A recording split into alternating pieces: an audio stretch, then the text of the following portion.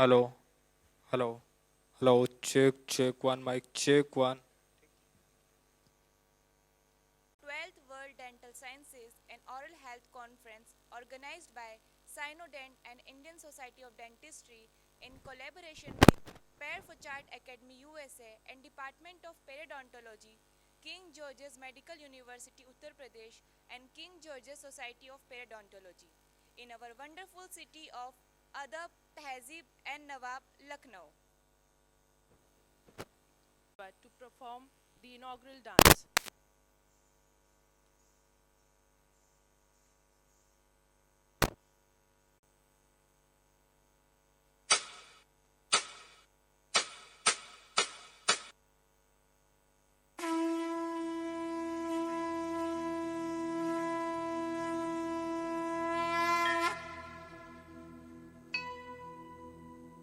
वक्रतुण्ड महाकाय सूर्यकोटि समप्रभ निर्विघ्नं कुरु मे देव सर्वकार्येषु सर्वदा।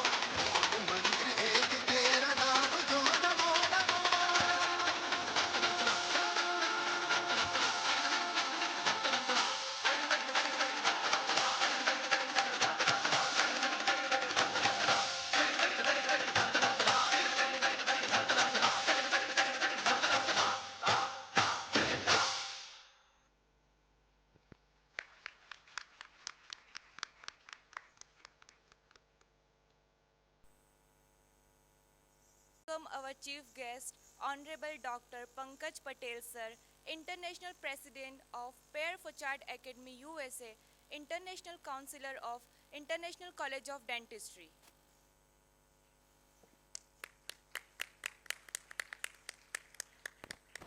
We would also like to welcome our guest of honor, Dr. Ranjit Kumar Patil sir, Dean, Faculty of Dental Sciences, KGMU.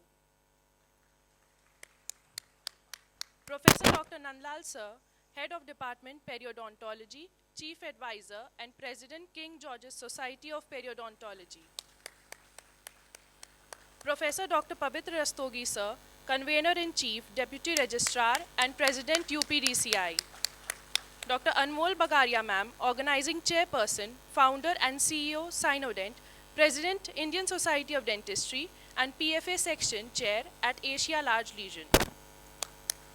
Dr. Ashish Chandra sir, Organizing Secretary, Co-Director Cynodent and Vice President of Indian Society of Dentistry, PFA Section Co-Chair at Large Asia Region. We request all the dignitaries to grace the dais. I, Dr. Misbah Kadri, and I, Dr. Akshita Gupta, will be the master of ceremony for today. We welcome you all to the inauguration ceremony of the 12th World Dental Sciences and Oral Health Conference, organized by Cynodent and Indian Society of Dentistry in collaboration with Pavitra Academy, USA, and Department of Periodontology, King George's Medical University, Uttar Pradesh, and King George's Society of Periodontology. This conference will focus on innovations and interdisciplinary approaches in dentistry. It will bring together stalwarts and delegates from a wide range of disciplines to meet, greet, and learn new things. We also look forward to hearing from our delegates through the numerous scientific presentations on their breakthroughs, advancements, and trends in the field of dentistry. Following our culture of Atithi Devo Bhava, we would like to start with the ritual of presenting a bouquet to our chief guest and all the dignitaries as a token of respect. No academic event can be implemented.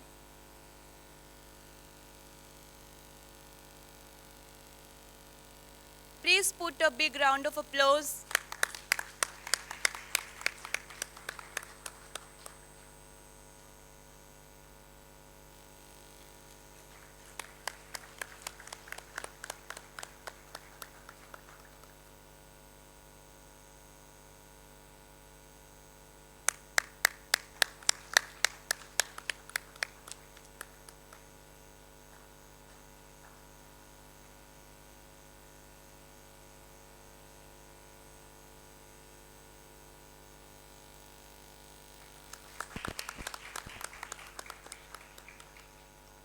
No academic event can be implemented without Ma Saraswati's blessing. Thus, I kindly request all the dignitaries to come forward for the lamp lighting.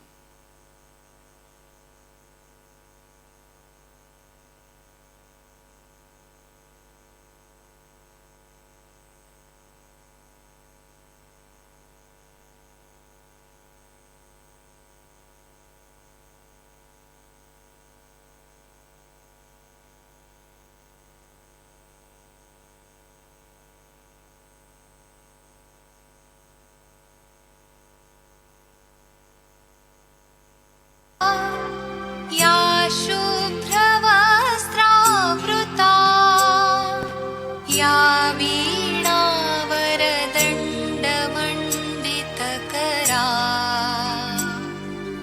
या श्वेतपद्मासना या ब्रह्माच्युतशङ्करप्रभृतिभिः देवैः सदा वन्दिता सा मां पातु Saraswati Bhagwati निःशेषजाड्यापहा.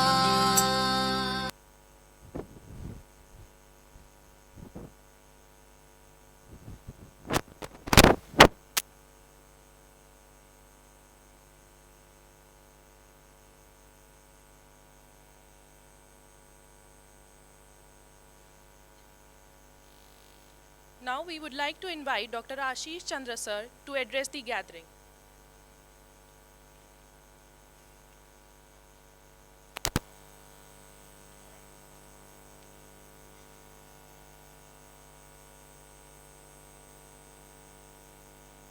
A very good morning to one and all present with us today. I, Dr. Ashish Chandra, extend a warm welcome to you at the 12th World Dental Sciences and Oral Health Conference, organized by Cynodent International and Indian Society of Dentistry in collaboration with Department of Periodontology, King George's Medical University, Lucknow. I heartily welcome the dignitaries on the dais, Chief Guest respected Dr. Pankaj Patel sir, PFA International President, Guest of Honor, Dr. Ranjit Kumar Patil sir, Dean Dental College, King George's Medical University, Lucknow. Special welcome to Dr. Nandlal sir, Professor and Head Department of Periodontology, King George's Medical University, Dr. Pavitra Rastogi sir, Deputy Registrar, KGMC, Dr. Anmol Bagaria, Founder and CEO of Cynodent, Section at Large, Section Chair at Large Asia Region. A special welcome to Dr. Ruchi Patel, Section Chair Kenya, Periphochard Academy. Heartily welcome to Dr. Shadab Mohammed sir, Head of Department Oral and Maxillofacial Surgery, King George's Medical University, respected principals, heads of various dental colleges and student awardees. I also welcome our respected dignitaries all of the dais and all the dear delegates. Cynodent has served you selflessly for 8 glorious years now, and today we are yet again at your service as we embark upon this beautiful 2 days of learning and sharing. We started yesterday with extensive learning with pre-conference courses, which included certified hands-on courses on facial aesthetic, lasers, implants, digital dentistry, smile designing, and guided bone regeneration.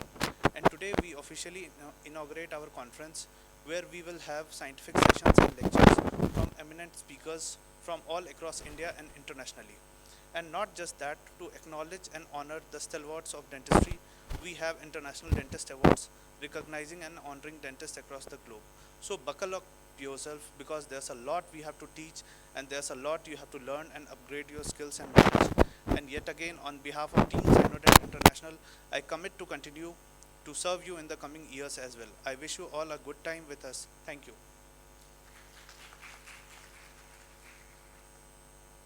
Thank you, sir, for your words of wisdom. We would like to invite Professor Dr. Pavitra Rastogi, sir, to address the gathering.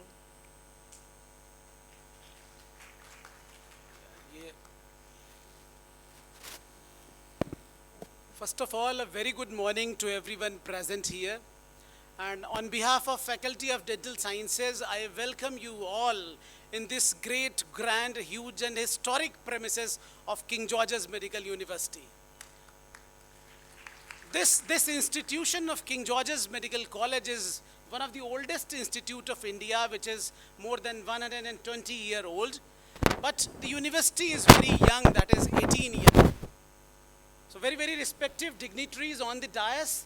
The chief guest of today's program, the International President of P. Fortune Academy, Dr. Pankaj Patel ji. Dean Faculty of Dental Sciences, King George's Medical University, Professor Ranjit Kumar Patil Sahab. My head of the department, Department of Pedontology, Professor Nandlal Sahab. And the organizing chairperson of this extravaganza, very dynamic, very energetic, Dr. Anmol Bagaria. And very humble, Dr. Ashish, who is the co-organizing secretary of this conference. And dignitaries of the dais, my mentor, my teachers present in front of the seats, Professor Pradeep Tandon, who is the BC Roy awardee, and Padma Shri, Professor Shadab Mohammad Saab, who is the head of the Department of Oral and Maxillofacial Surgery, King George's Medical University. We welcome you, sir. Head of the department, Dr. Vinay Gupta, Dr. Anjani, my colleague, Dr. Umesh, and my batchmate, Dr. Sarwar Hashmi, who is head of the department, Oral and Maxillofacial Surgery, Aligarh Muslim University, who is sitting back. I welcome you, Dr. Sarwar. And the rest dignitaries, I'm sorry if I'm forgetting the names, and the different fellow colleagues from the different fields of dentistry. I welcome you all in this college and institution and in this conference. These conferences and continuing dental education programs are the need of the hour. We all know that change is the only constant of life. Change and advancement is the phenomena of life. We all know that research is the endless search of knowledge. And these conferences and continuing dental education programs are very, very important for the enhancement of our cognitive domains. We all know that according to the Bloom's taxonomy, we have to learn, if we all know that we are the oral health care providers. And this is the era of evidence-based medicine and evidence-based dentistry. So we are bound to provide the best available treatment to our patients. And it's our duty. So these educational programs and these programs are the need of the hour to keep update every time for ourselves. So in this conference, which is the 12th World Dental Sciences and Oral Health Conference, we organize different workshops and courses on facial aesthetics, lasers, laminates and veneers, and around more than 300 delegates participated in such workshops. So, one more thing I want to tell you from this forum, that कि ये आज़ादी का अमृत महोत्सव चल रहा है. Today is the 17th of August. And according to the APJ Abdul Kalam साहब, कि सपने वो नहीं होते जो सोते समय देखे जाते हैं. सपने वो होते हैं जो हमें सोने नहीं देते. So I will not take this too much time. So हम सबको अपने बहुत सारे सपने पूरे करने हैं, and I am sure after this 12th World Dental Sciences Congress, all the delegates will get more information and more cognitive domain, the enhancement of the cognitive domain.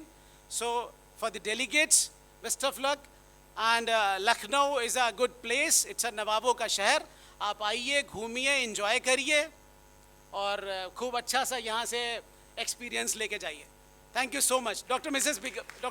Bagaria is also sitting here. I'm sorry if I'm forgetting.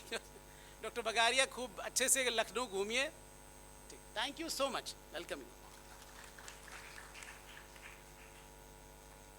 Thank you, sir, for your kind words. Now I would like to invite Professor Dr. Nandlal, sir, to address the gathering.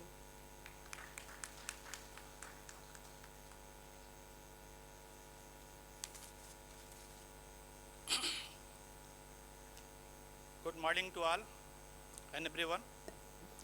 I, Dr. Nandlal, Professor and Head, Department of Periodontology, Faculty of Dental Sciences, KGMU Lucknow, welcome you all in 12th World Dental Sciences and Oral Health Conference.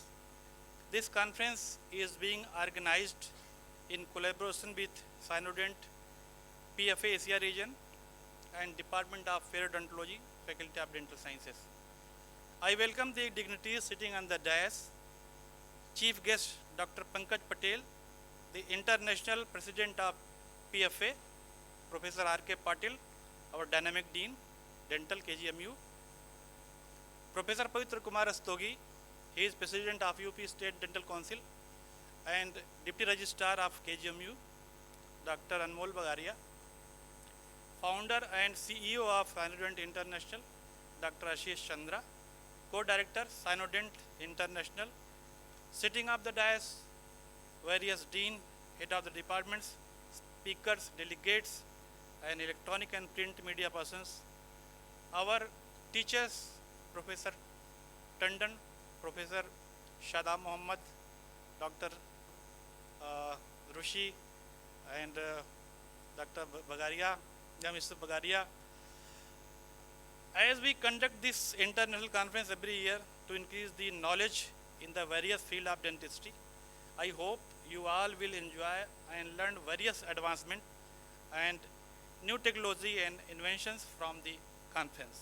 I once again welcome you all delegates in the city of Nawab. I wish a great success for this event.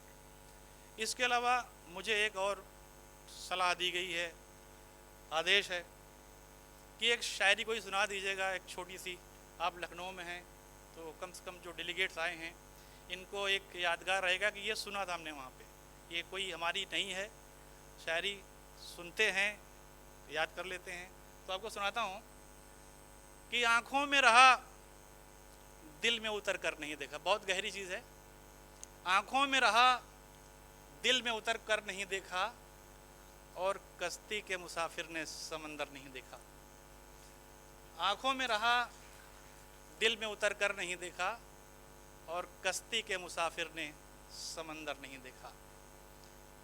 और जब से चला था, आज यहाँ जो पहुँचे हैं आप, ऐसे नहीं पहुँचे होंगे, तो जब से चला था मेरी तो मंजिल पे नज़र थी.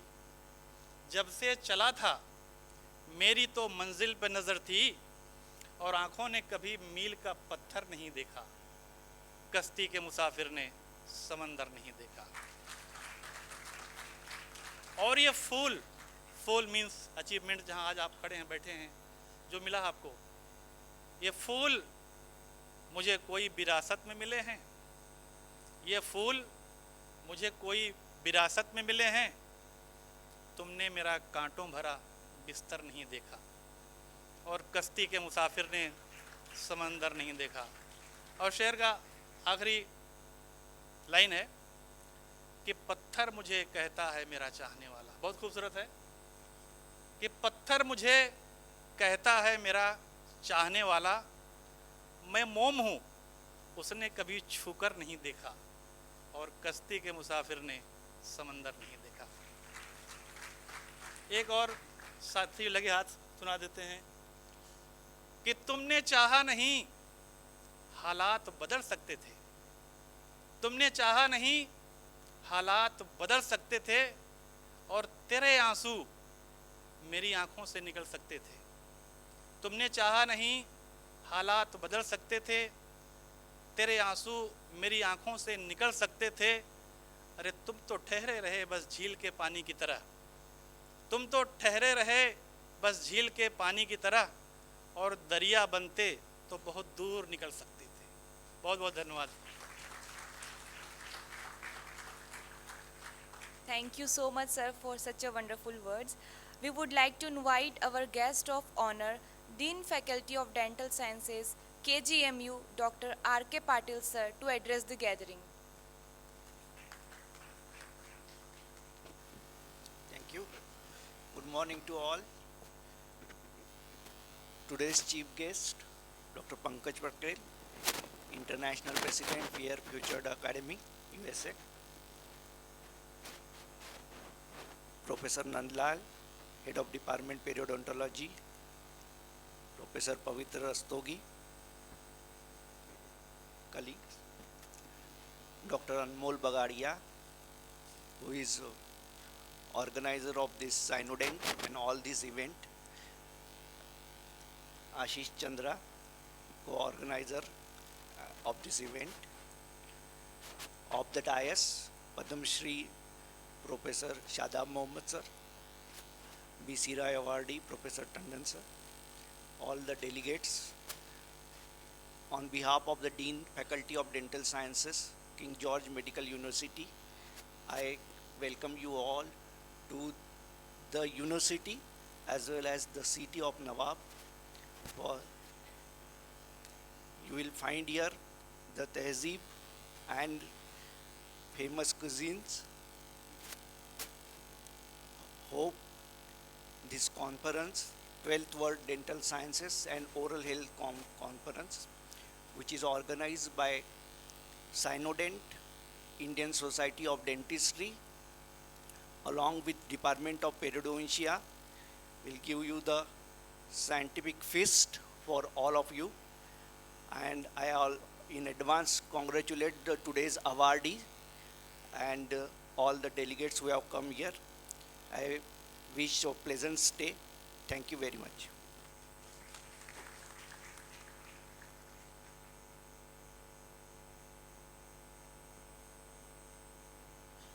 Thank you, sir, for your inspiring words. Now, I would like to invite our chief guest, Honorable Dr. Pankaj Patel, sir, International President, PFA USA, International Counselor of International College of Dentistry, to address the gathering.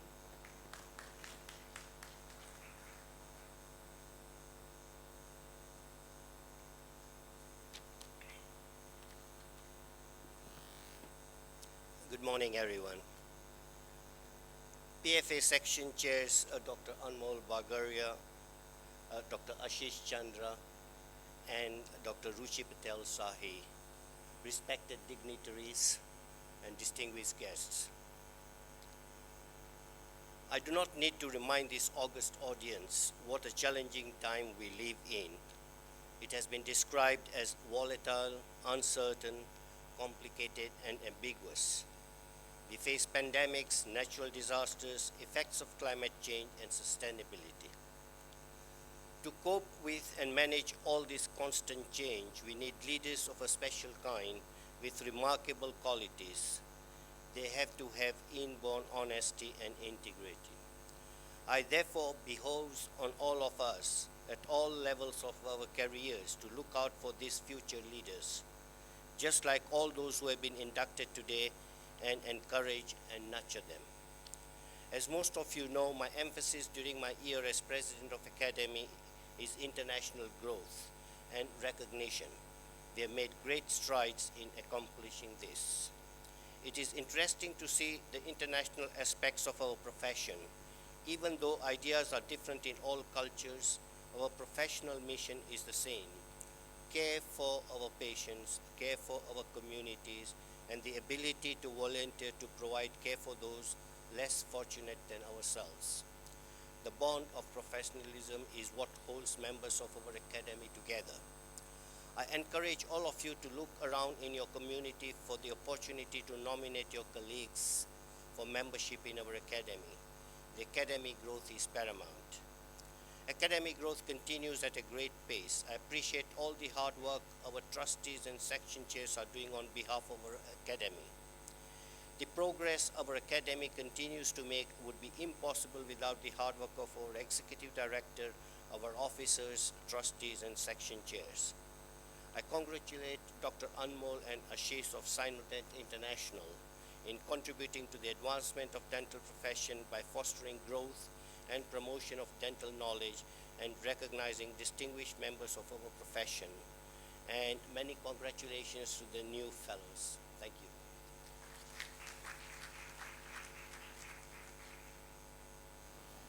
Thank you, sir, for your words of wisdom. We would like to invite our dignitaries to felicitate our chief guest, Dr. Pankaj Patel, sir.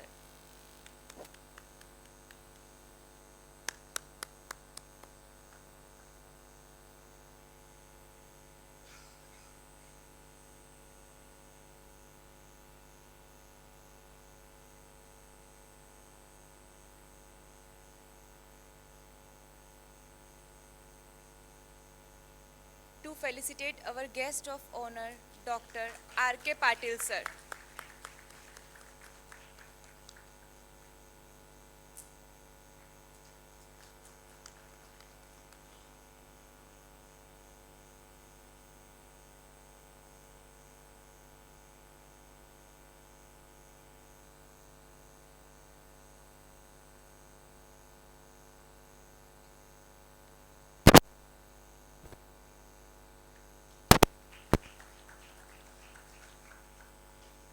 To felicitate Professor and Head Dr. Nandlal, sir.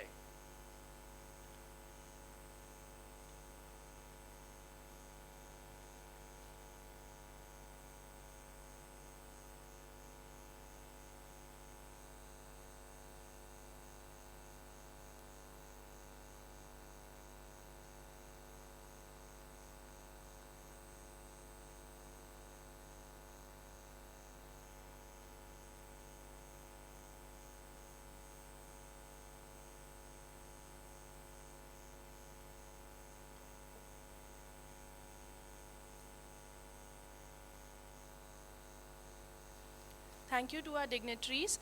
Now I would like to start with the Cynodent International Dentist Award 2024.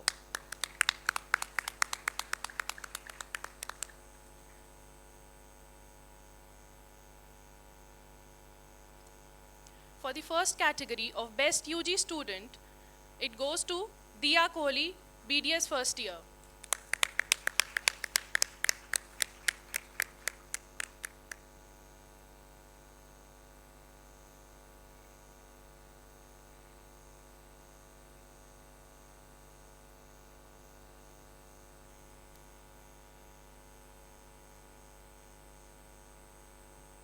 Best UG Student, second year BDS, Khushi.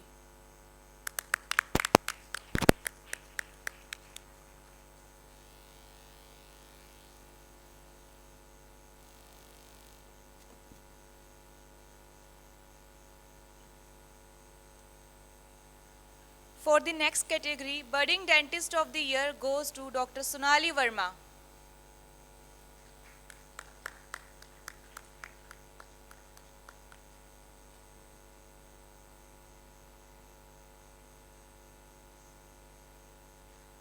Best PG Student of the Year goes to Dr. Shonika.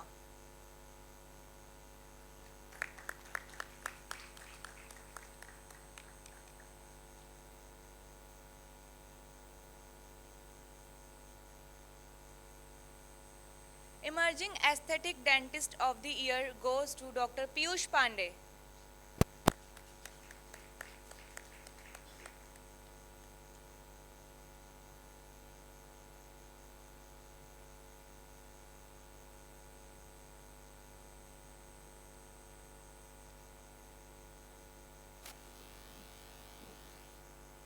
Emerging Oral and Maxillofacial Surgeon of the Year goes to Dr. Satnam Singh Jolly.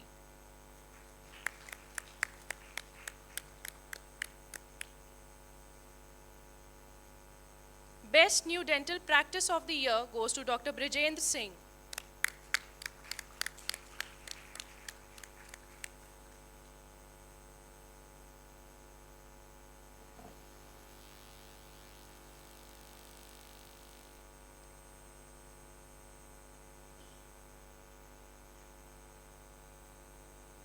Budding Dentist of the Year goes to Dr.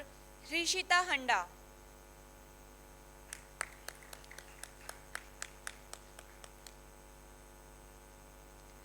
Emerging Public Health Dentist goes to Dr. Deepak Gurang.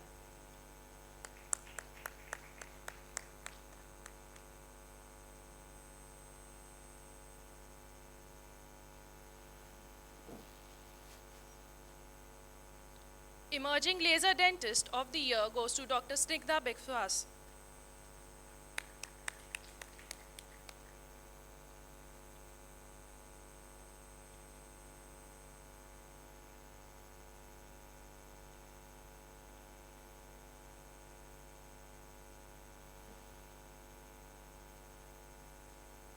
Emerging Endodontist of the Year, Dr. Rahul Pandey.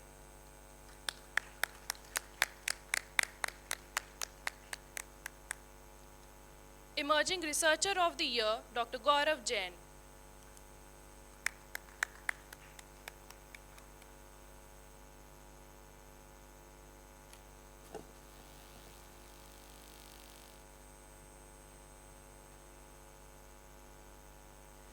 Emerging Public Health Dentist of the Year goes to Dr. Shilpi Gupta.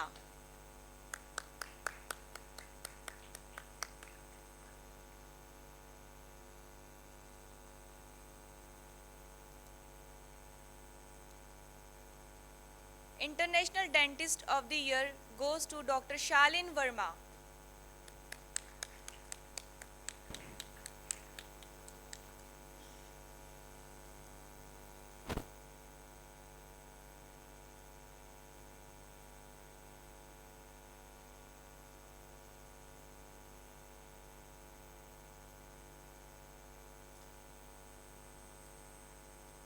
Now for the Best Overseas Dentist of the Year goes to Dr. Rushi Patel Shahi Ma'am.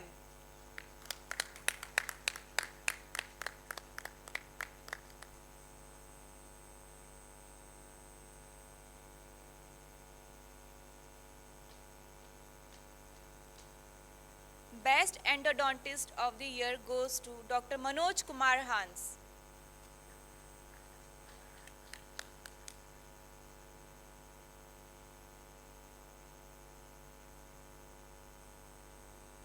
Innovative Dentist of the Year goes to Dr. Shanmuga Sundaram.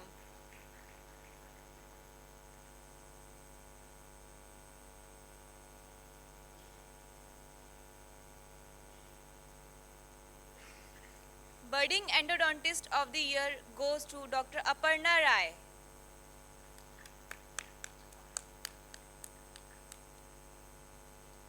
Oral Implantologist of the Year goes to Dr. Ramandeep Singh. Emerging Oral and Maxillofacial Radiologist goes to Dr. Monica Bhatt.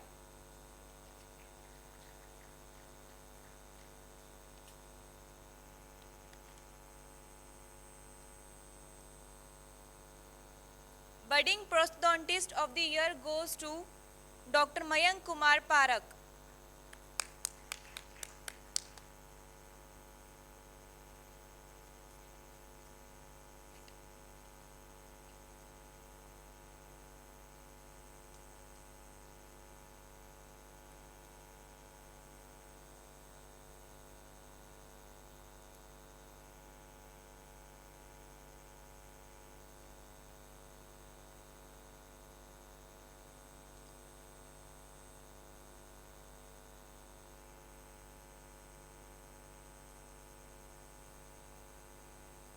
It's time for the Best Dental College Award, and it goes to King George Medical University, Lucknow.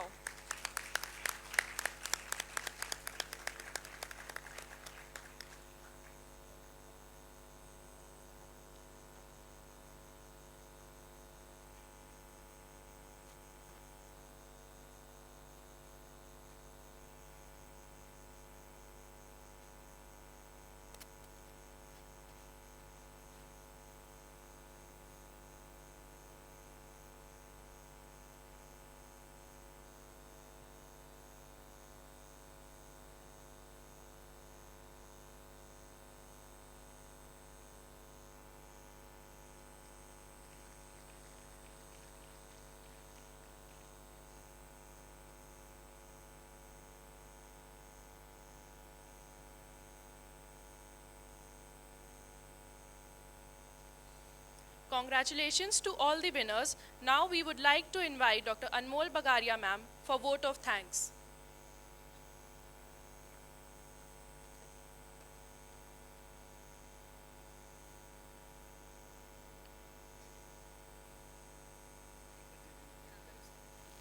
I welcome Professor R.K. Garg, head of the Department Neurology. He is the pioneer scientist of this university. Not only this university, he is one of the top 10 scientists of Stanford University. Professor R.K. Garg Sahab. We welcome you, sir.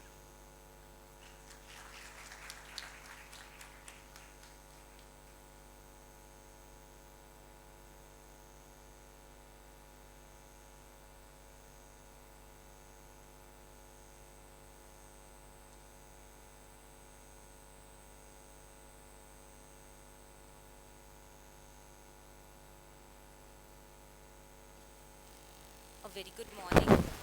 Warm greetings to one and all present here.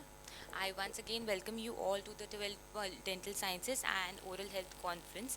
Firstly, all thanks to God for blessing us all with His choicest blessings.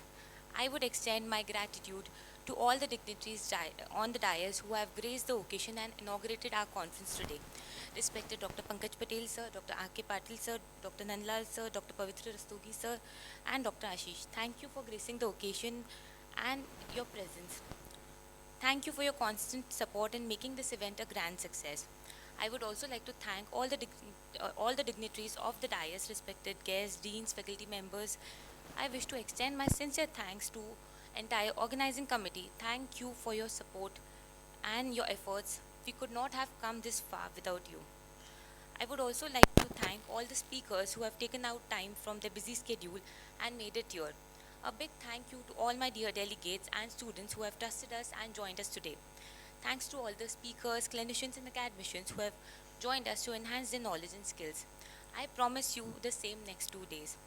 Thank you all for your valuable time, trust and support. Sorry if I have missed any names, but I am highly thankful to each one of you. I would end my note by saying a famous saying by Dr. APJ Abdul Kalam. All birds find shelter during a rain, but eagle avoids rain by flying above the clouds. Problems are common, but attitude makes the difference. Thank you all once again for being with us and giving your valuable time. Wish you a happy day and a happy conference ahead. Thank you.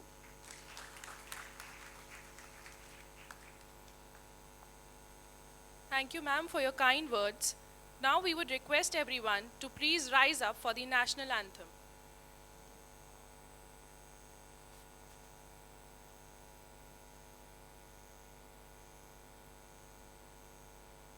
जनगण मन अधिनायक जय हे भारत भाग्य विधाता पंजाब सिंध गुजरात मराठा द्राविड उत्कल बंगा विंध्य हिमाचल यमुना गंगा उच्चल जलधि तरंगा तव शुभ नामे जागे तव शुभ आशीष मांगे गाहे तव जय गाथा जन गण मंगलदायक जय हे भारत भाग्य विधाता जय हे जय हे जय हे जय जय जय जय हे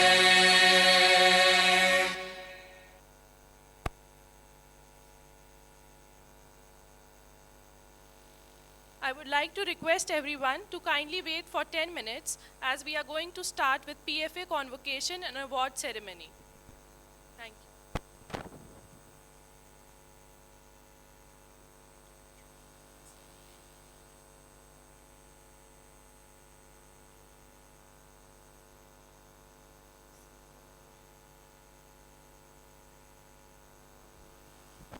I would like to invite Dr. Shadab Mohammed sir on stage.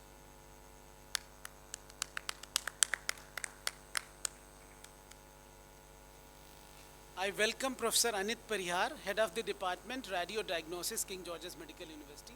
Thank you. Thank you so much.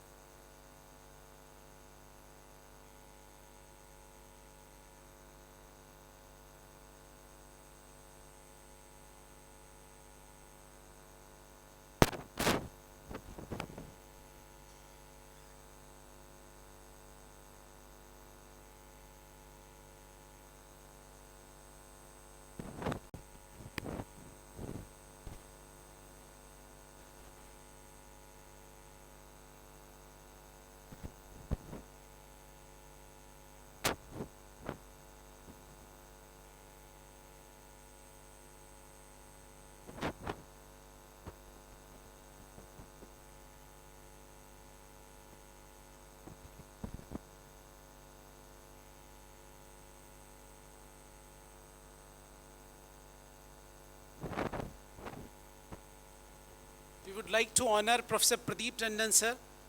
Please come on the dais, sir. Please come up, sir.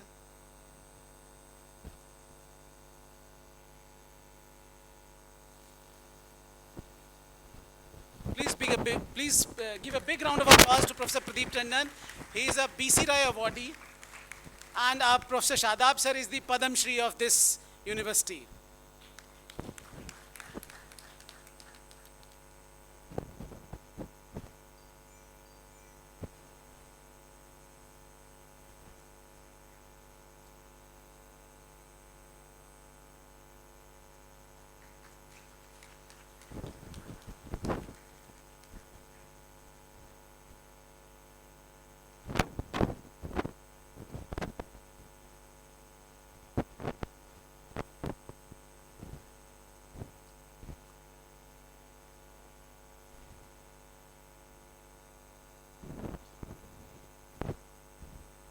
University, Lucknow, Uttar Pradesh.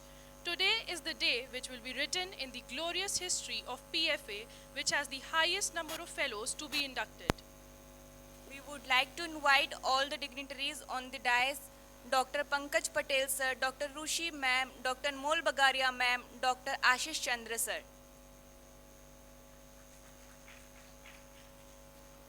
Now I would like to invite Dr. Pankaj Patel sir, International President, PFA USA, International Council of International College of Dentistry, to address the gathering.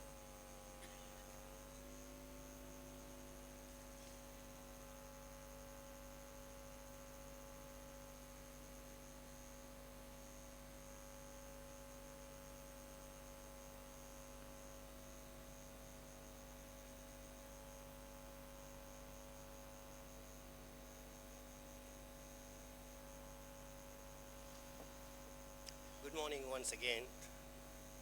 I think I've already given you my speech, so let's start the convocation.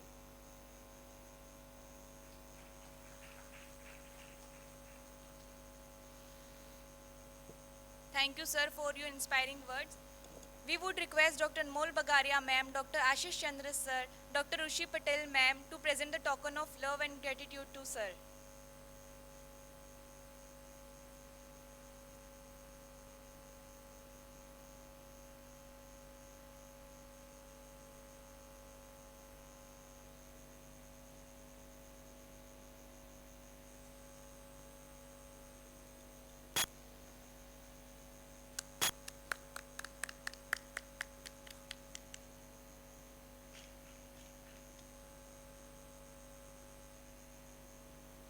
Now I would like to invite Dr. Ashish Chandra sir, Section Co-Chair, to give insights about PFA.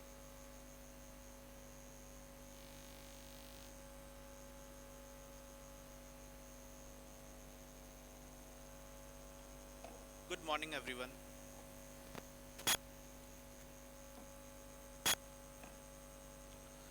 Perry Forchard Academy is an international honorary dental service organization established in 1936 by Dr. Elmer S. Best, a US dentist. PFA was founded to help the dental profession to prevent its literature from commercial interest. Elmer passionate concern for knowledge and raising of professional standards laid the groundwork of the academy. PFA have 11 global regions, 142 sections worldwide, 55 sections in the USA, 87 sections sections in the USA, 87 sections in the America, Europe, Asia, Africa and Australia. PFA have totally global members of more than 11,000. PFA is an affiliate member of FDI and APTF. The academy is named after Perry Fauchard of France, who is the father of modern dentistry. He wrote a textbook named Lee Churigan Dentistry aux Traites des Dents, the first true textbook of dentistry. Our mission as fellows of the Perry Fauchard Academy is to recognize and develop outstanding leadership of our profession internationally. The Academy fulfills its objective through meetings of its international section, annual awards, presentations of the Fauchard Gold Medal, the Dental Trade Industry Awards and the Elmer Best Memorial Award, student awards of merits and publications of dental abstracts and dental worlds. To make PFA knowledge throughout the dental world is our main goal. We have the most outstanding fellow dentists in every country of the world. To select and induct individuals of the highest ethical, moral and professional standard. To develop service-oriented projects. To orient all PFA leaders with uniform workable guidelines. To make PFA a peer-recognized body by virtue of its appreciation awards, fellowship and its service to dentistry. This is the PFA organogram. This is the PFA officers. Dr. Pankaj Patel sir, International President. Dr. Marina Benes, Trustee, Region 9 Asia Section, PFA. Dr. Anmol Bagaria, PFA Section Chair, at large Section Asia Region, and myself, Dr. Ashish, the co-chair of Section at large Asia Region. The PFA Fellowship is by invitation nomination to honor accomplishments in dentistry and encourage future productivity. Professional leaders select fellows based on contribution to dental literature, service to the profession and service to the general community, thereby bringing credit to the dentistry, are among the credits out in recruiting new members. We have the PFA Museum. PFA Museum of Dental History was established in the year 2000. The museum houses several displays related to dentistry. The museum is located in Nevada, US. This is the picture. Recently, we had announced the college awards and the community service awards and the student awards. In the community service awards, there were held more than 500 camps by various dental colleges in all the parts of the country. Now we will proceed with the fellows induction.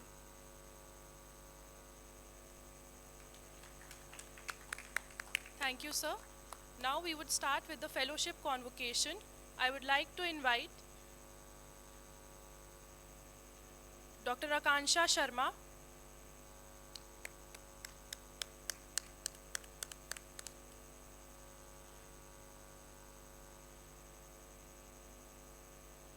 Dr. Abhigyan Manas,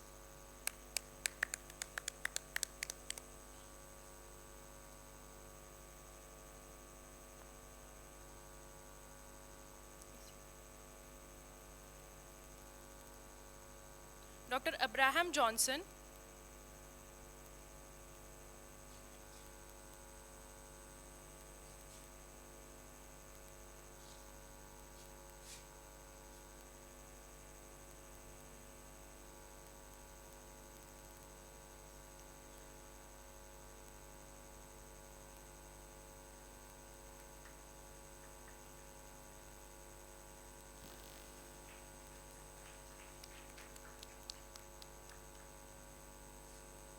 Dr. Abraham Johnson,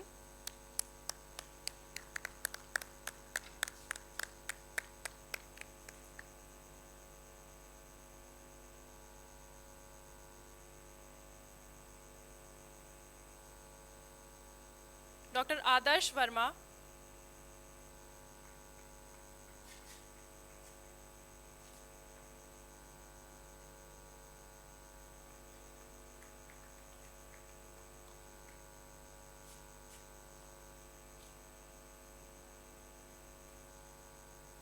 Dr. Alok Ranjan,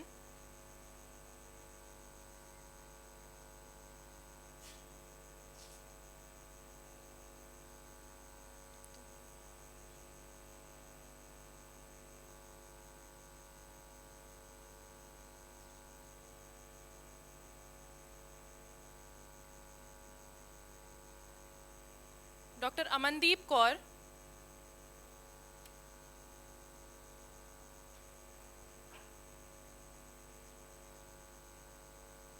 Dr. Amanjot Kaur Benz,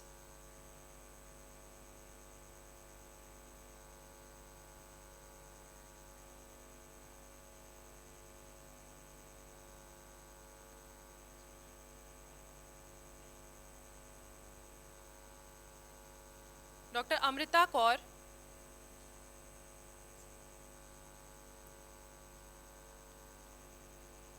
Dr. Angel Das,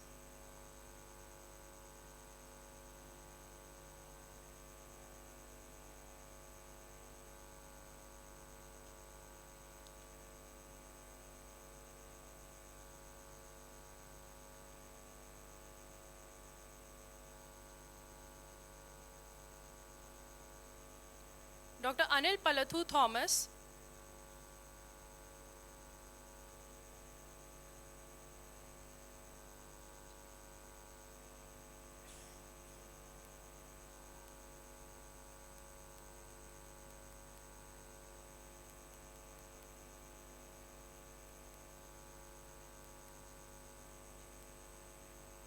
Dr. Anjali Sharma,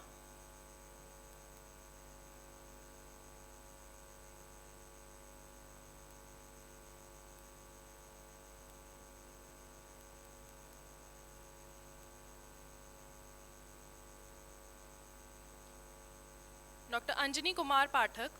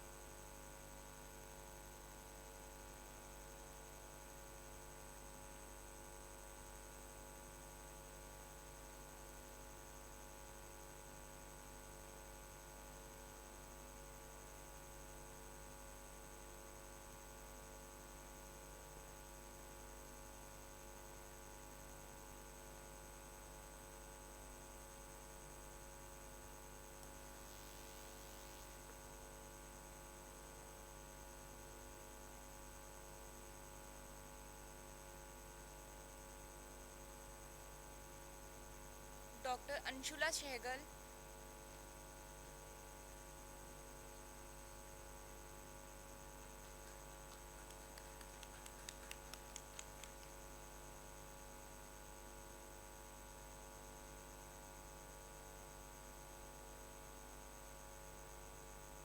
Dr. Archit Tiwari,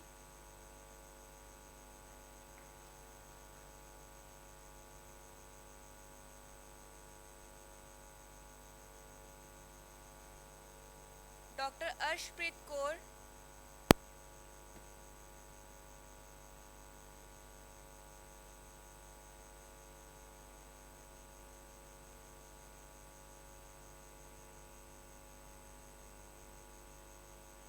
Dr. Arun Kumar Duraswamy,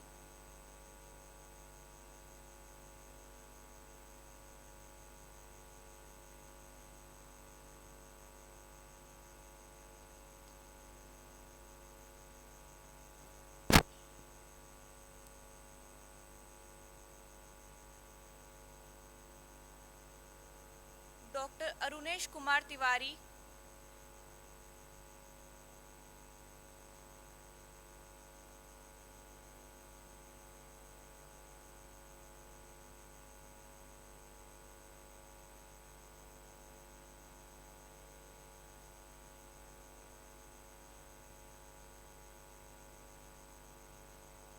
Dr. Ashish Kumar,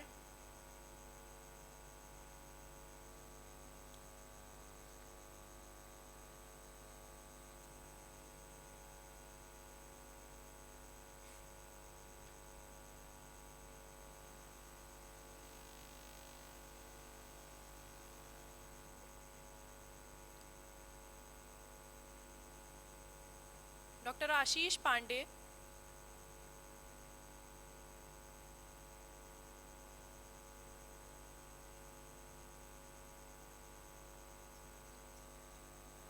Dr. Atiba Makija, Dr. Azhar Malik,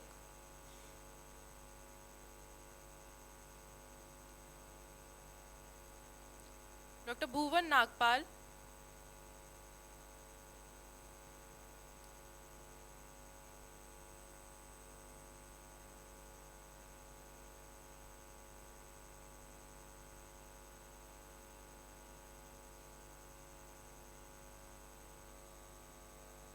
Dr. Cassius Kuchikunel,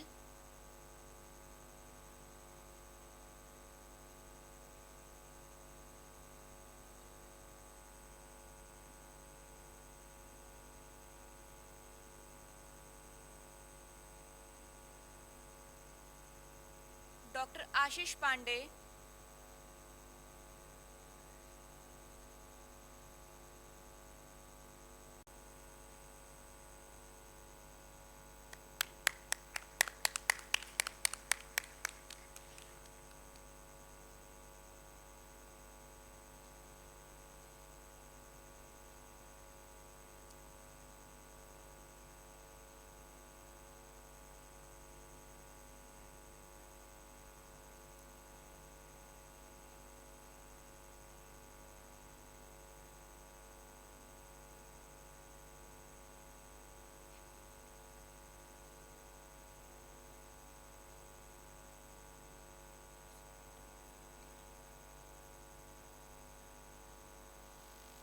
Dr. Bhuvan Nagpal,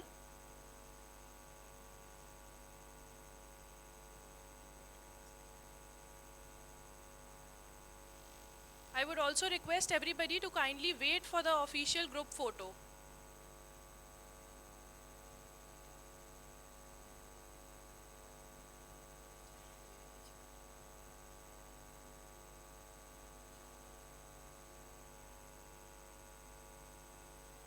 Dr. Atiba Makija,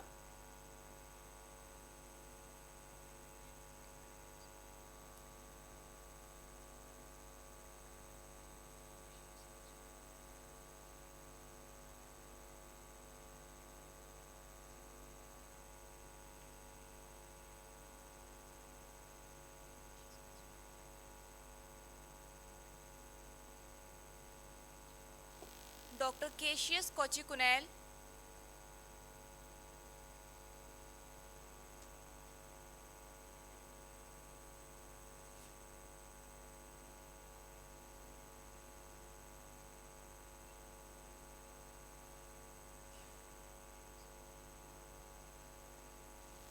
Dr. Devina Pradhan, Dr. Divij Khullar,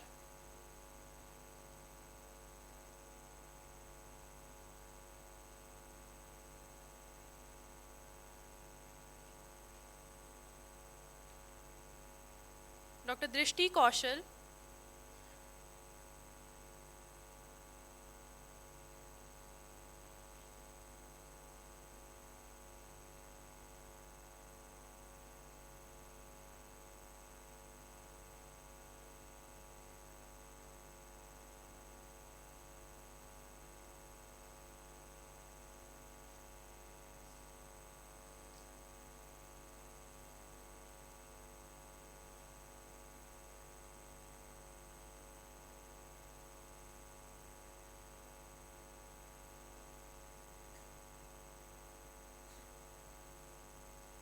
Dr. Fahad Mansoor Samadi,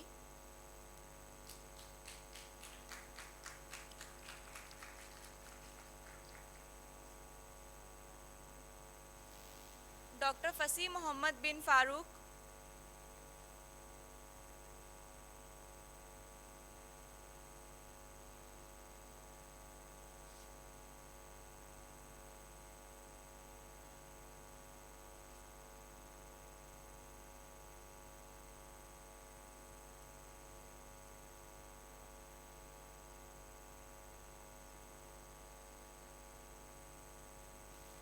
Dr. Gaurav Mishra,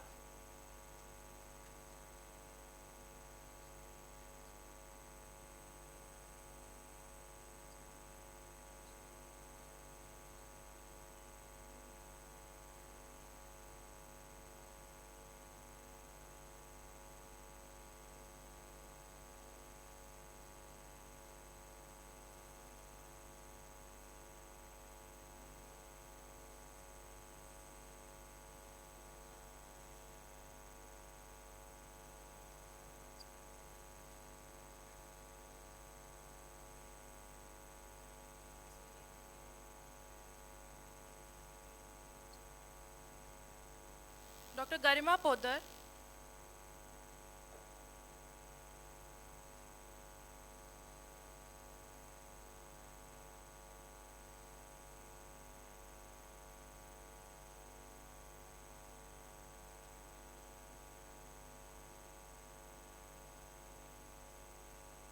Dr. Gaurav Mishra,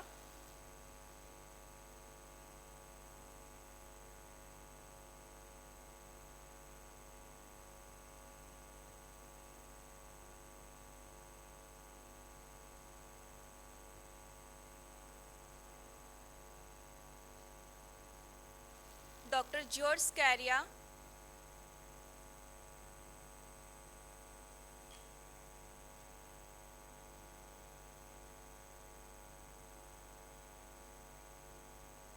Dr. Georgie P. Zakaria, Dr. Ghulam Sharwar Hashmi,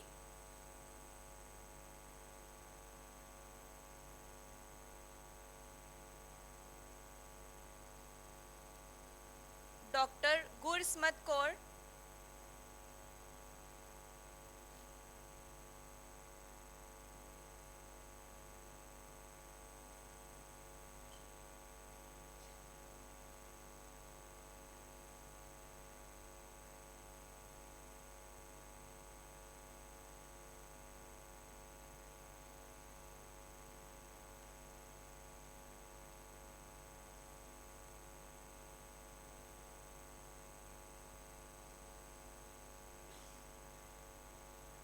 Dr. Harneet Kaur,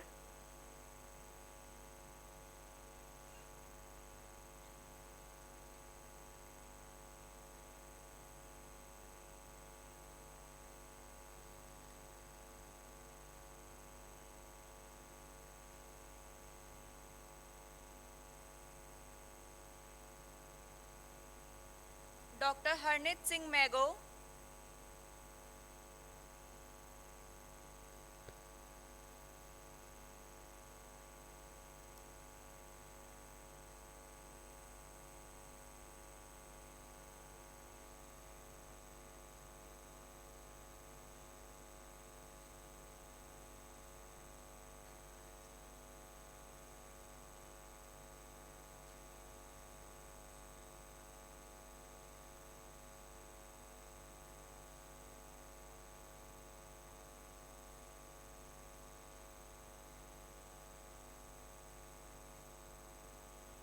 Dr. Harsh Priya,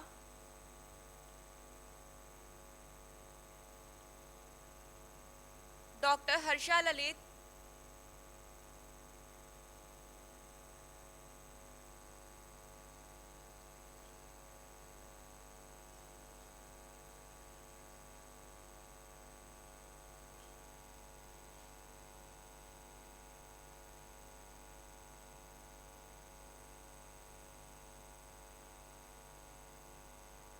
Dr. Harsimran Kaur,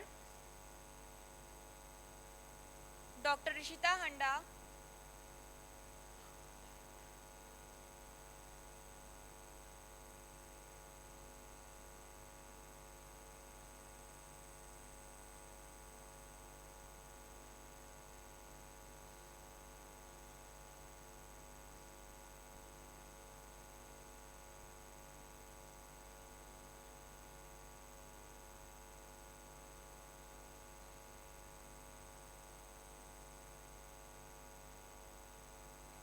Dr. Insha Ilyas,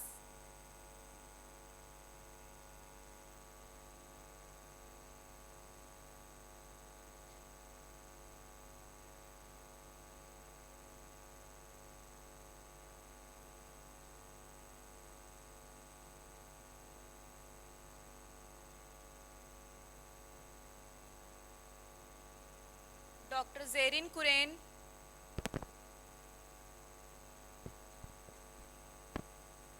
Dr. Keshav Malhotra,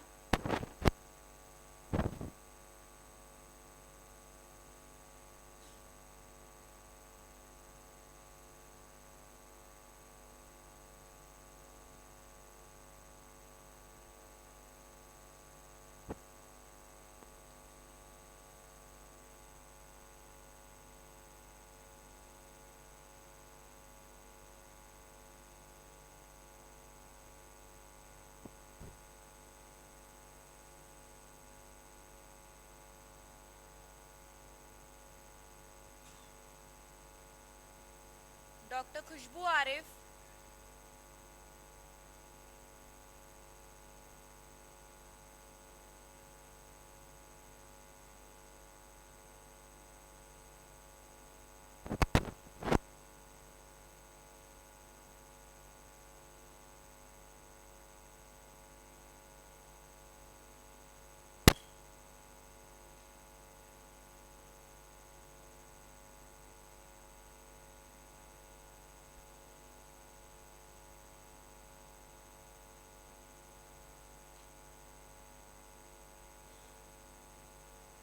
Dr. Krishna Prasad Biswas,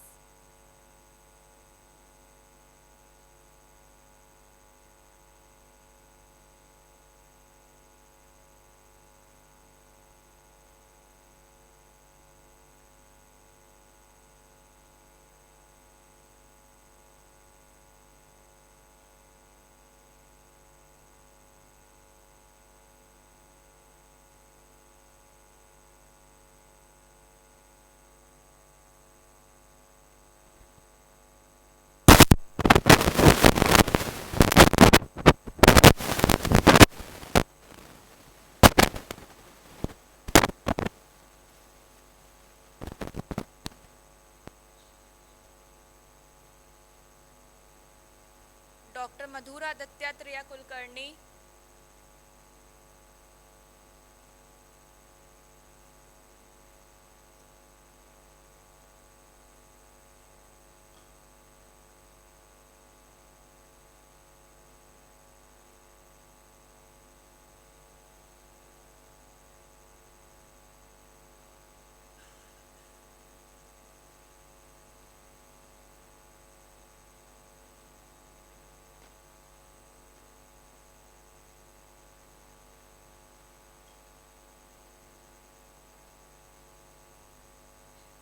Dr. Madhurima Sharma,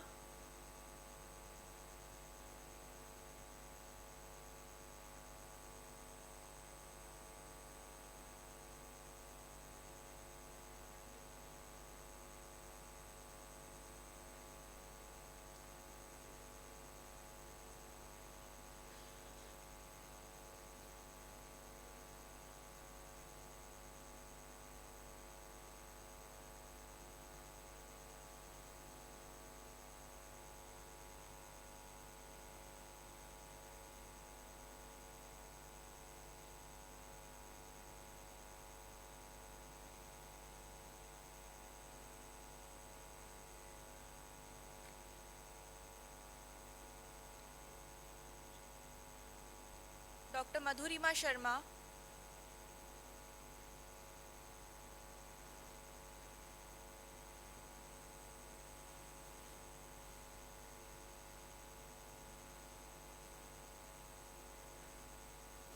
Dr. Mahesh Srirang,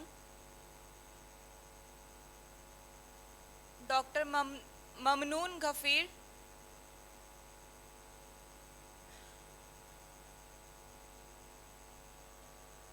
Dr. Manasi Shimpi,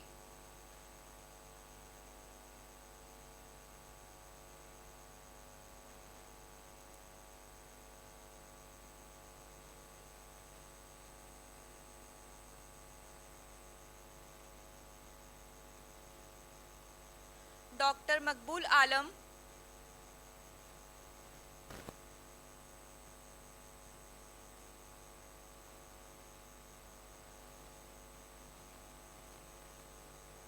Dr. Mayank Kumar Parak,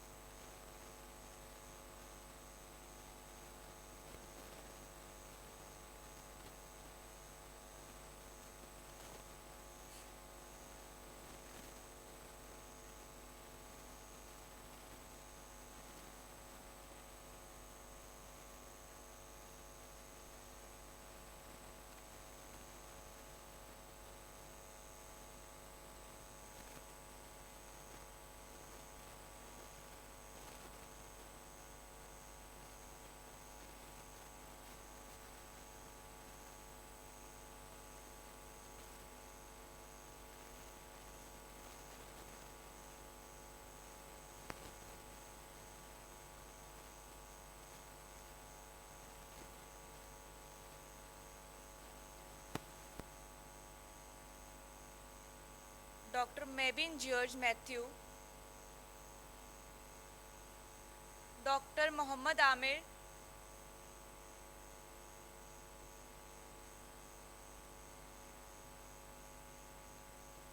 Dr. Muhammad Ribin Malathil,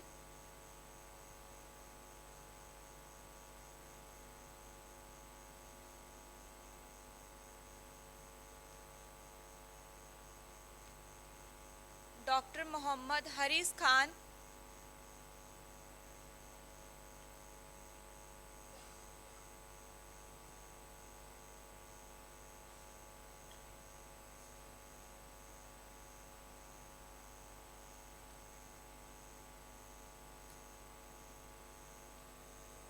Dr. Mohit Tomar,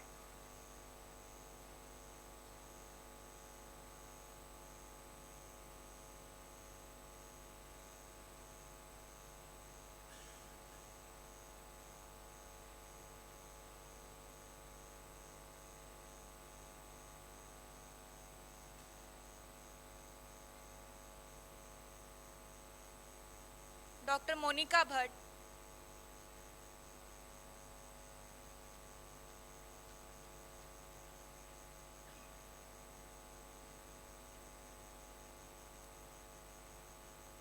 Dr. Mufid Abdu,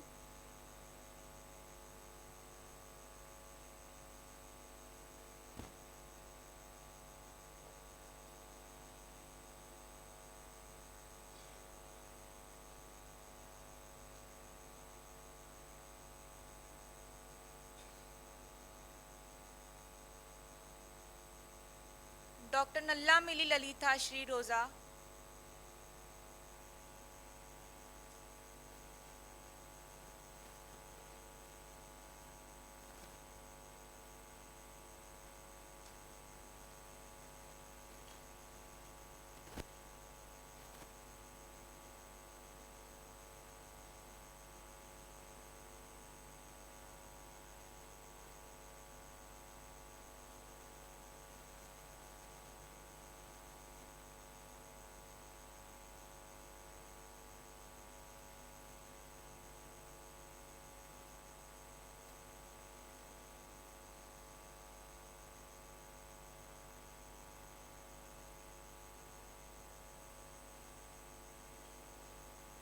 Dr. Nandlal, Dr. Nandlal sir,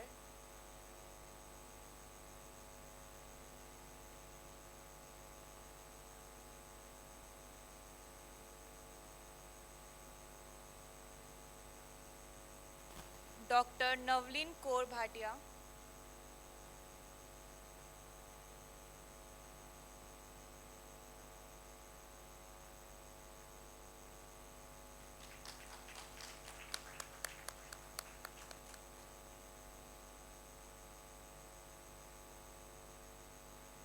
Dr. Nayan Jyoti Sahu, Dr. Neelam Das,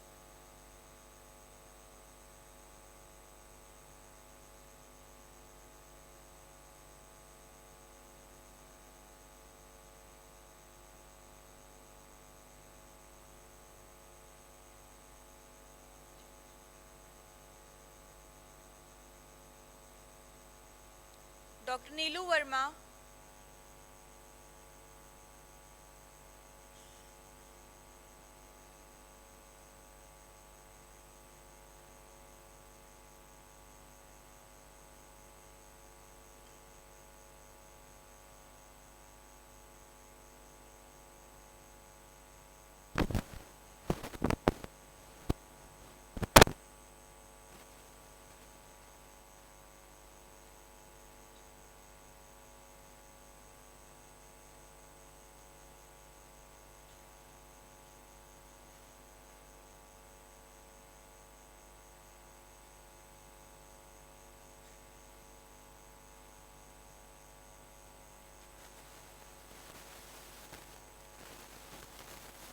Dr. Neeraj A. Kolge,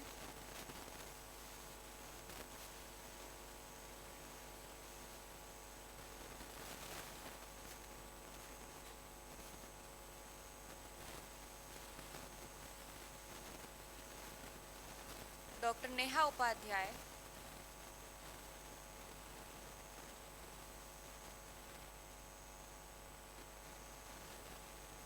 doctor Neha Naved,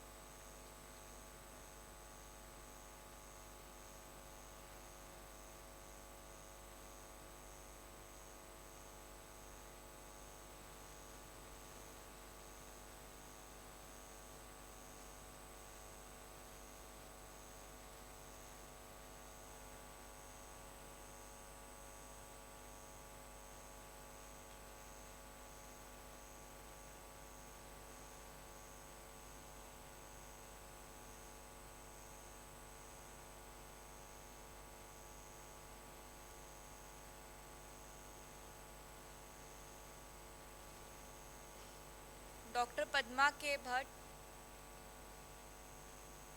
doctor Palak Mishra,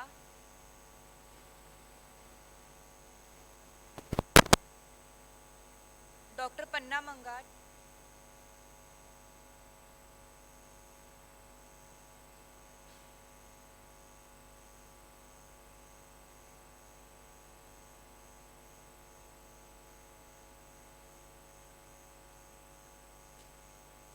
doctor Paramjot Kaur,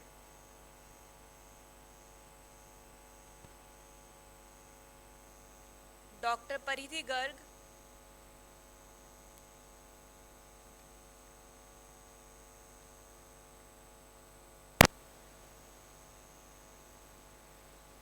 doctor Parul Lohra,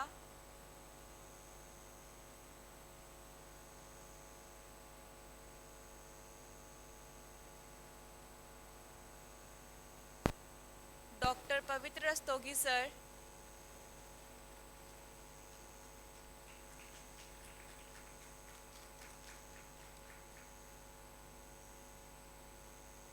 doctor Pinky Mathur ma'am,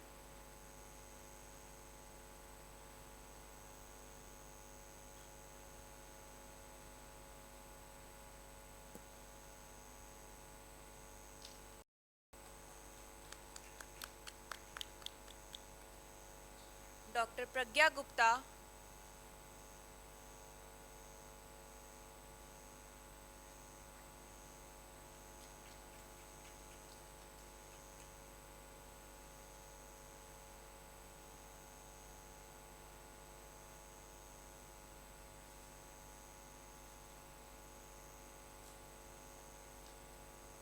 doctor Prateek Prakash Bam,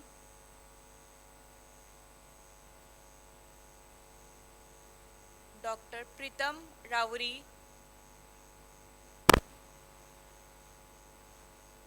doctor Pritam P Shah,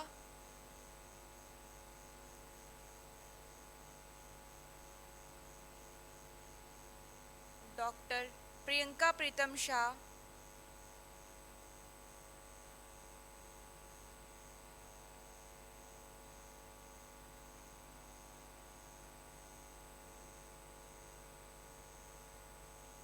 doctor Rahul Kumar,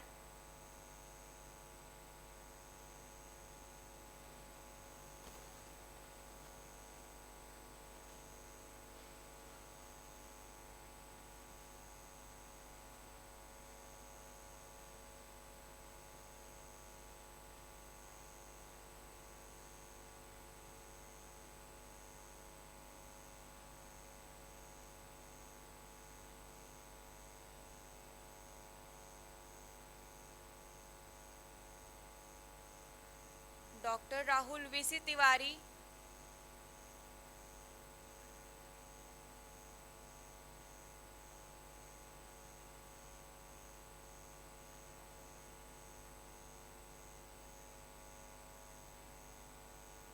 doctor Ramandeep Singh,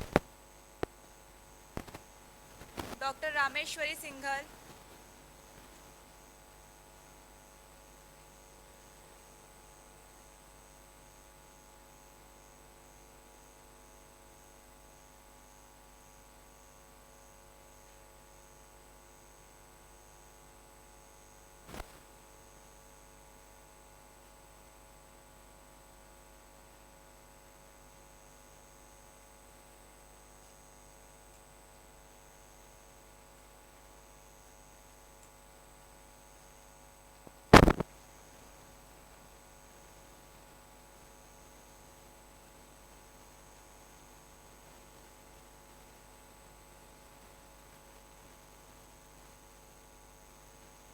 Dr. Ranjit Bharat Gandhi,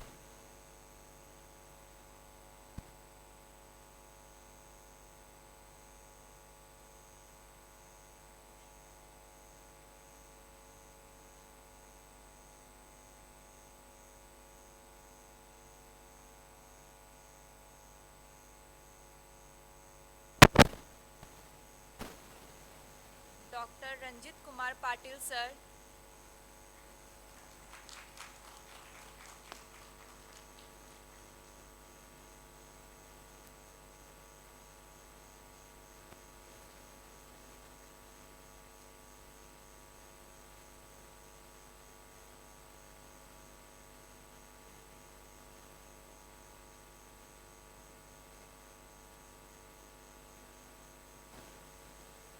Dr. Richa Ranjan Shahai,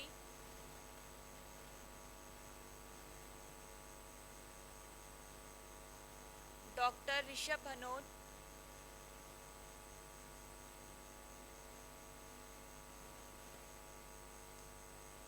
Dr. Rishabh Kapoor,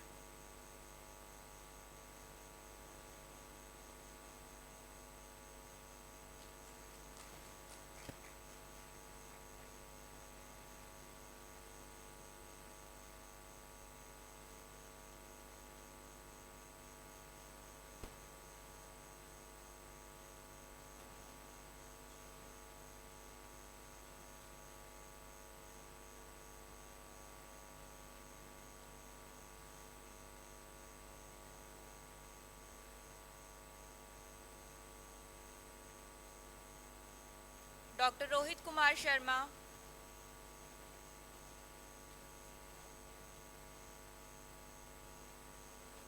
Dr. Ruby Dwivedi, Dr. Ruchita Arora,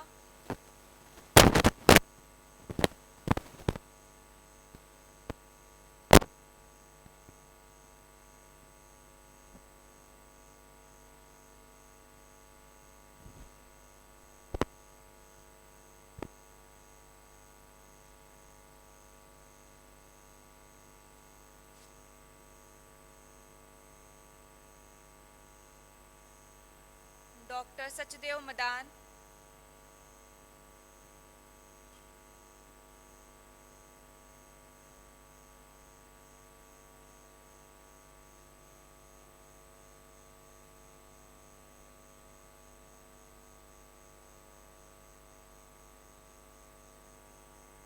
Dr. Sahil Chaudhary,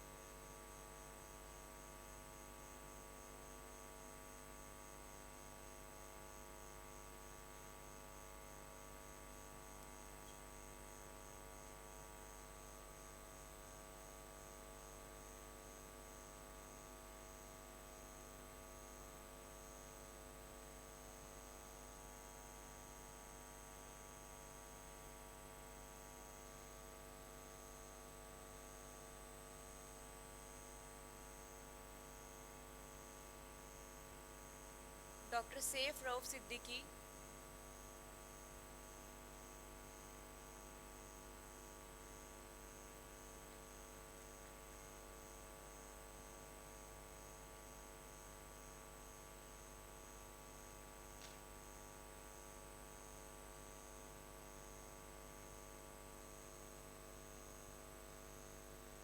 Dr. Shakshi Chugh,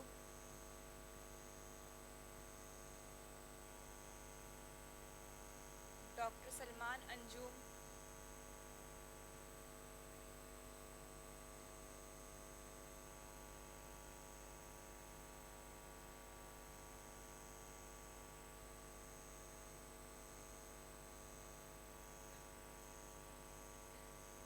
Dr. Saloni Verma,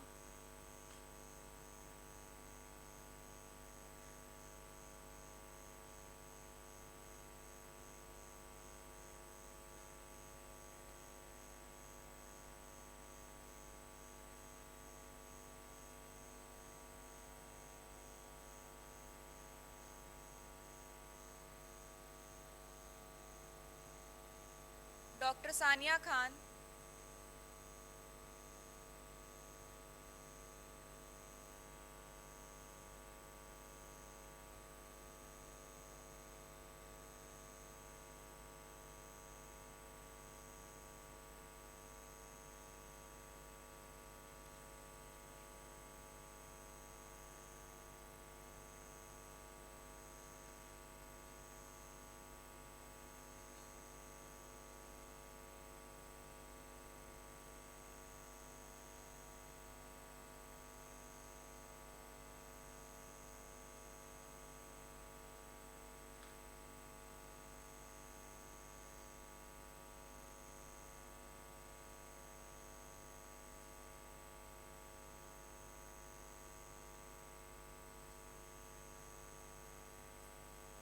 Dr. Sanjay Gupta,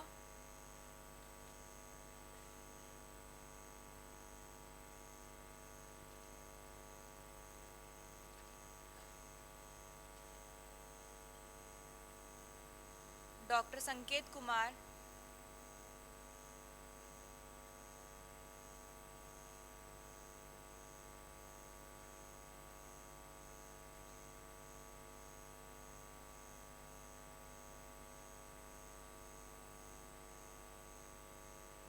Dr. Sarnik Sarkar,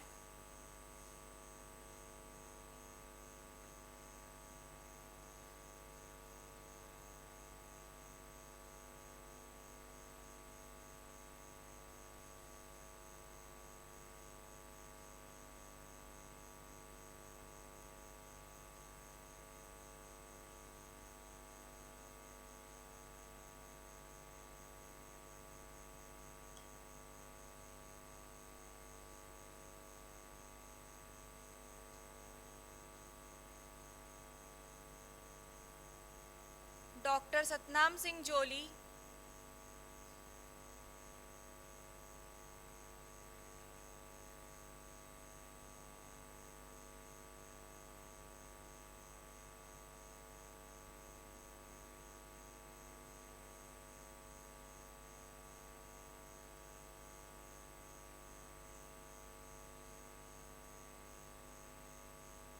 Dr. Shadab Ahmed,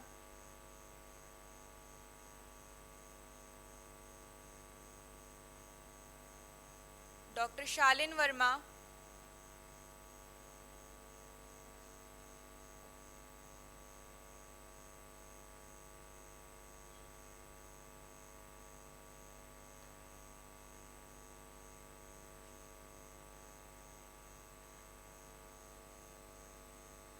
Dr. Shikha Gupta,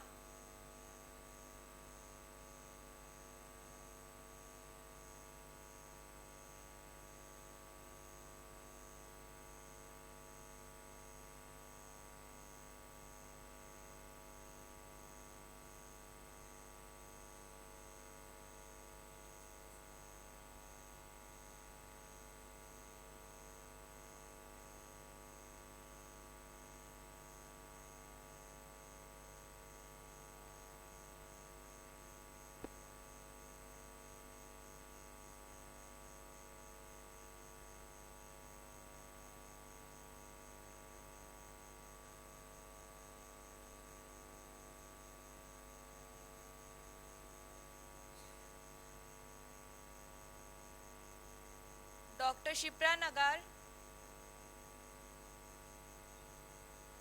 Dr. Shubham Tripathi,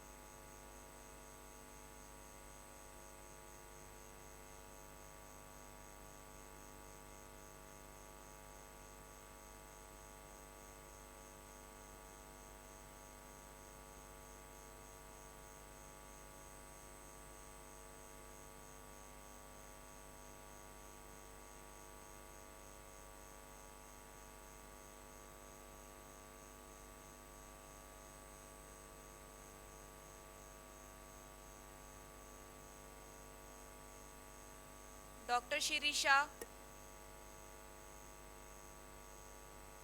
Dr. Sonali Sharma, Dr. Subhash Singh,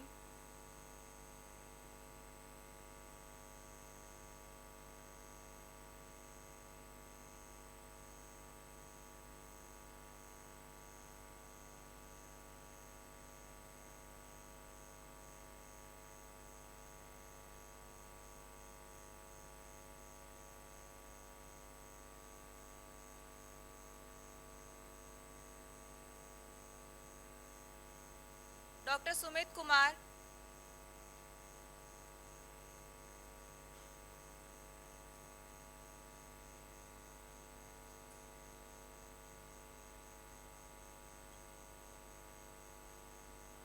Dr. Sunanda Roy Chaudhary,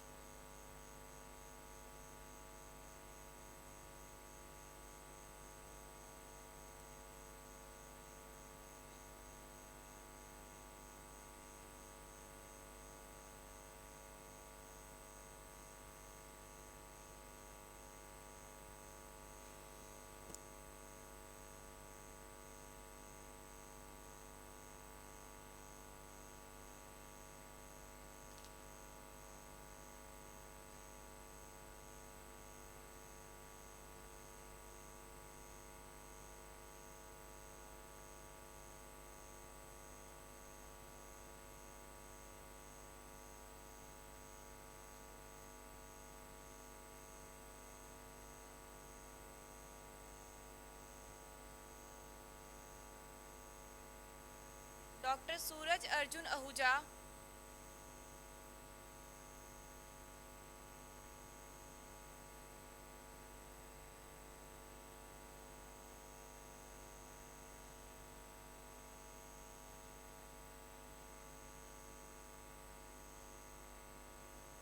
Dr. Swathi Krishna,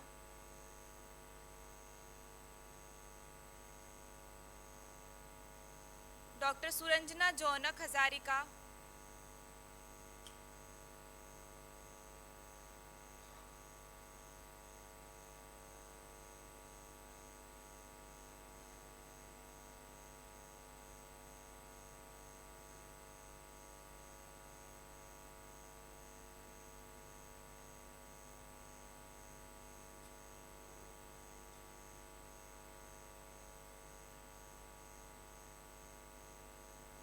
Dr. Swathi Krishna,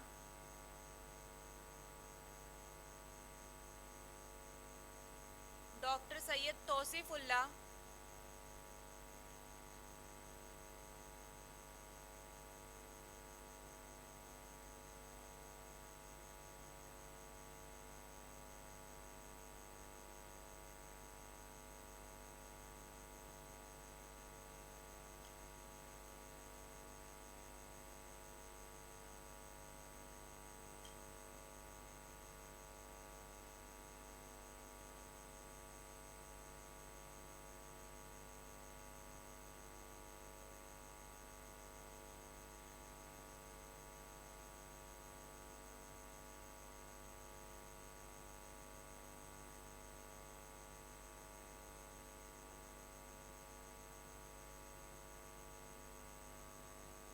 Dr. Umesh Pratap Verma, Dr. Ume Habiba,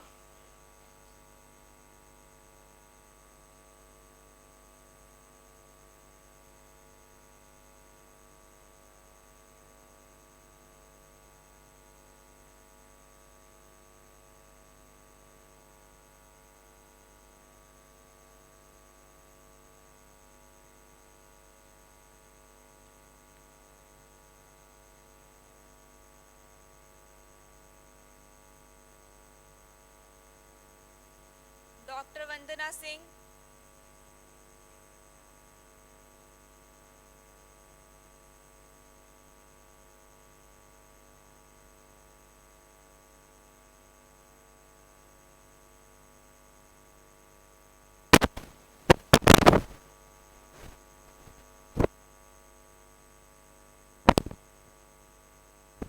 Dr. Vishwaraj Nikam Sir,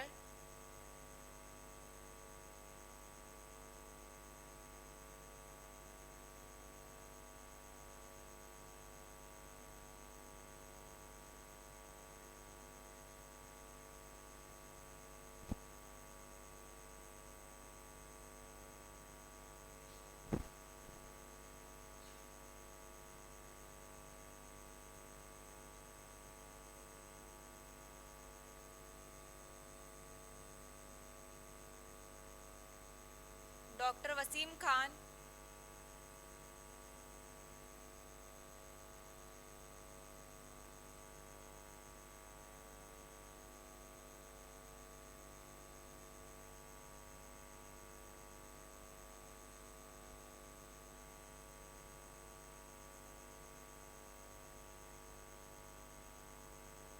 Dr. Yashika Bali,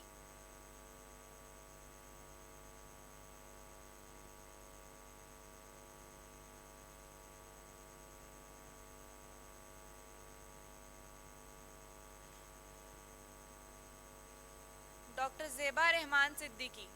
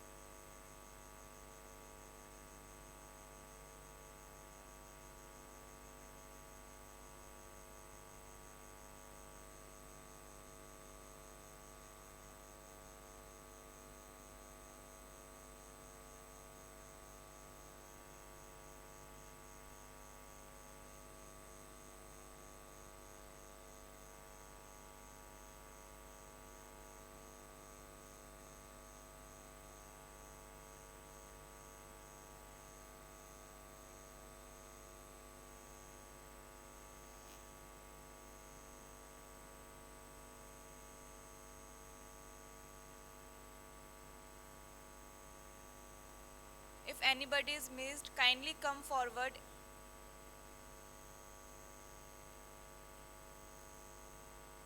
Please put a big round of applause. Now, we would like to invite Dr. Ruchi Patel ma'am for oath.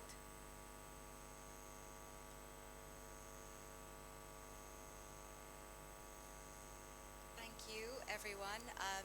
That was a long stretch. That was a really big number of inductees, and that just goes to show the amazing work your section chairs are doing here. I'm Dr. Ruchi Sahi. I'm the section chair for the PFA for Kenya section. I'm quite honored to be here to lecture, but also to have you guys take your oath. I know when I joined the PFA, my questions were, well, what do I do? What does it mean? And the oath is really integral to you understanding what part you play in this prestigious PFA academy. So, because of your exceptional involvement, achievements, and leadership in the dental profession and your community, you have been nominated and accepted to be inducted as a new fellow of the Pierre Fauchard Academy. It is a distinct honor to be selected for fellowship into this international honorary dental service organization, and I offer my sincere congratulations to all of you.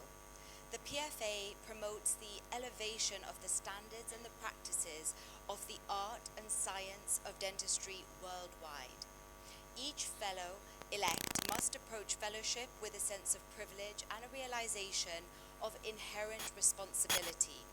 Thus, a pledge is required of you. I will read that pledge for you, but may all the fellows today of the PFA please rise as I read the pledge.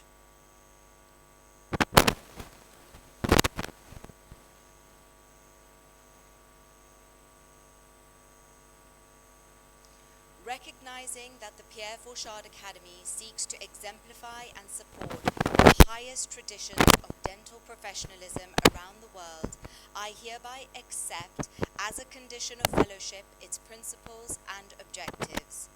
Therefore, let it be known that I pledge myself as a fellow of the Pierre Fauchard Academy to uphold to the best of my ability the honor and dignity of the dental profession and of the Academy. I pledge that I will conform my professional and personal practices to the high moral and ethical standards which the Academy exemplifies.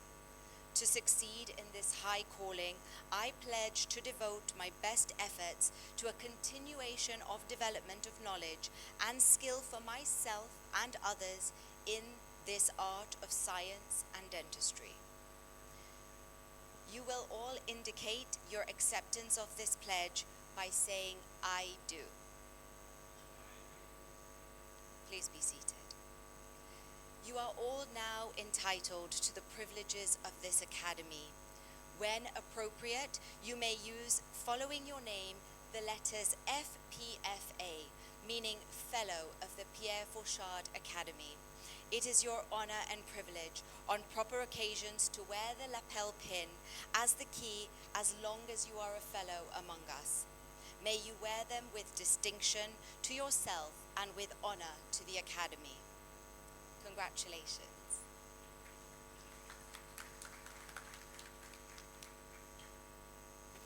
Thank you so much, ma'am.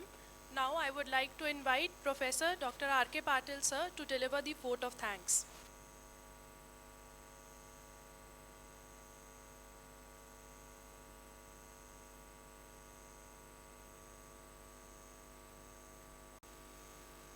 Thank you.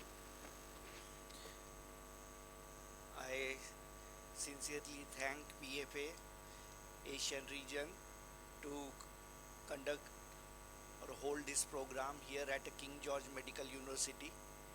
I thanks President PFA for coming all the way and to be here with us. Thank you, sir. Thank you very much. I thanks all the organizing committee and all the delegates here. Thank you. Thank you very much. Thank you so much, sir, for your kind words. Now I would like to invite Dr. Nandlal, sir, on behalf of fellow for vote of thanks.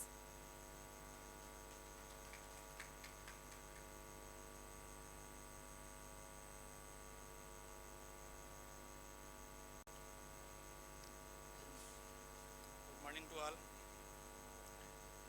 Sitting on the dais, Chief Guest Dr. Pankaj Patel, International President of Pierre Fauchard Academy, Dr. Rushi Patel, PFA Section Chair Kenya, Dr. Anmol Bagaria, Section Chair at Large Asia, Dr. Ashish Chandra, Section Chair at Large Asia, sitting up the dais, my co-fellows, speakers, delegates, and electronic and print media persons.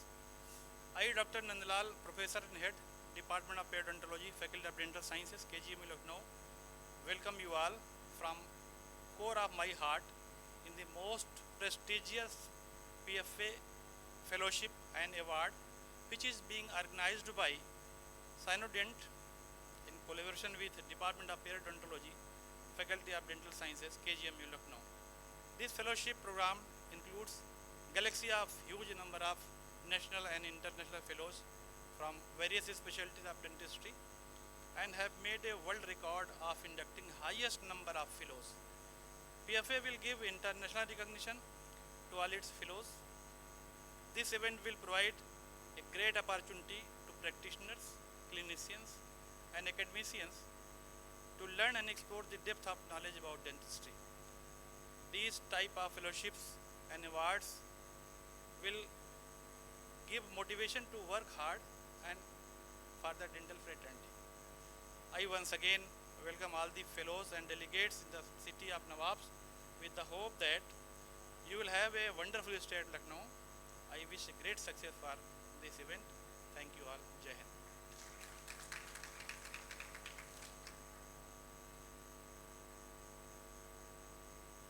Thank you so much, sir. Now I would like to invite Dr. Pavitra Rastogi, sir, to deliver vote of thanks on behalf of fellows.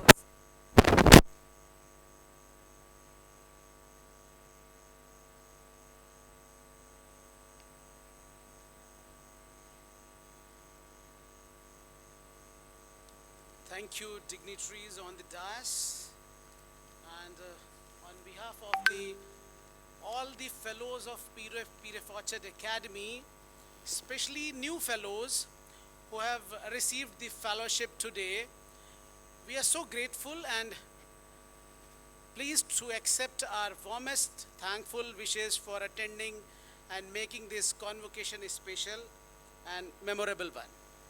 We are thankful to all the dignitaries. Your thoughtfulness is a gift we will forever treasure. A simple thanks may not be enough. We express our heartfelt gratitude to Pire Fortune Academy. Fellowship is a significant milestone in one's life. It marks the culmination of years of hard work, dedication, and perseverance. Whether it's high school, college, or any other form of academic achievement, completing an educational journey is a momentous occasion deserving of celebration. It's essential to pause and express gratitude to those who have supported and guided us along the way. I am thankful to my mentors and teachers who have not only imparted knowledge but also instilled in me a passion for learning and a belief in my abilities. Your guidance, patience, and dedication have shaped my academic path and inspired me to strive for excellence. I am thankful to my incredible family and friends. Their continuous support has been my anchor throughout this journey. Your belief in me has filled my determinations, and I am immensely grateful for every word of encouragement, every hug, and every celebrity moment we have shared. Thank you for being my rock. I'm thankful to all my colleagues. I'm thankful to all my fellows, and especially students who are always supportive and a source of inspiration. Thanks to everyone.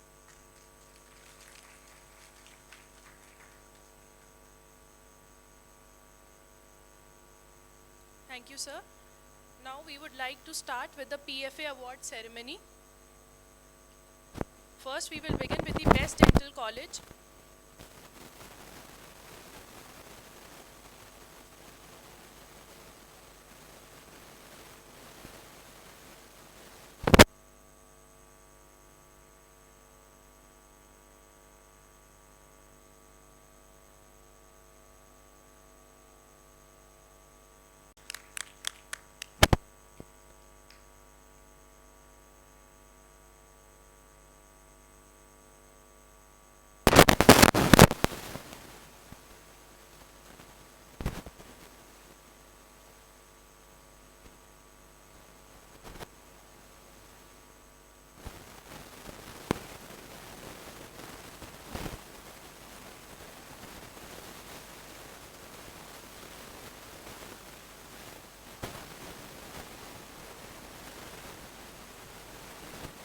Next, we have Sharad Pawar Dental College and Hospital, Maharashtra.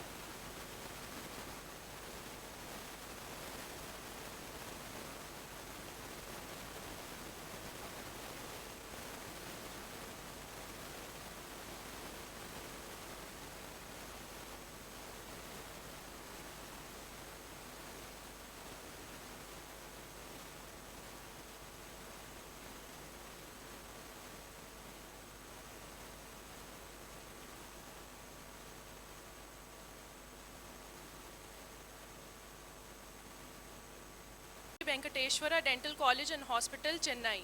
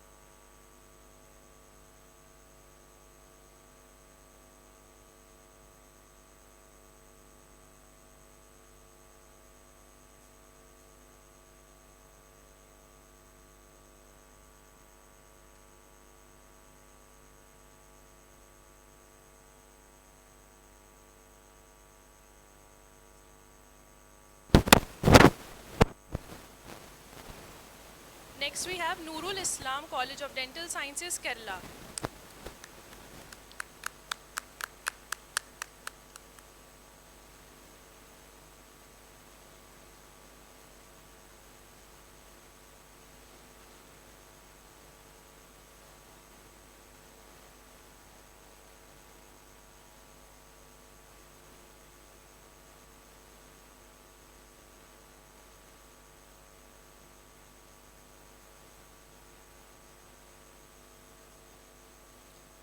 Next, we have Mahatma Gandhi Postgraduate Institute of Dental Sciences, Government of Puducherry Institution, Pondicherry.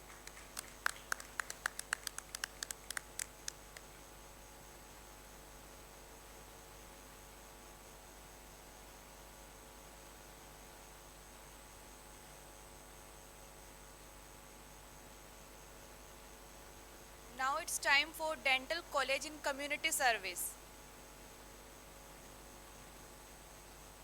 Faculty of Dental Sciences, KGMU, Uttar Pradesh.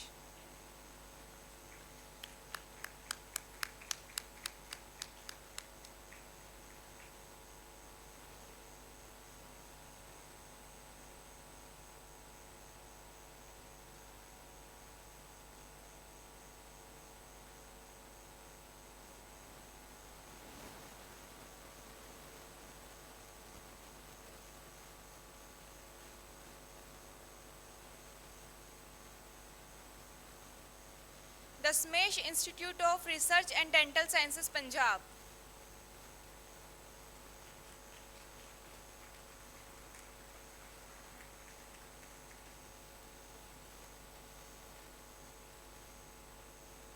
College of Dental Sciences, Karnataka.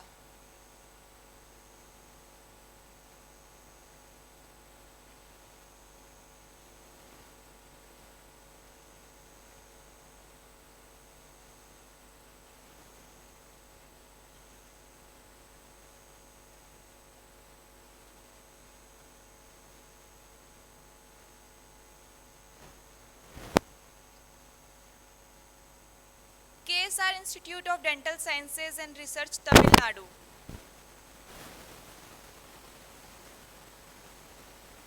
College of Dental Sciences, Davangere, Karnataka.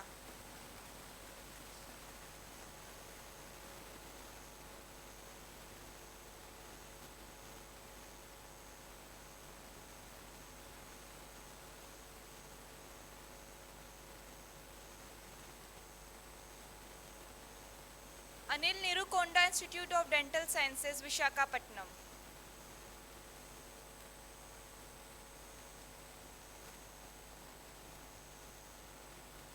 Now it's time for Best UG Student of the State.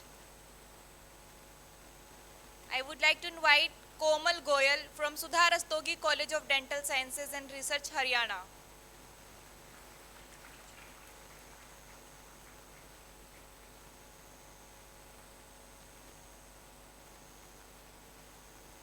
Diksha Sharma from Azit University, Haryana.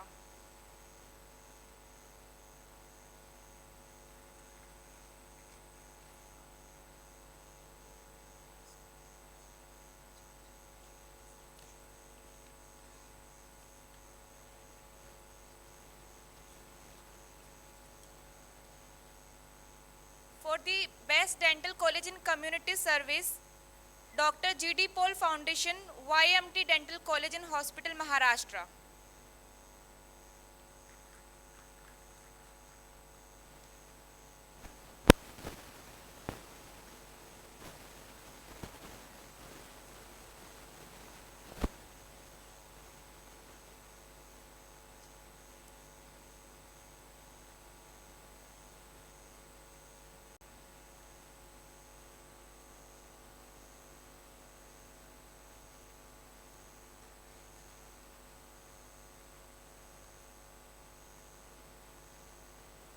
Again proceed to the Best UG Student Award.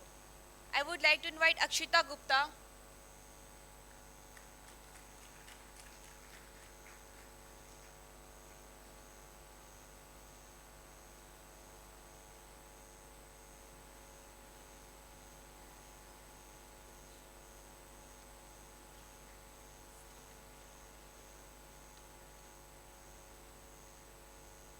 Jasmine Sondhi, Dashmes Institute of Research and Dental Sciences, Punjab.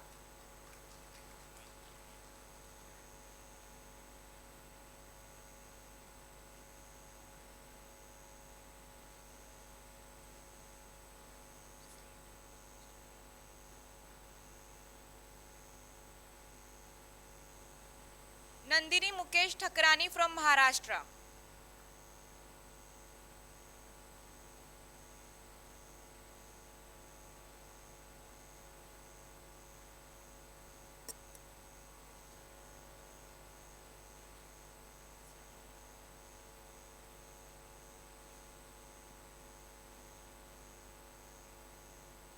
Swarna JV from Karnataka.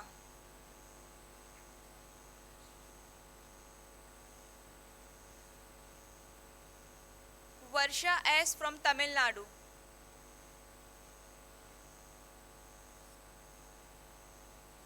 Rihanna Anas from Kerala.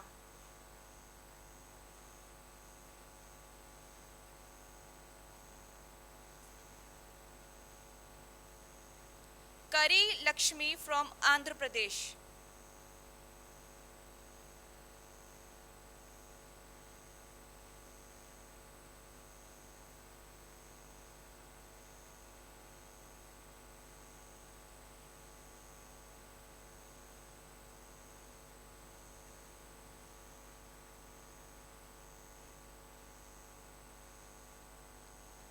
Jaya Sinivasan from Puducherry.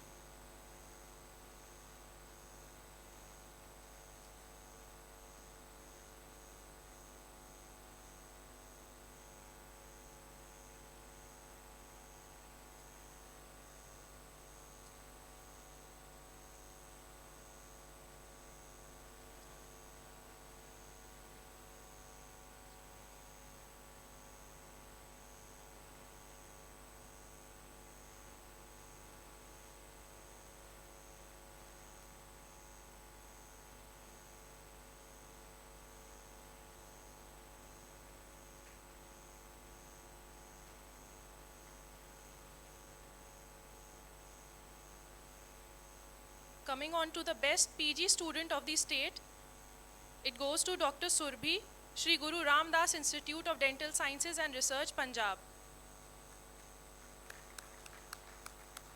Department of Prosthodontics.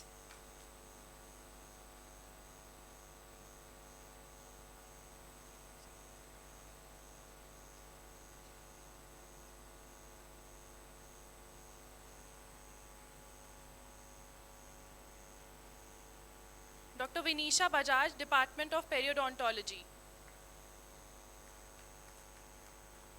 Maharashtra.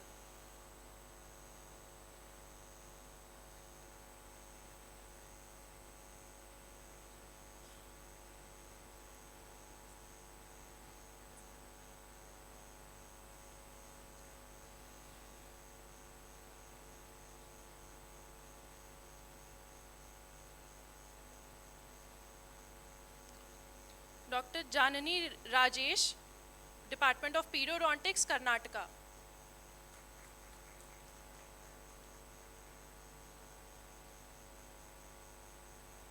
Dr. Siri PB, Department of Conservative Dentistry and Endodontics, Karnataka.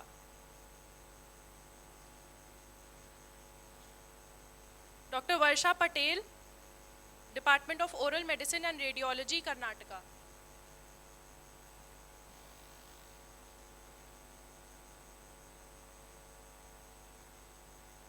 Dr. Sandeep BS,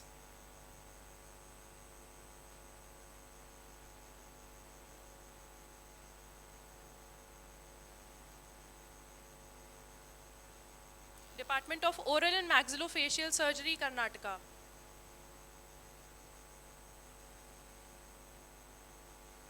Dr. Maniyar Nikunj, Department of Orthodontics, Karnataka. Dr. Deepthi M, Department of Periodontology, Karnataka. Dr. Renu PB, Department of Prosthodontics, Karnataka. Dr. Ghazla Sultana DS, Department of Public Health Dentistry, Karnataka. Dr. Renu Jagan, Department of Orthodontics, Kerala.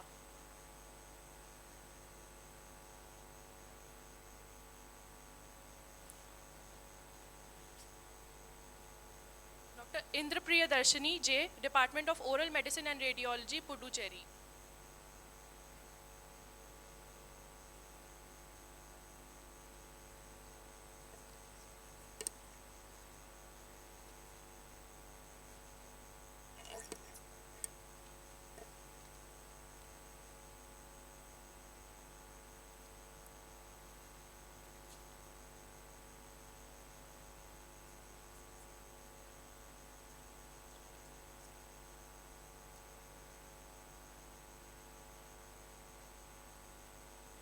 Dr. Vishakha Gupta, King George's Medical University, Uttar Pradesh, Department of Periodontology.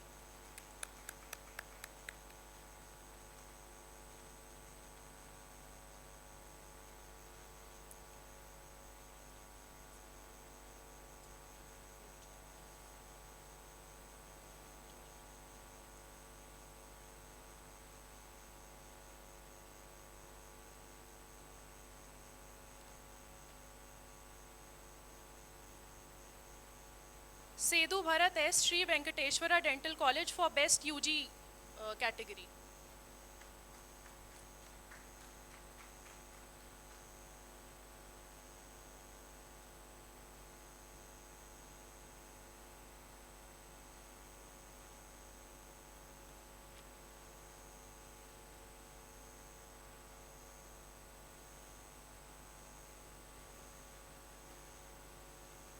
Now coming on to the Student Appreciation Award, Misbah Kadri for outstanding contribution in community service.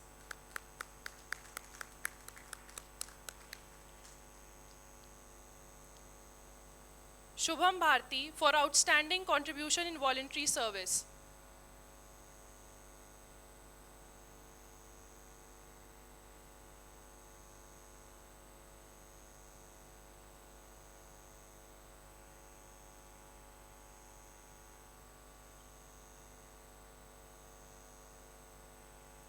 Shubham Bharti for outstanding contribution in voluntary service.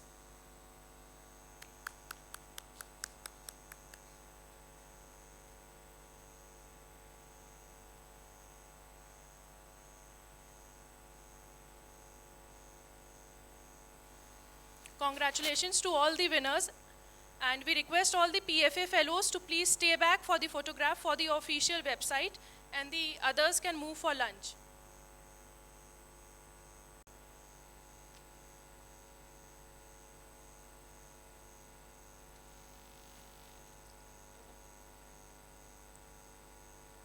Firstly, I would like to thank our Honorable International President Dr. Pankaj Patel sir and Dr. Ruchi Shahi for traveling all the way to India and making this induction ceremony happen, and Dr. Ashish Chandra, the PFA section co-chair of Section at Large Asia region countries, for making this event a grand success.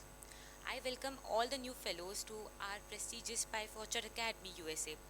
As we all know that PFA was founded in 1986, and today is a day which will be written in the glorious history of the PFA, as till date the highest number of fellows have been inducted globally at one time. Congratulations to all the new fellows and awardees. Thank you so much.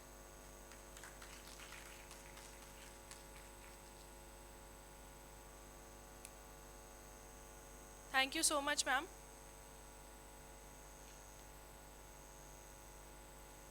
I would request all the PFA fellows to please come on the stage for the official photograph.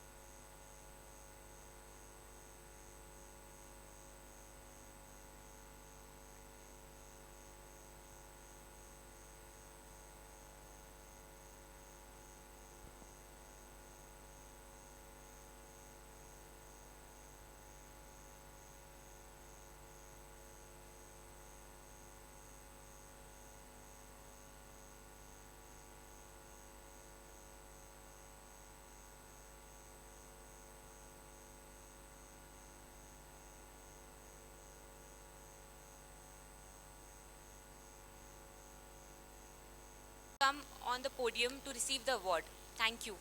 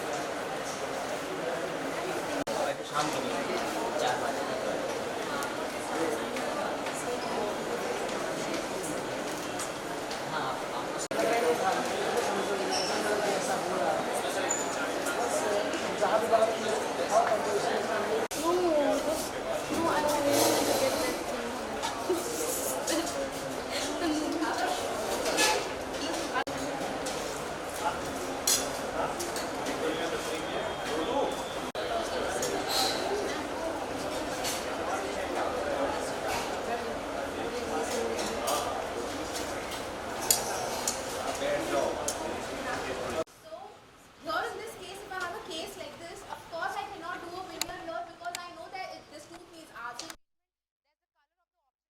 Which is going to come. So this case we corrected with the crown and a veneer on the lateral tooth because she needed a nice smile designing here, and also over here on the central we put a veneer, so this was a crown. So you should of course know, not that if a veneer has been suggested, so in all cases you go in for laminate and veneers. Now this case is an absolute contraindication for a laminate veneer because the diastema here is very big. So in cases like this, you do not do laminate veneers, you replace this with, you do ortho treatment, and you can do a laminate here for the cases in the lateral. So moving ahead, what we did in this case was, this was corrected with a slight ortho help. Here in this case, in these canines, because she was having laterals missing, we gave her a laminate in a lateral shape, and this was corrected with ortho. So going ahead, the next step here is the diagnostic closure. The first thing, whenever you start with laminate veneers, it should be diagnosis, because you cannot be doing veneers for cases like this. As I already said, this is a case which has periodontitis, it has malformations. So this case is an absolute no to put in the laminate and veneers. Going ahead, we used a smile designing software for this patient, and when we showed him, he himself was not happy because the teeth look massively big here. He himself suggested the idea, and these cases are not an indication for veneers. So the main next problem here is talking about bond failures. Bond failures is one main criteria which is causing your veneers to fail in a lot of cases. So before you start knowing about bond failure, you need to know about the anatomy. The first thing, enamel has more of organic substance and dentine has somewhat inorganic and organic together. So the water content in dentine is always more. So because the water content is more, whenever we are going to do an etching, we are going to also work with a surface which has water included in it. So here when we go and when we talk about enamel, we are going to have a surface which is more of hydroxyapatite. So here you can see the, whenever you are going to do etching, there is going to be formation of resin tags which is going to increase the surface area. Hence here we mandatorily want you to be in the enamel when you talk about etching. So have you ever come across cases when you have done a laminate veneer or a composite restoration and the patient comes back to you and says that I have major sensitivity? So the reason lies here. It's not because the sensitivity is due to you not doing your work properly or you being a bekar dentist, but the reason here is because you have not followed the constraint of using of the material. If you are in the dentine, you have to change your bonding agent.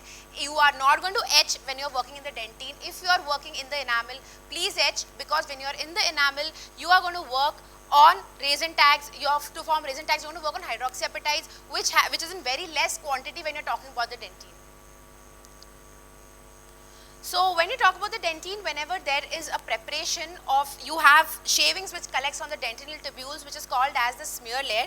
So this smear layer is something which we don't want to get removed because there is liquid inside the dentinal tubules which is going to move inside and outside due to pressure of whatever material you're going to use for bonding. So hence we just modify the smear layer, modify the hybrid layer, and hence the type of bonding agent is important. We do not etch the dentine, and to take care of the situation we have something called as a primer. So it is highly suggested that you use the etching techniques and use the denting bonding agent which has good amount of primer in it. So the most suggested one which I generally use is the one which is all-in-one, the universal primers, and you should try to see if you have MDP in them. So as I said, which system you should use for your veneers, you should use something called a selective etch. You do not etch the dentine. What you can do is etch the enamel part of it, and whatever the dentine part is, directly use your single bond systems or the 7th generation system. As I said, MDP monomer has to be used, so please check if you have MDP in your bonding systems. Also, because you have to be in enamel, we had a very great workshop today. I had around 25 participants in my workshop, so it went really well. So there I have taught you all to make all these guides and everything. So yes, of course, you use these guides so that you do not overcut. You are there in the enamel, you don't cut extra. So now adhesive and cohesive failures, you might have failure in the cement itself, you might have failures where the bond is coming out of your whatever restorative material you used. So these failures have to be taken care of if whatever principles I've told you to be in the dentine, if you follow those principles, I'm 100% sure that you're not going to have failures. If you are in the enamel, that case is for laminate veneers. If you have crossed the enamel and you have reached into the dentine, that case is not indicated for veneers. So this is the case which kept on coming to me a lot of times with failed restoration, failed fractured veneers. The only problem here was the old composite resins weren't removed. So this case, this is what I did. The only thing I did is just change her bonding material. I just changed the type of generation of bond that I used here. Okay, now coming down to the cement, it's a very normal query which a lot of people ask me, that what cement am I supposed to use when I talk about ceramic veneers. So the cement I would always suggest is go in for light curing cements. Reason, why not you go in for self cure or dual cure, because you might say ki dual cure ka zamana hai, why am I using something primitive. Basically when you talk about dual cure cements or you talk about self cure cements, they have a lot of amines in them which is going to bother or might change the color of the veneers, because the veneers are very, very thin, right? We are working in the thickness of 0.7 to 0.8 mm. So anything from inside might show through. And also the working time, very, very important. You need to remove that excess cement. You need that good amount of time to place it, because once it's done, it's done. So hence always use a light curing cement when it comes to a veneer. Also, I would strictly suggest, as yesterday in my workshop, whenever you, all of y'all who made these chair side laminates, of course the temporary ones, no polishing, no finishing inside the mouth. All the finishing and polishing has to be done out. Of course, when you start with your work, shade is the first thing that you do. You always select your shade first. Now for this case which I did, it had a lot of other problems. A few veneers were put, a few posts and cores were done. Now this case came to me like this, where it was unbelievable to see a quack do a post and core with acrylic. But this is how we corrected this case. This tooth could have been used with a veneer, but here of course a post and core, clown landings, I had a periodontist who came in for this. Next is material selection.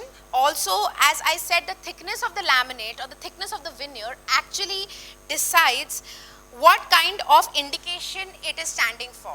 If it is a laminate, as I told you, it's going to be thinner. It has to be used only to pick up the defects, like you have malformed teeth, a worn out teeth. So of course I don't want my laminate to be so transparent that it shows everything from inside. So but if I have laminates which are reinforced with particles of alumina, silica or whatever other than that, it's going to of course cause some opacity to come into it. So hence, depending on this, I'm going to select my material. So if I have to do only a case like this, where I do only diastema closures, I'm going to use a laminate or a veneer which is going to be thin, feldspathic type, which I don't need them to be really strong or really thick to cover up the defect. I just need them to build that area which is missing from the mouth. The second one, where I go in for more opaque veneers, you can also go in for zirconia veneers, but I am not very fond of zirconia veneers because you have to be very exacting with the shade and the opacity. So if I do a case like this, I can of course go in with a zirconia veneer because it has to cover up this defect. So hence, your laminate veneers are about etching when you are in the enamel. After etching, the next thing you do, you rinse it thoroughly, of course, to remove the rest of the etchant. You apply bonding agents. After bonding agent, another important step here is applying hydrofluoric acid to your laminate. Of course, the surface treatment of the laminates. Am I done with 20 minutes? No, right? Just 5 minutes more. And then you cure your bonding agent. If in case you are talking about cases where you are going to come in contact with the teeth which are a part of fluorosis. What do you do in those cases? So teeth which are affected with fluorosis, I would advise that you go in for doubling the etching time. Also give night guards to the patient. Giving night guards, if you feel the patient has parafunctional habit, is very, very important. And coming to the end of it, your preparation should be exact. You should have preparations without undercuts. The preparations should be very precise. A 3 planar preparations, use all the armamentarium which has been given, and I'm sure you're not going to encounter any failures. So it's, of course, you have to change the way you look at things. Thank you very much. This is my contact ID. If there's any doubt, you can of course contact. Thank you.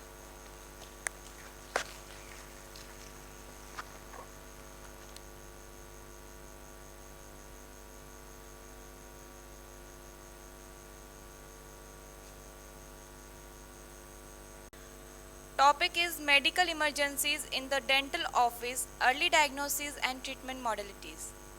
Over to you, sir.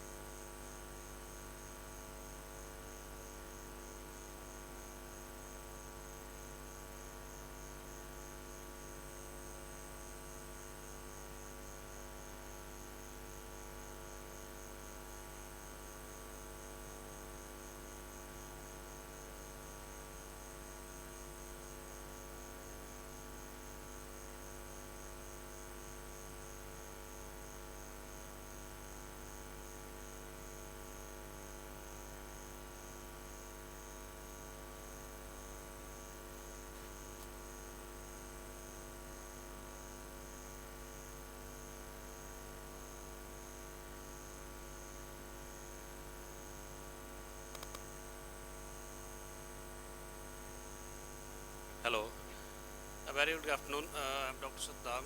I'm thankful to the committee for giving me the opportunity to talk on this. So I'm discussing something about the medical emergency in dental practice. Why I choose this lecture? Because this is a dental conference. This is one kind of review. We all know our seniors and the experienced dental practitioners. They all know about all these things. This is just one kind of a review or the reminder that what can happen when you are treating your patients and how you will manage those emergencies which can be there in your dental practice. So an emergency is a medical condition that demands your immediate attention and good management to enhance the successful outcomes. These emergencies can be life-threatening for the patients and needs to be aware of the help to prevent the preventable injuries, illness or even death. Death can also occur as a complication in your dental operatory. So your aim should be to minimize the consequences of unavoidable emergencies. So in medical emergencies, signs and symptoms are more important than reaching the actual diagnosis in emergency conditions. So your aim should be to control and minimize damage in a short time frame. When there is any emergency, you have to act quickly. Your staff or you should know that what you have to do in the case of emergency. So this was a long back paper that was published in Journal of American Dental Association. They studied the 30,000 patients and they found that syncope was the major complication in a dental practice. Mild allergic reaction, angina, postural hypotension, seizures, asthmatic attack, hyperventilation, epinephrine shock, whatever the emergencies are there in the medical practice or in the surgical practice, that can also happen in your dental clinic. So what kind of procedures that can lead to the complications? So obviously the tooth extraction is the most common procedure where you will find the complications. Then pulp extirpation and root canal treatment. Any procedure, patient can have any complications. That depends on the level of the patient anxiety or what the patient is thinking or any medical condition of the patient. So which kind of group which are more prone to medical emergencies? These are specifically geriatric population due to the physiological changes of the age, or they might have illness, or they might have taking some drugs for their illness. Pregnant females, so you should remember that when you are treating the pregnant female patients, you are treating the two lives, two persons, not the single. Special need patients, that the patient who are suffering from syndromes in where there is a multiple organ involvement, so these need special attentions. Or medically compromised individuals who are taking medications, for example hypertensive, diabetic mellitus, some may have hypothyroidism, hyperparathyroidism. You have to be very much careful in these kind of patients. So what kind of a situation that can emerge in your dental clinics? These are the few conditions which can be there in your dental clinics. You have to diagnose that which condition is this, so you can treat them according to that. If patient is having unconsciousness, just think about the syncope and orthostatic hypertension, acute adrenaline insufficiency. If patient is having some respiratory distress, then think about the airway obstruction, that there may be some airway obstruction, hyperventilation. Patient may be suffering from the asthma, that attack can be there in your dental laboratory. Or patient can have heart failure or acute pulmonary edema. If patient is having altered consciousness but he is not unconscious, then you can think about the hypoglycemia, low blood sugar level, thyroid gland dysfunction, cerebrovascular accident may be there. In cerebrovascular accidents, patient may not go into full unconsciousness. Patient may have seizure, drug overdose, that may be due to epileptic fits or maybe allergy. Chest pain, that can lead to angina or acute myocardial infarction, or sudden cardiac arrest may be there. There are few reported cases in the literature where patient were died on the dental chair. So how you plan your medical emergency in your dental clinics? All the healthcare professionals may have to deal with medical emergency. They should know that how to manage the medical emergencies which can be there in your dental clinics. So medical emergencies in dental practice are rare. These are rare. That's why sometimes we are not very much serious about all these things. So when they occur, they can be life-threatening and potentially catastrophic for all the concerns. So how to approach the medical emergencies? First, you have to involve the assessment first. Your patient's possible risk-based current medical history. Medical history is very important. Then scheduling of the treatment time, pre-dental treatment, what kind of treatment he has taken at that time, or was there any emergency or any condition he was suffering, or it is noted. The second thing is to recognize, assess and manage the emergency. You should be aware and you should know that how to recognize the different kind of emergencies. You should know that different signs and symptoms where they are leading. The third is the training in BLS. This is a very important. You all should be trained for this basic life support course. If you have not done, please do it. This is compulsory basically. So in your practice, there should be a training to you, and your staff should be trained that how to use the equipment or how to use the drugs which are available there in your dental clinic for the emergency. Okay? For example, if your assistant don't know that how to open the oxygen cylinder, that does not mean it. Okay? You can't waste your time. The last is documentation and reviewing the incidents. You should document all the things, what has happened to the patient, what kind of medication you have given, what has happened to the patient, or you have to review the cards or the past medical history of that patient if somebody has written in the previous visit. So I will discuss a few of them which are commonly seen in our practice. Syncope, this we all know that it is an inadequate cerebral perfusion. The patient may feel pallor, sweating, patient may have cold, clammy skin, dilated pupil, nausea, vomiting. All these are the signs and symptoms of the syncope. So for the treatment, keep calm, don't be so much hurry when you diagnose that it is a syncope. Lay the patient flat, keep the legs at the higher level than the head. Loosen all the tight clothes, especially around the neck. Record the vitals, because vitals are important. Once the pulse and the blood pressure returns to the normal, slowly raise the patient. Don't raise the patient immediately. to the recline position. So anti-tendon work position is most favorable, in which your head should be at the lower level than your feet or the legs, so that there is a pulling back towards the blood, pulling towards the heart or the brain. So epileptic seizure may be there. The patient with epilepsy, if the patient is already diagnosed case of the epileptics, they have to take their normal doses in the early in before the treatments. Epileptic patient, sometimes they don't tell you that we are suffering from this disease, or if the attack occurs in your dental cleanses, sometimes it is very difficult to diagnose. So what are the signs symptoms which you can see when the patient is having epileptic attack? There may be frothing from the mouth and urinary incontinency. The seizure typically lasts a few seconds. The patient may then become floppy but remains unconscious. After a variable time, the patient regains consciousness, but he may be very much confused. So sudden loss of consciousness, the patient becomes rigid, falls, may give a cry and becomes cyanosed with time. After a few seconds, there are jerking movements.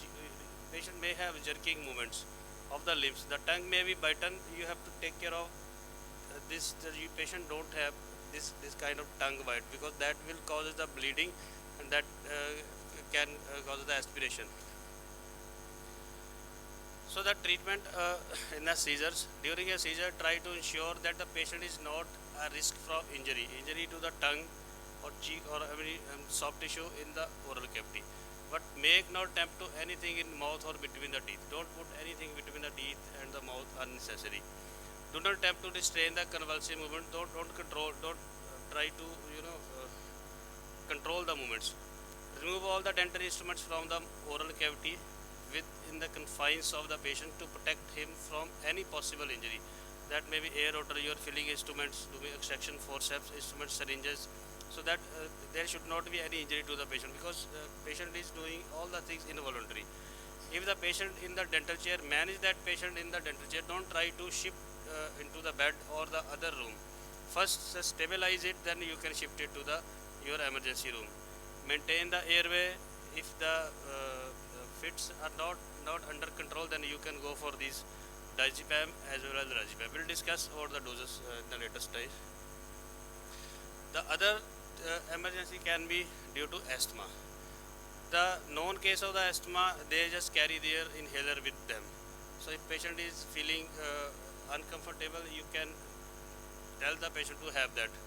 In the severe cases, you have to go for intravenous hydrocortisone, place the patient in a semi-reclined position, or oxygen is must in these kind of cases.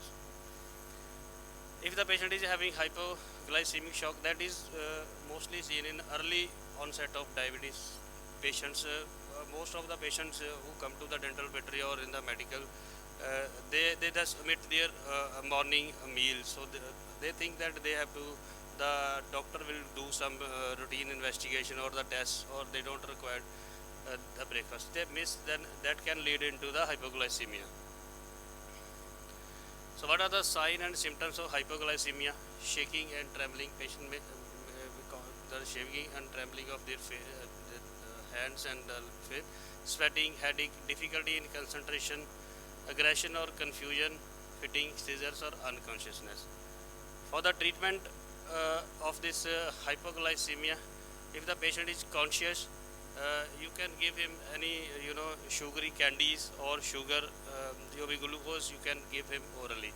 If patient is in unconscious condition and you just check the blood sugar level, it is in the lower side, then you have to give 30 to 50% of the dextrose IV to control it, or you can go with injection glucagon if still the level is in the lower side.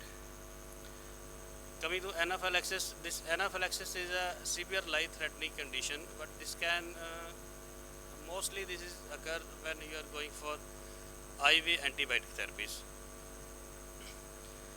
So in anaphylaxis, in general, the more rapid the onset of the reaction, the more serious it will be.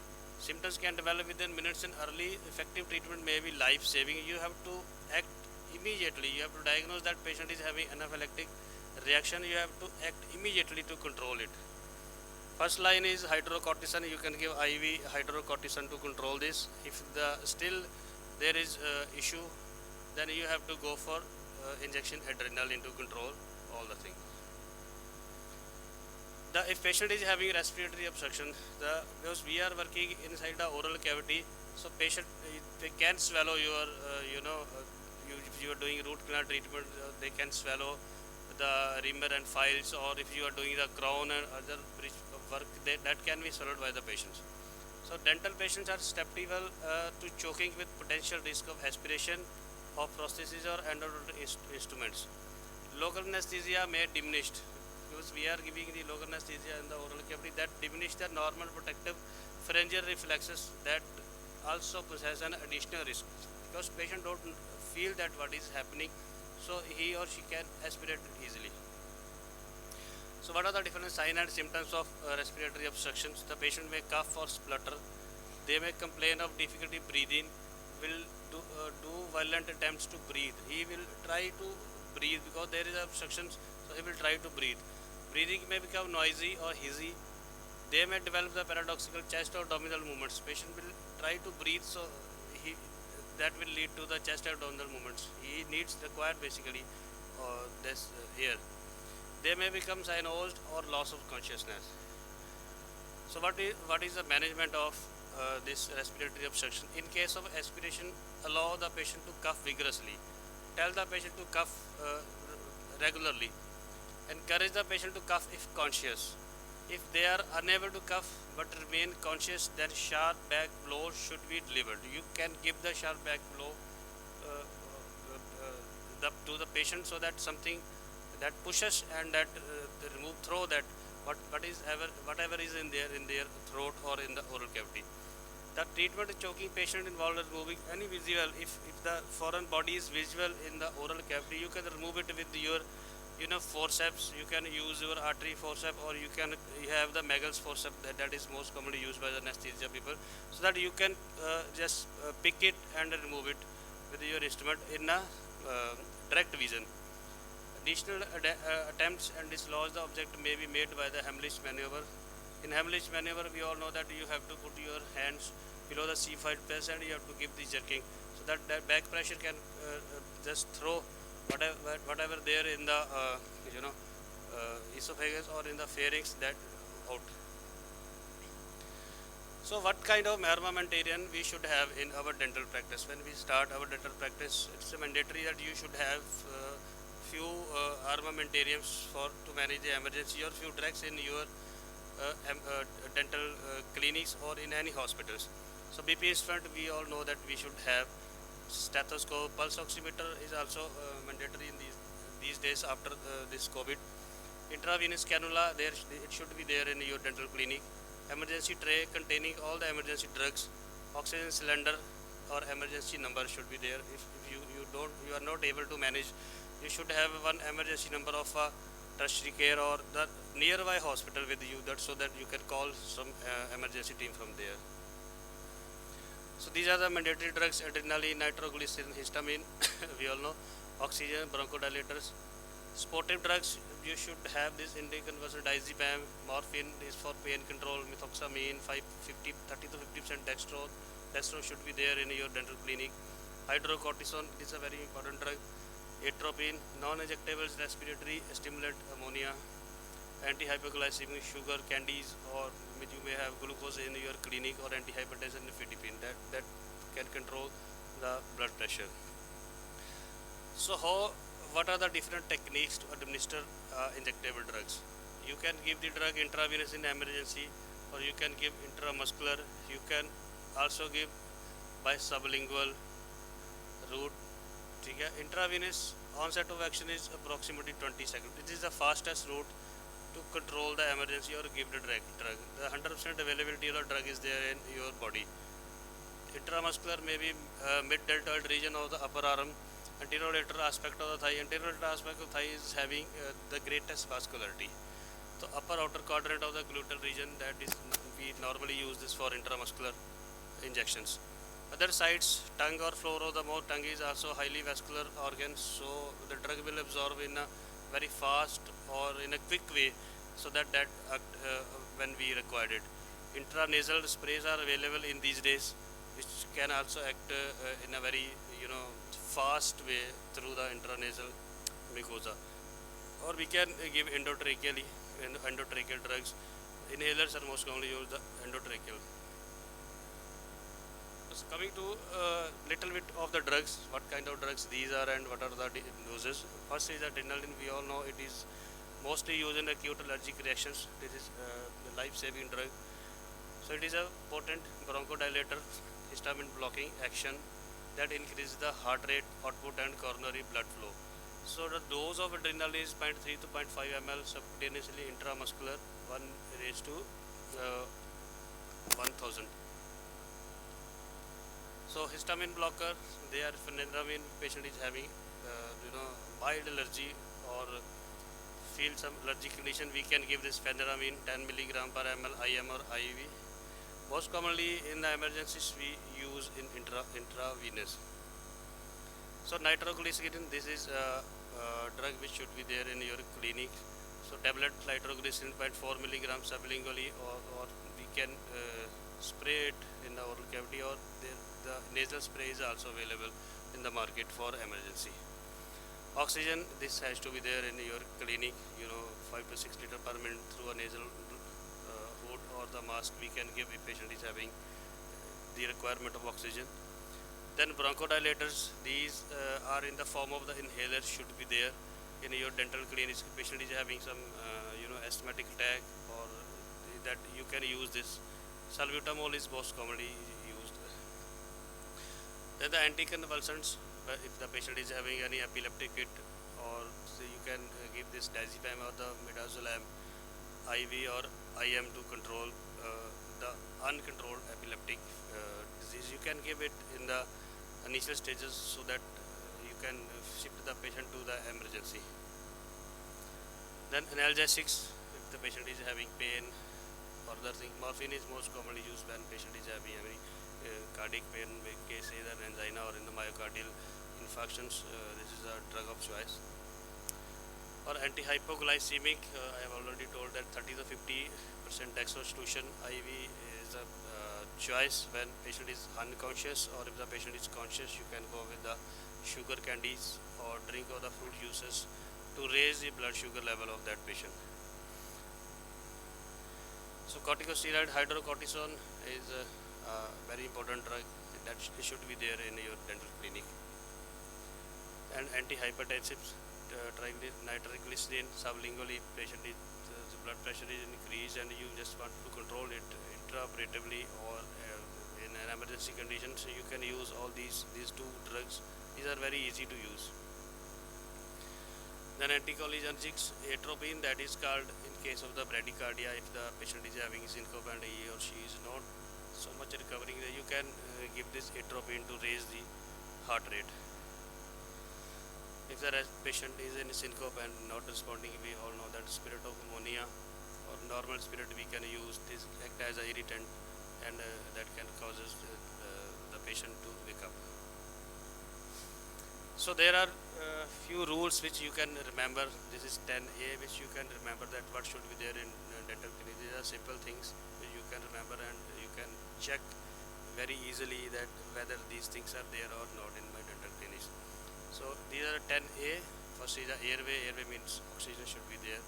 Adrenaline, adrenocorticosteroids, hydrocortisone, aminophylline, then antihistamines, atropine, anticonvulsant, diazepam, then ammonia, antihypertensive, antihyperglycemics. So just remember this 10A so that you should know that all these things are there in your dental operatory. So coming to this is a very important slide in which most of the complications which we can avoid when we assess the patient in a proper way. We take the medical history, we know that these kind of problems are with the patients, so you can adjust your dental treatment or the appointments. First is to recognize the patient's level of anxiety. Just recognize how much anxious is the patient, he or she is willing, or how much is the level of their anxiety. Then recognize the patient degree of medical risk. Just see what kind of medications he or she is taking.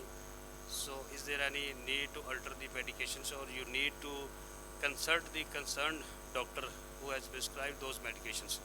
Pre-medicate at evening before the patient is anxious. You can give the anti-anxiolytic drugs 1 day before your surgery. Pre-medicate immediately before the dental appointments. You can pre-medicate the patients 1 or 2 hours before your dental treatment. You can give painkillers, anti-anxiolytics, so that patient dental liability is reduced. Early morning appointments, we all know that these are the patient tolerate very well. Minimize the waiting time to the patients. Administer adequate pain control. Pain has to be controlled. Your anesthesia should be properly working. The post-operative conversation regarding completion of the treatment. Just give all the instruction to the patient, whatever they are required, what you have to do after your surgery, and what kind of medication you have to do. If you stop some medication, tell the patient and when you have to start those medications. So my carry home message is that history taking is still the most important aspect of patient examination.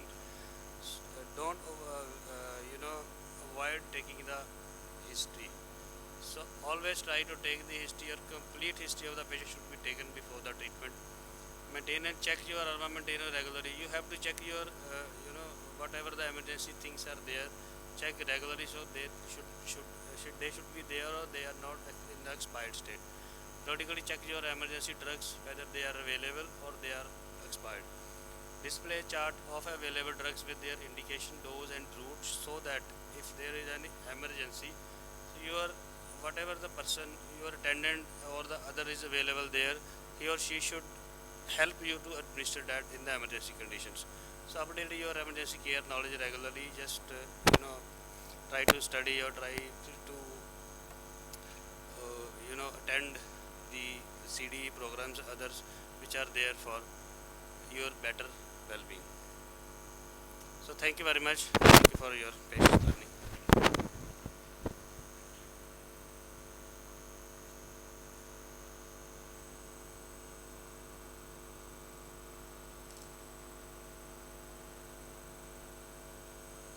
Thank you, sir, for your wonderful presentation. Next, I would like to invite Dr. Poonam ma'am for a presentation on implant failures.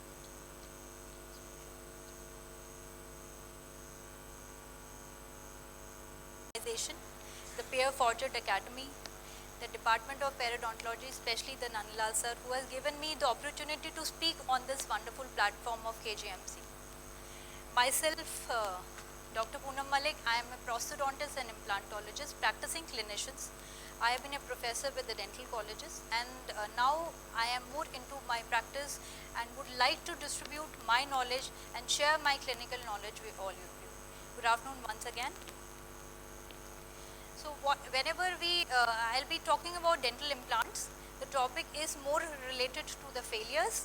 So whenever we put an implant, what does it comes in our mind? Yes, we have done it today. And the next day, what comes in? There is a difference between the perception and the reality of what we are facing today. Everything is changing, the world is changing. We have been through the epidemic of corona. Because of that, we have been facing a lot of issues today with the patients which we were not be able to see beforehand. So there is a lot of difference between the perception, what we see and what we do, and the real life is totally different. So let us learn from this difference today.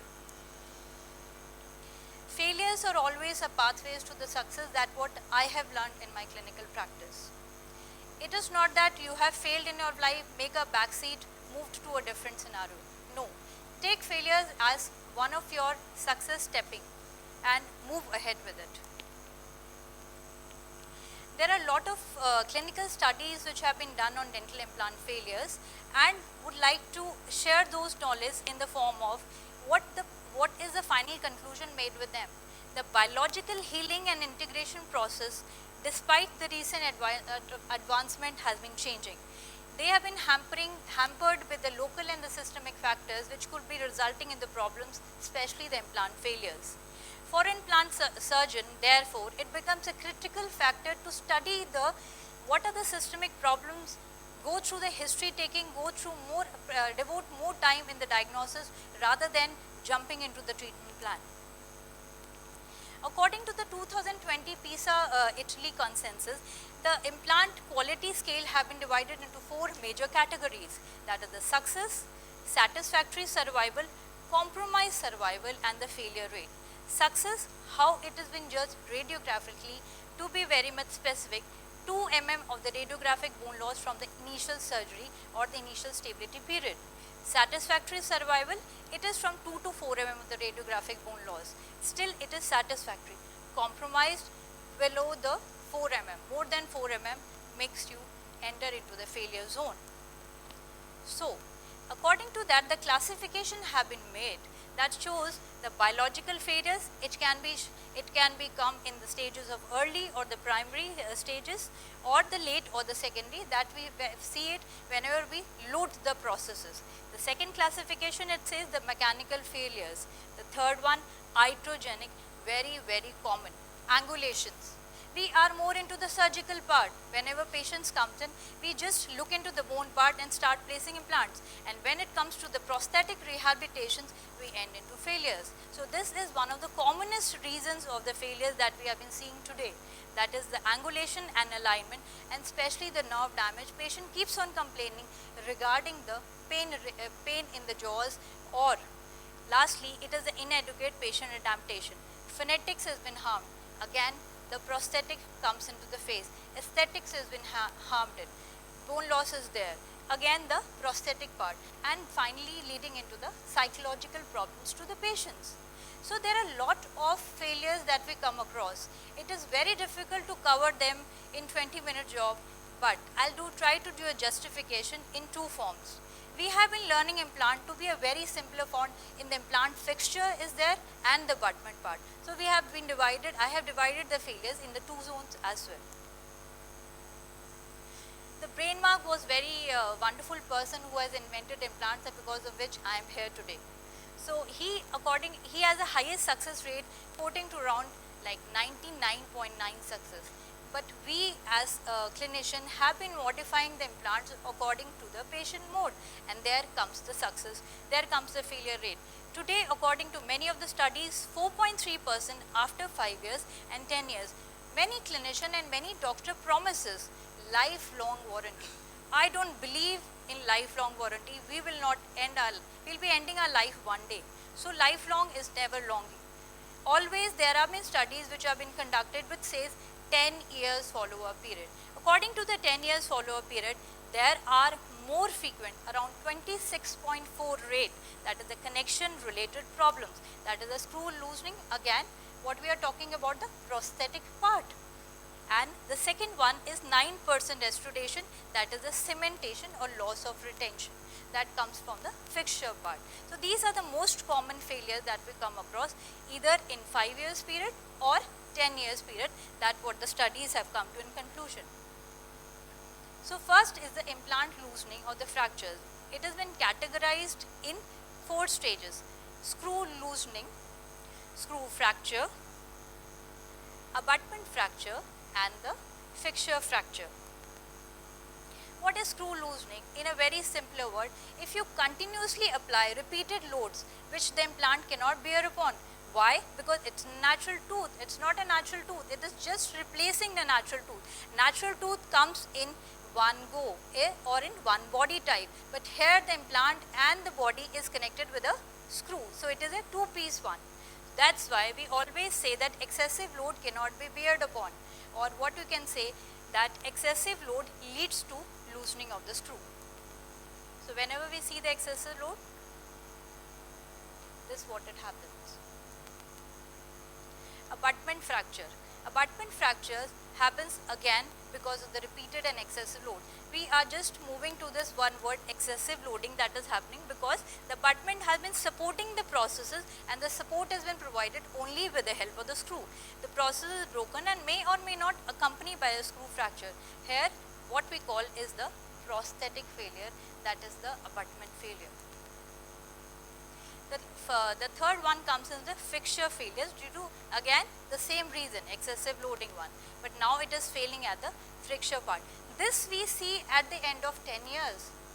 and the other two failures, we start seeing the patient keeps on complaining of loosening of the screw or loosening of the crown, right, or not able to chew from that side, and the patient complains of that he or she is having continuous pain whenever he tries to apply the stress. Why? Because he is continuously applying stresses. You have not gone into the theory of the patient. That patient is having a bruxism. Patient is having multiple periodontal losses. So go through the diagnostic part, why those teeth has been locked, and apply the same during your practice. So the fixture fracture is the last one that we face. This is the fixture fracture. Again, it comes around after 10 to 12 years.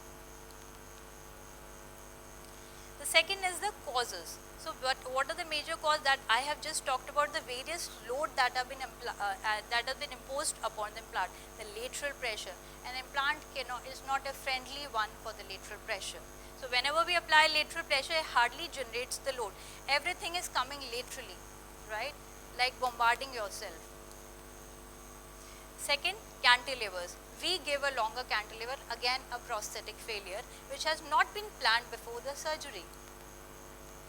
Overloading. So the continuous load has been applied. The implant, we have not studied the buccolingual width of the implant, and we have either played a wider implant or narrower implant. In both the cases, we are applying the excess load to it, and overloading again results into the failures. Fatigueness. Fatigueness is normally been seen in the form of an X-ray. Can you see this? This is a lighter load repeatedly been applied, and we can see it in the form of craters, ripple marks in the failures. That comes with the continuous loading that has been applied, and around 10 to 12 years of, if the patient, normally whenever an implant patient comes in, he says it has been fixed.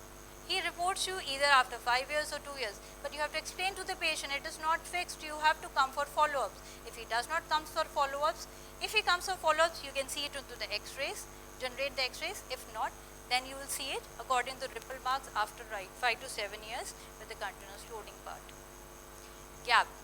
This is another commonest problem.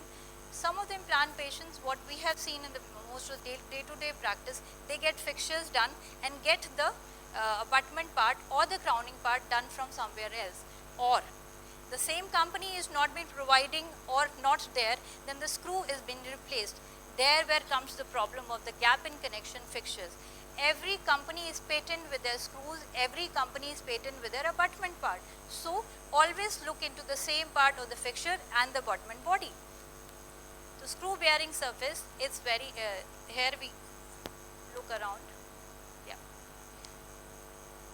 There is the load has been concentrated, and the moist taper, the surface contact makes the tensile force against the screw act as a pressure on the fixture and the abutment. If this connection is not proper, again the load has been generated, leading to the implant failures.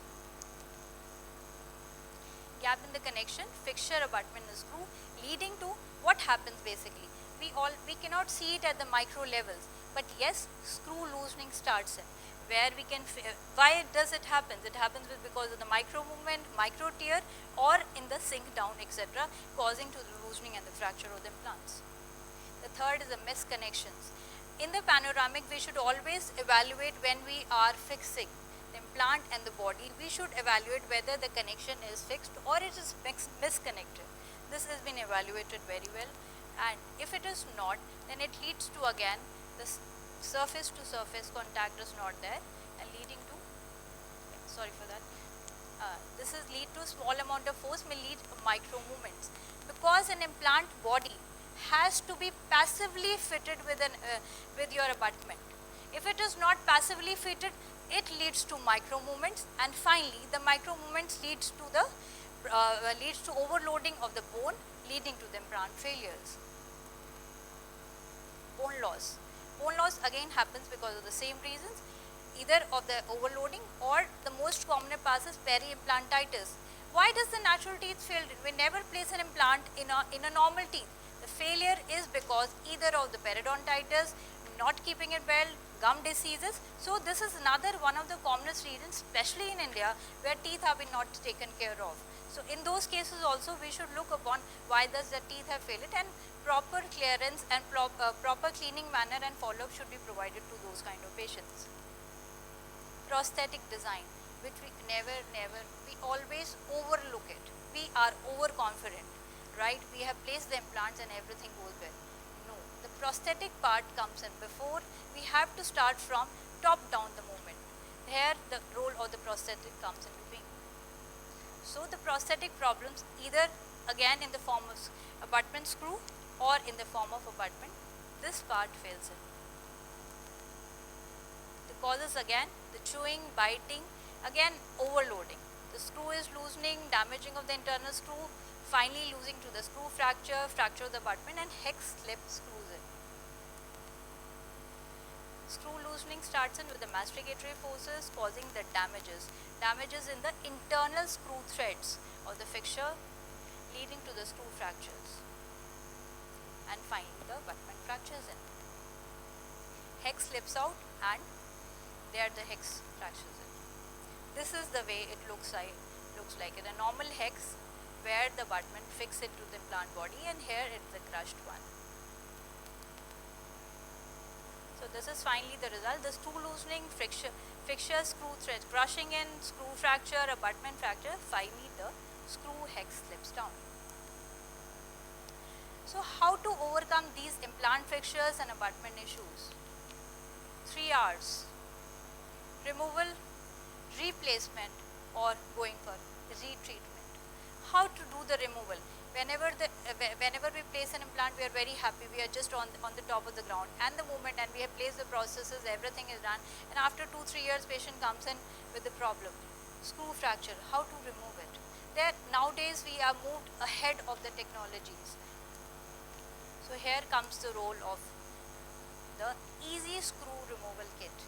This is readily available, very easy to use it. That is the ESR kit.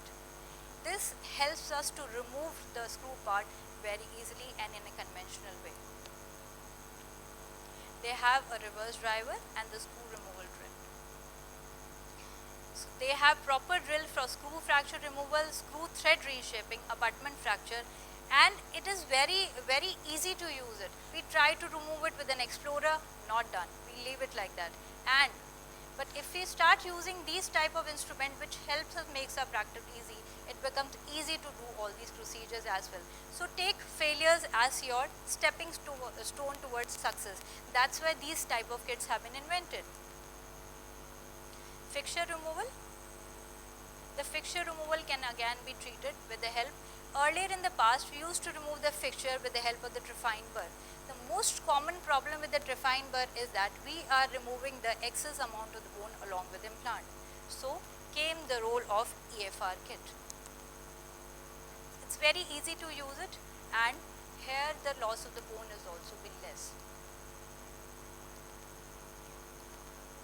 So again, this kit has a proper step and very easy to use, as similar as to the ones we use it in our day-to-day practices, the implant kits. So what is the learning objective? I have faced it, I have learned it. You should also put it into your mind. Every failure is just another step closer to your win. Never stop trying it. Recommendations, according to diagnosis, very, very important. Move ahead with the treatment planning, finally the execution, and lastly, very important part is the maintenance phase.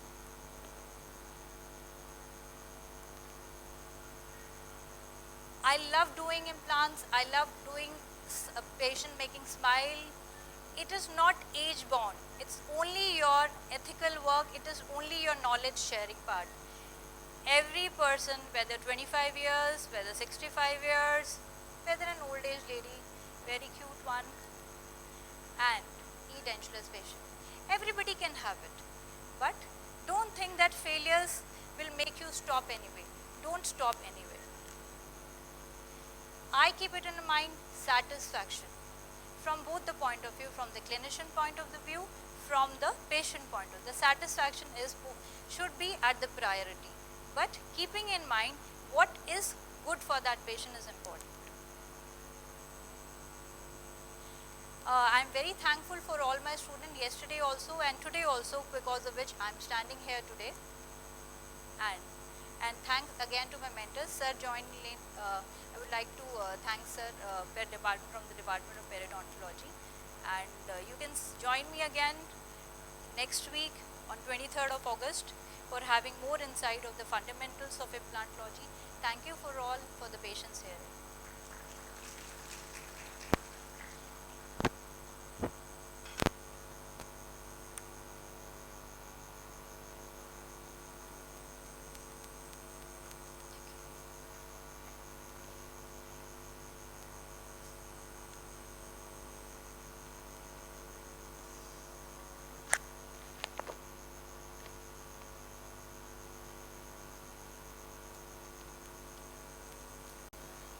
Thank you, ma'am. Next, I would like to invite Dr. Athreya Rajgopal, sir.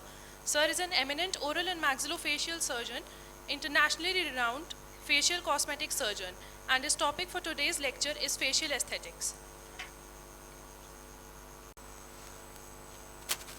Okay, very good afternoon, everyone. And first of all, a round of congratulations to all the fellows who have passed out today. And it's a great achievement for all of you. And getting it from an organization like PFA, I mean, nothing can be better. And secondly, I would like to thank Cynodent, especially Dr. Anmol and Dr. Ashish for making this possible, so that we are all here and we are all here learning and learning something new with so much of knowledge being shared on the stage. So I take that privilege to thank them again for having me here as well. So facial aesthetics, when we talk about, facial aesthetics is a very broad spectrum term.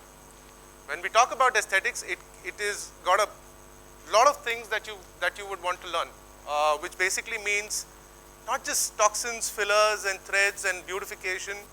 There's a lot of surgical work also that we do to get the best results for our patients. Yeah, I don't have too much of time. Because of the paucity of time, I'm just going to give you in brief what all we can do with aesthetics, so that it can open some horizons and some spectrums for you.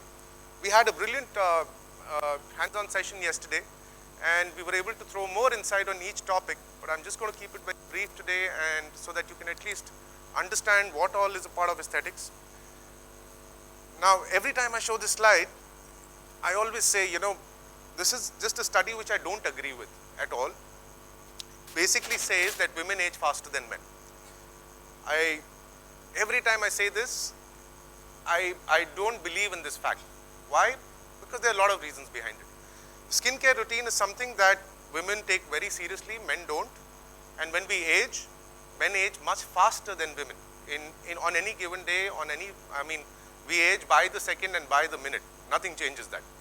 So it's just because of the anatomical structures that men tend to, look their age a little longer, but when it collapses, they tend to look 5 to 10 years older than their age, and it's a known fact. So this study, which was published 10 years back, almost 2014, doesn't stand a chance in today's time. Why do we age? We age because of something which is continuous. We lose fat on the face. Now on the face, the fat is something which is very, very important. When we lose volume from the face, we tend to age much faster. So in total, there are 14 fat pads on each side of the face, and when these fat pads collapse, that is the time we start aging. And it is a constant process. In this duration, what happens is the retaining ligaments which hold these fat pads in their position tends to collapse much faster. It's actually the attachment of the bone to the soft tissue, which is the muscles. And when this collapses, that is the time we age much, much faster. So our aim when we do aesthetics is to give back volume so that these retaining ligaments, 8 in number in total, can actually retain in their position way longer. The triangles of aging are no secrets. It basically says that when we are young, there is more volume in the temples and the mid-face rather than the jawline. And our aim in restoration of aesthetics is to give back volume to the mid-face and the temples so that the jawline appears thinner or narrower. And that is why if you see an aging face, it always looks oval rather than the younger face, which has a jawline which is more refined. In a younger face, you will always see a jawline which is way more refined. Now, what is aesthetics? There are a lot of components of aesthetics. There's the use of minimally invasive or non-surgical aesthetics. The term is not non-surgical aesthetics. It is minimally invasive aesthetics. because for all these, most of these you will have to use injectables, like the use of toxins, fillers, threads, blood derivatives, lasers is a major topic, microneedling, and then there is surgical aesthetics as well. A lot of us think aesthetics is only about the injectable, about toxins, fillers and all these things. Well, it's a way bigger topic and there's a lot more to learn here. Like, for example, these days we do a lot of feminization or masculinization surgery. Just showing you simple examples of this. For this patient, we have done all these procedures. Rhinoplasty, surgical. Can you see the nose, which is looking narrower? Bat ear correction. This male also had a ear which was too prominent, so reducing that. Lip reduction. Placing implants in the jawline and the chin. These are implants that we are placing so that we can give him a masculine jawline. Then doing submental liposuction so that we can actually trim off that excess tissue from the chin. And I'll show you tons of these. So it's not just about aesthetics in the form of non-surgical aesthetics, you have to give results to your patients. And that takes a lot more of effort and a bigger mind frame. I always say open your mind frame. Aesthetics is a very big broad spectrum term. And apart from this, we've done a lot of body procedures also, but that's how it is. Coming on to toxins. Toxins, I call it the poison that heal. It basically means that you have a vial which neuromodulates the muscles. You need to dilute it with 2.5 ml of normal saline if it's a 100-unit vial. Once you dilute it, you are able to inject it with the use of insulin syringes. Every mark on that syringe means 1 unit. In toxin terminologies, we talk about units. In fillers, we primarily talk about mLs, how many we are using. So basically, toxins work by stopping the release of acetylcholine from the neuromuscular receptors, so the muscles don't contract. What other things can we use toxins for? Probably TMDs, atypical facial pain, neuralgias, muscle movement disorders, which is known as dystonia. Before we start this thing in whatever pictures, I'm going to keep more pictures so that you can actually see the befores and afters and understand what we are doing here, rather than giving you more of theory, because nobody is going to learn in an hour's time. But you should know what you can achieve when we are talking about aesthetics. So yes, the most important thing is learn when to say no. A lot of patients who come in, ask for unrealistic expectations, and those cannot be achieved. These are simple, straightforward cases that you can see the forehead wrinkles can be reduced, and I always say the term is you use toxin to relax muscles, not paralyze it. Okay, because it's a wrong terminology. Imagine you've come to me for treatment and I say I'm going to paralyze your forehead muscles. You're not going to come back to me again, right? So the terminology is relaxation of the muscles. That is where it can be a hyperactive muscles, it can be a hypertrophy. You can use it in any of these conditions. In this case, pretty much the same case. Only difference is I have injected fillers into the glabellar lines because they became static. Otherwise, it's pretty much the same thing that we are doing for every other case. Dimpled chin can be reduced with the use of hyperactive mentalis, hyperactive masseters, temporalis, all these muscles. Gummy smiles, we've all seen cases of gummy smiles, right? There are two reasons why this primarily happens, skeletal and dental. In skeletal point of view, we are basically talking about vertical maxillary excess.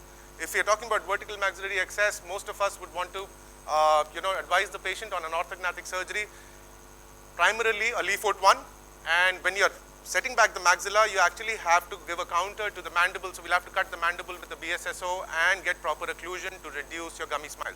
How many patients will be willing to undergo a bi-jaw surgery to reduce a gummy smile? Very few. Till date, just by counseling the patient for a gummy smile, I have got a case series of only 8 patients. Only 8. But when I started using the toxin, my case series went up. Why? Because if you see the before and after, this is just done with the use of 5 units of toxin bilaterally. The gummy smile came down by almost 5 millimeters. It's a motivating tool for the patient. So my numbers kept on going up. By using toxin, patients want permanent correction. So those numbers went up to 32 who got orthognathic surgery for a gummy smile. The point is known as the Yancey's point, where the 3 muscles, the zygomaticus minor, levator labia superioris, and the iliac nasi come in close proximity. They don't bisect each other, but come in close proximity. So when you're injecting the neuromodulator, it basically relaxes this muscle. So the smile doesn't go up too much. In this case, if you see, this case I did almost 12 years back. There's a difference here. So I did 2 sessions here of 5 units of toxin every 14 days. As I mentioned yesterday as well, peak effect of the toxin comes in 14 days time. Okay. So in 28 days, I had given 2 shots, so 10 units bilaterally. So the smile, if you see, the patient was happy, but eventually there was a problem there. If you see, the muscle tonicities were lost, the patient was not able to pout, or in simple terms, was having something and the food was popping out. So I had over-relaxed the toxin. So I studied this much more in depth. This is one study that I refer to. This is the largest study in the world, actually.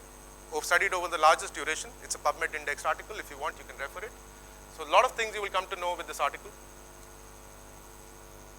The other options are small surgical corrections. You know, if the patient's occlusion is fine, they don't have a short upper lip, a simple vestibular incision to cut more of mucosal tissue rather than attach gingiva, and these results are permanent. All of you can do it. It's just a 10-minute job. This is not going to change, right? So patient tends to smile, and that's where the smile is going to be. We use it for a lot of other cases as well, like hyperhidrosis, sweaty palms, sweaty axillas, face. A lot of people sweat on the face, so yeah, you can use the toxin for it. Neuralgia, I give a lot of toxin during my initial phase where the patient is on medication, because the neuralgia is starting from trigger zones. If you give extraoral shots of toxins into these trigger zones, the frequency and intensity of pain tends to go down. In TMDs, I have got a case series of almost 450 patients to tell you that acute TMDs, when the patient is on spasm, reducing the tonicity, and even in full mouth implant cases, wherever I do a full mouth implant case on the day, if it needs to be immediately loaded, I obviously give about 80 units of toxin to 90 units of toxin to the temporalis and masseter, because it reduces the bite force by 25%. That is a good kickstart to your implant journey. In TMDs or bruxism or all these parafunctional habits, it does the same thing. It basically relaxes the muscles, so the patient bite forces goes down. And it really helps the patient. You can't keep the patient on muscle relaxant for months and months to go. So it helps these patients out. These are the points where we inject the toxin. We use it for a lot of atypical facial pain and migraines, like frontal migraines, parietal, temporal, occipital, even scalenus muscles and trapezius, we tend to inject it. Now, how do we volumize? There are only 2 ways to volumize static wrinkles. What are static wrinkles? Which are at rest. Now, there are only 2 ways to volumize, in the sense you can either use fillers or you can use the patient's own fat. We're going to talk about both. Fillers, multiple brands are available. It is made up of polysaccharide. The commonest filler that you would use will have hyaluronic acid. And please make sure that the fillers that you use are FD and FD approved and have a CE certificate. Otherwise, you're not supposed to use those products, because they are not eligible to be used on your patients. Not going to go into details of this, how we synthesize fillers, but you should understand that the fillers are cross-linked and have 2 phases. Most of the fillers are biphasic. That means they have a gel form. For a gel form, they need a carrier. So that is why it is a biphasic gel. You have to understand the flow, and the most important thing is, whenever you get onto fillers, you have to understand the G prime and the extrusion forces for the fillers. A higher G prime is preferred.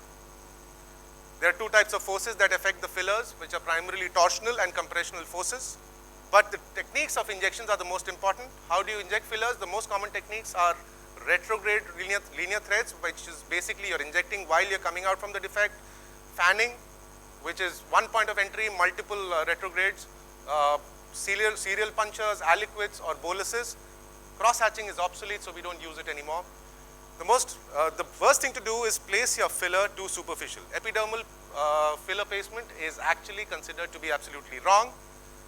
The good thing is you have an antidote for fillers, while you don't for the toxin. So if you've injected toxin onto a patient and overdone it, there is no way that you can get your toxin out. You'll just have to bear with the patient for the next 4 months, because the toxin lasts for about 4 to 6 months. Or you can shut your practice and stay at home for 4 months, because the patient is going to trouble you. Okay, so what is the most important vessel on the face? Facial artery, right? It is the second branch of the external carotid artery. It takes an S-shaped curve, comes in front of the masseter, also known as the anesthetis artery, gives out about 8 branches on the face. Why is it so important? Because when you're injecting fillers, you should know one thing, that you should know where not to inject. If you know where not to inject, that is where you're doing the right thing. So that will only come once you're able to train well. As I always mention, multiple fellows of mine are actually dissecting cadavers more than getting onto patients straight away. And after that, they don't need any revision or anything like that. It's imbibed in their mind, and they know what not to do. So those who attended yesterday will not speak. I just want to ask a very simple question. How old does she look? I know who attended yesterday. So, yes. How old does she look? Come on. 48. Wow. Yeah, you're close. Very nice. Tell me, come on. Maybe slightly closer. She's 72. Okay. She's 72. She came in for drooping corners of the mouth, and if you see, the corners are at an angle to the jawline. Now, I'm going to show you something. The same day evening, she came back with this. She kept on colic because my filler had entered the vessel. Nobody shows complications. I'm going to show you tons of complications if you want. The filler enters the vessel, and this is what it does. It blocks the vasculature. There are two types of vascular supply there. What are the two types of vessels that you will find? We're not talking about capillaries. We're talking about veins, and we're talking about arteries, right? If it's a venous vascular occlusion means an emboli which has entered the vessel. So if it's venous, it will come up over a period of 3 to 4 hours, just like in this case.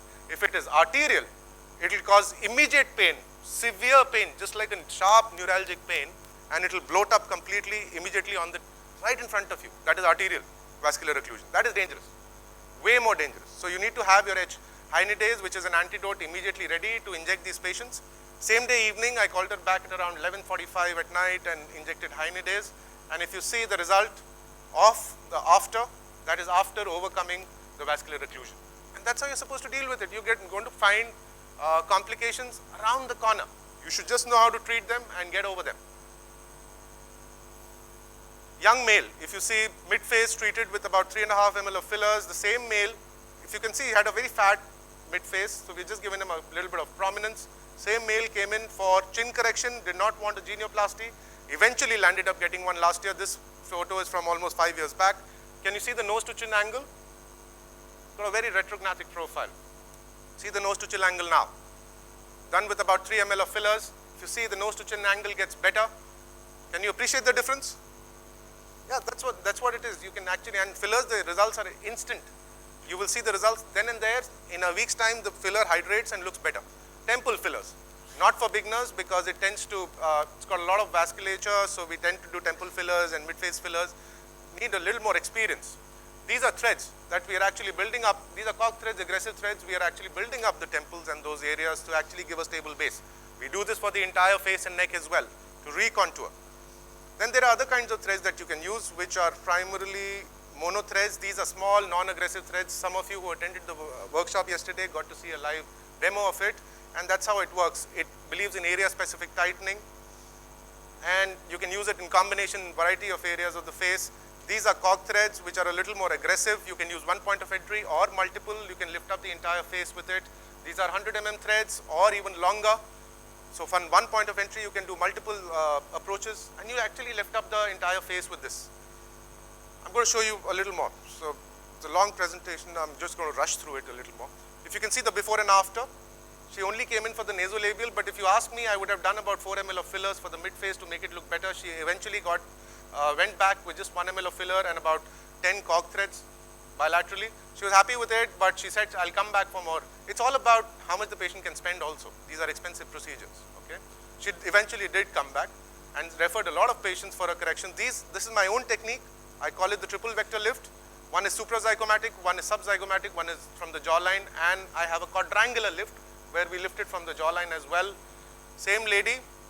If you see how this thread works, one point of entry, and if you see the one point of entry goes in through all the subcutaneous tissue, bypasses your masseter, your facial artery, all those vasculatures, but these vasculatures are very down below. They are below your subcutaneous tissue. So once you put this thread inside, they work by a pulling mechanism. If you see, once I pull it, the entire tissue will lateralize with it. So that's how I will end up lateralizing the entire face. And you can tuck it in that position. So if you see, she's a doctor herself. Look at her face, which was rounder and ovalish, and all done naturally with the use of threads and some deoxycholic acid. She has a profile now, which she can actually appreciate. We also do a lot of tear trough fillers and all those things. This is the technique which is known as fanning. One point of entry, multiple passes with retrograde linear threads, and you tend to, fill up those hollow spaces, dark circles, and all those tissue deformities that you can actually, relate to. So you inject while you're coming out from the defect, rather than injecting while going into the defect. And it's a very simple, straightforward technique. There's no science here. I mean, except for understanding which level of tissue to place the filler, there's nothing else than that. It's that simple. Another one, if you see the before and after, these are immediate corrections. Another one, the only thing is this is done with a needle rather than a cannula, and also the zygoma I've done with the filler. Lip fillers are a little different. Lip are very important. When you deal with the lips, you have to deal with the entire face, because you can't give lips which are not matching the facial profile. On Indian faces, sharper lips make a big difference. So all these are lip pigmentations and lip fillers. These are very routine things. This is a cleft lip, so eventually I had to do a fat graft for this young girl. I gave them some shape or structure that makes him look like a lip. This is a complication that was sent, so basically it required surgery because it was almost 1.5 months after the filler case. Now you can also do something like lip reductions, which are also very simple, straightforward. A lot of Indian young males will have this. They have a very hefty upper lip, so you can actually let go of that. A very important thing in aesthetic surgery is buccal fat removal. Buccal fat removal comes at a very important structure. It is a deep fat pad, and when you remove this buccal fat pad, you actually want to reduce half of this buccal fat rather than the entire fat. How does this work? I'll show you. It works in a very subtle way. It gives a profile change which you will not be able to explain, but it will be there. And you can combine it with other aesthetic surgery techniques or with non-surgical or minimally invasive techniques as well. Small incision, safeguarding the Stenson's duct, go through the deep fat plane, harvest it, and remove half of the fat. It's a very simple chair-based procedure.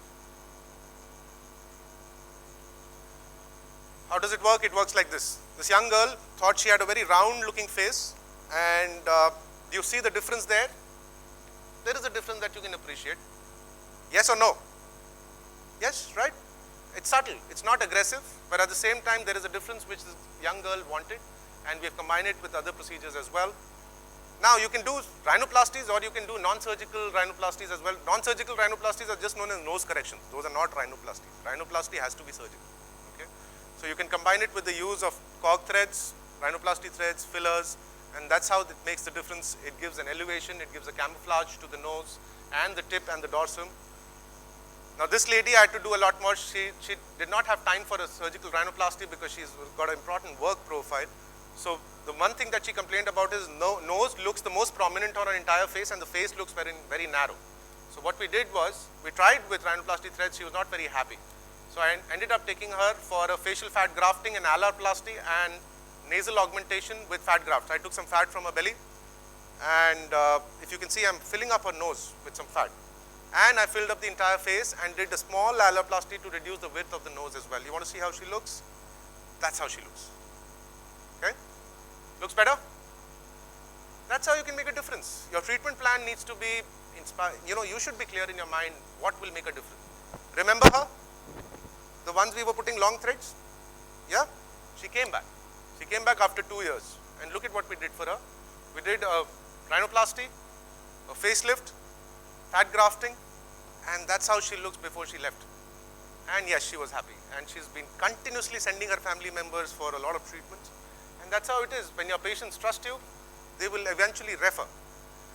So coming on to some surgical things that we do, I'm going to rush through this. Just male facelifts are completely different from a female facelift. Patient like this cannot be dealt with a non-surgical technique. Why? Because if you see, the tissue has lost texture and a lot of volume. So we have to treat it surgically. This is, if you can see, this is 4 weeks post the facelift. The scar is hardly visible, and if you can see, that's how you want to treat such cases. These are all surgical cases to make a difference, to change the entire profile.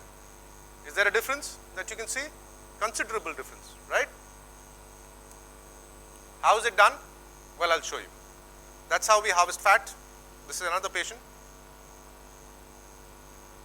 You can use the belly, or you can use the inner portion of your thigh. That's pretty safe. Why is there too much of RBC content? Because this lady had 7 stents in her heart, had 1 round of MI, and was on a lot of blood thinners, but she wanted her face to look good. So I could not add adrenaline to my tumescent. So that is why I only saline as tumescent. And then the submental lipo, which is done like this, removing the fat from the double chin and all those areas, stubborn areas. Again the same. And then the easiest part is injecting. That anyone can do. All of you can do. Even this you can do. So if you can see the before and after, you're just changing the profile to make it look better. These are surgical. This is an Australian patient. We get a lot of such patients who come in and fly off in about 2 weeks time, 3 weeks time. If you can see, the difference is this is a surgical facelift. A preauricular incision extending to the postauricular region, a small incision into the submental area for platysma application. And if you see, this is the SMAS, which we have to dissect. This is known as mastectomy, and pull it back and attach it to a higher level so that the plane looks higher lifted. I do a lot of fat grafting because it's all because of volume loss. So you have to give back volume to the midface and the temple so that these patients look younger at the end of the facelift. And that's the injecting of the fat after the facelift has been done. Once you are closing, you basically want to just tuck it in with a little bit of fat for the midface. This is micro fat. Okay. How does she look? This is immediate post-op. That's how she looks. That's how she looks. See a difference? These are surgical cases, okay? And they come in asking for corrections which can last. Another one, she's about 58, but she looks much older. Look at the number of procedures we have planned: face and neck lift, platysma application, blepharoplasty, lip lift, forehead reduction, genioplasty, facial fat grafting. Or in about 5.5 hours. These are all the incisions which we have marked. This is the dissection and the incision for the facelift. This is the excess tissue after the dissection. We cut this tissue off and place it in another plane. This is the forehead reduction because she had a wider forehead, so we want to narrow down the forehead a little. This is the genioplasty. It's a 25-minute job with the pisotome. This is a blepharoplasty, bilateral. You can do an upper and lower lid. In this case, she only needed an upper lid. That's how she looks on the third day. And in 1 month, she was ready to go off in 1 week's time, and she was very happy. She's an Australian patient. And that's how we do fat grafting. You filter the fat, and it's ready to inject. Injection, all of you can do. The techniques remain the same, like fillers, temples, mid-face, everything remains the same. A lot of males come in to get this done. If you see the tired-looking face goes off, there is nourishment because the stem cells from the fat are the best stem cells to have. So it gives adipose-derived stem cells, which actually nourishes the face and whatever part of the body that you use. In this case, it was a failed case of fat grafting, so I had to redo it and use facial fat graft with a macro graft rather than micro. Then there are a lot of blood derivatives that you can use in the form of PRP. I don't use. I use a lot of GFC and more so PRF. Why it helps is because it's based on low centrifugation rate. How it helps is it will rejuvenate naturally over a period of time. It lasts for about 12 to 14 days. Then there are pigmentation issues which you can use lasers. Like in this case, we've used Q-switch lasers. It reduces a lot of pigmentation, but for this we'll require a lot of time. We don't have time. Hair, we do a lot of transplants. And so I'm not going to get into the details, I'm just going to run through it. But transplants actually can change lives, okay? Hair transplants, this was my prostho prof, okay? And he was my prof who came in for a transplant 10 years back. 3,500 grafts, recipient area. Patient's own hair is the most important, and when you can do that, that is the best thing. But the patients have to take care of it. A lot of these patients wear patches, and actually they damage more. So this patient used to wear a patch. If you can see, he lost more hair than what he had after wearing a patch. And these are his own hair, right? In 10 months' time, you get the best results. Look at this young patient with 3,800 grafts, FUE, bio-FUE. This is own hair. Yes, hair transplants, transgender surgeries. We do a lot of transgender surgeries. Mostly, a lot of males come in for a transgender facial feminization surgery. We do almost 2 or 3 a month. And if you see, hair transplant or the forehead is one of those things that actually is very important. So making a female pattern hairline, doing things like a beard graft, these are all transplanted beard grafts, doing eyebrow grafts using different techniques like a plasmo regenerative technique to resurface. Now coming on to some of the cases, you have to mix and match. You have to know everything. Just because you are trained in one procedure, that doesn't mean you can deliver results with everything. Till the time you are not trained well, you will not be able to deliver results. The aim is to make the patient look what they are at their own age, but a better them. Don't promise them something that you can't deliver. Look at all these pre and posts. There are almost 8 to 10 procedures done for them at a repeated interval. Sharper jawline, sharper mid-face. This one was a tough one. Combining them, making the face look what she wanted non-surgically. This was not done surgically. Is something that was tougher. And if you can imagine, we have done 58 cog threads, 200 mono threads, about 8 ml of fillers, 2 sessions of deoxycholic acid, and that's all we did for her. Lots of such patients, who come in repeatedly. Now, it's important to open your mind frame. When we train our doctors as well, if you can see, this was a case that we did last month. This young male had been operated twice. Look at his craniofacial, he had a craniofacial fibrous dysplasia. Everywhere. It was widespread. So I had to open up his entire thing, I had to shave his cranium off. This is all his irregular cranium, which we had shaved off to give some symmetry, put some graft in the frontal area because the frontal bone was completely gone. Okay? And apart from this, planning the osteotomies, just like an orthognathic surgery. See his cranium, that's his state. And I want you to see what we did for him.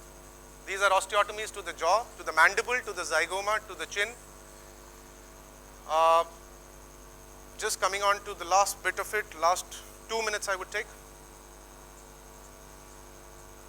Now these are the L-shape osteotomies for the angle, to make his angle look normal. Look at his post-operative result. Looks better? And this is just in 2 weeks' time before he left. So these are all cases that can make a difference, that can help the patients. These are also all aesthetic procedures. These are all cosmetic procedures, right? So I would like to conclude by saying you should know what you're doing. You should train well. You should use good products. Your patient selection should be apt. And if these are right, you will be doing a good job. There is no shortcut in aesthetics. It's a very long drawn procedure. You will have to train well. Open your mind frame. It's not a very short mind frame. Don't believe social media too much. It is not just about social media. What you see on social media is just half true. It's true when you do it in person. And this is without filters. Okay? Life doesn't move on with filters. Life moves on with what you can deliver to your patients. Your patients will come back only if you're doing a good job. Without that, they will not come back. So yeah, thank you for a patient listening.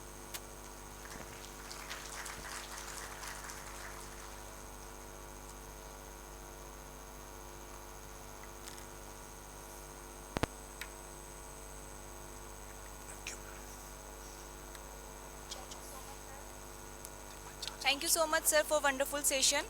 Now,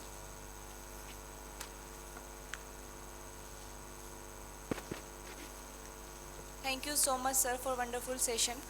Before moving to the next lecture, we would like to invite Dr. Nandlal sir, Dr. Pavitra Rastogi sir, Dr. Ruchi ma'am, Dr. Pankaj sir, Dr. Ashish sir to felicitate our speakers.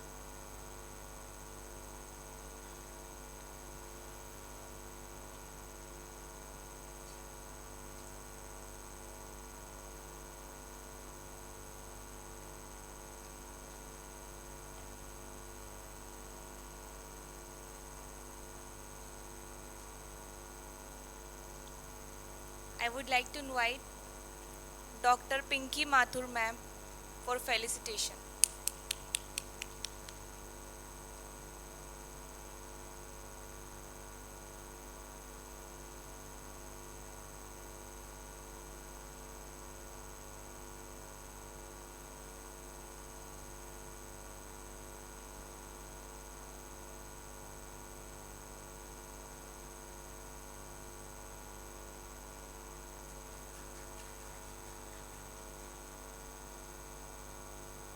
Thank you, ma'am. Now I would like to invite Dr. Satnam sir for felicitation.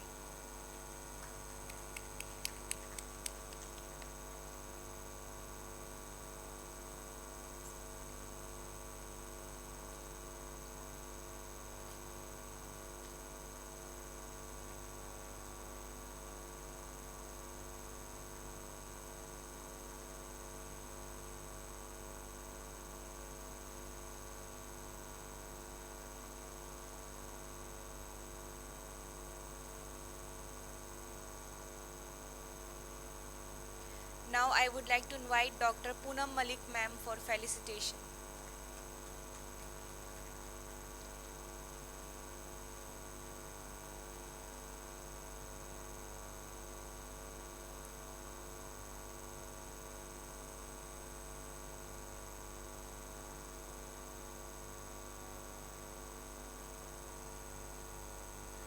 Thank you, ma'am.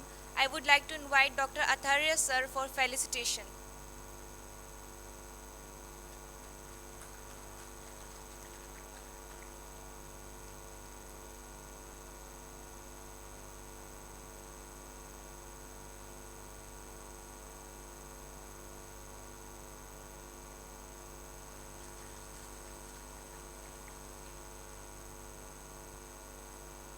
Thank you, sir. Now I would like to invite Dr. Garima Podar ma'am for felicitation.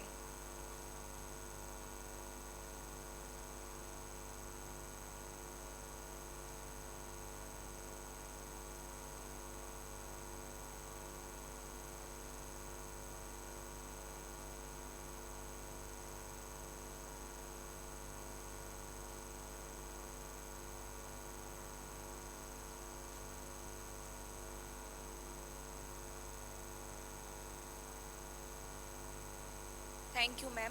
Now I would like to invite Dr. Jasnit Singh Kalra sir for felicitation.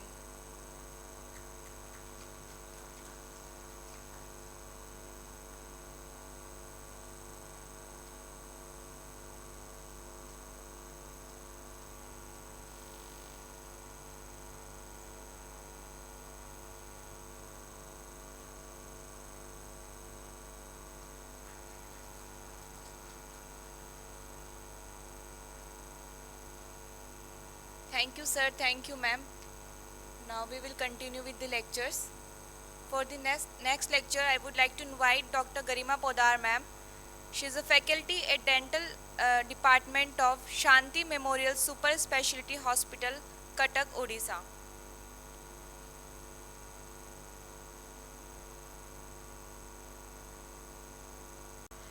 Good afternoon, everyone. Am I audible? So the topic for today, which I would be presenting, is top tips for predictable root canal treatment.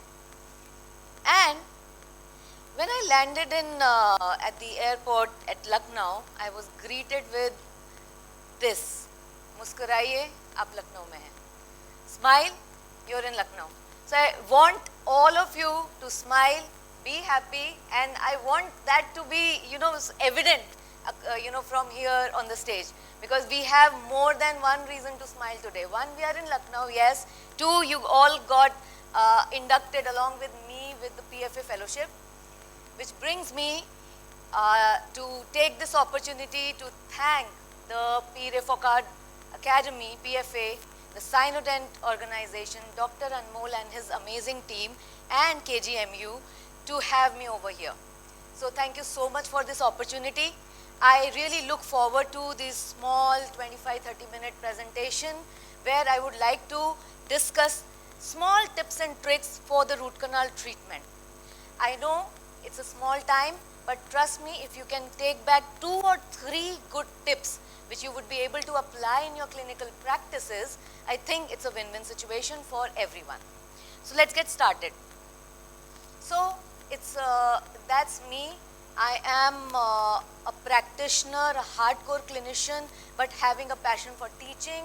Also, I'm a certified silver member of the Style Italiano Endodontic group, and I have been conducting a lot of workshops and lecturing throughout the globe. And what I teach, I usually am so passionate about root canal treatment that I definitely would like to, distribute and share my 2 cents about the root canal treatment practices, how we could acquire the advancements and make our clinical practices more worthy. Now, the first and foremost, this is not only for a root canal treatment, but for any dental procedure which we are doing, be it pediatric or anything. It's the fear of pain. So, you must have seen, whether in a clinical setup or in an academic institution, what is that one thing which the patient dreads? It's a dental treatment. And why are the patients so scared of dental treatments? Because of the fear of pain. And it's a vicious cycle. Pain leads to fear, fear leads to more pain. Now, I would like to show you some gadget and tools which would be helpful in erasing or abolishing or diminishing the pain. So I'm talking about a little bit of one tip and trick which could make your endo practice or your dental practice of giving a local anesthesia painless. So first and foremost, I would like to highlight about this product called the Star Pen.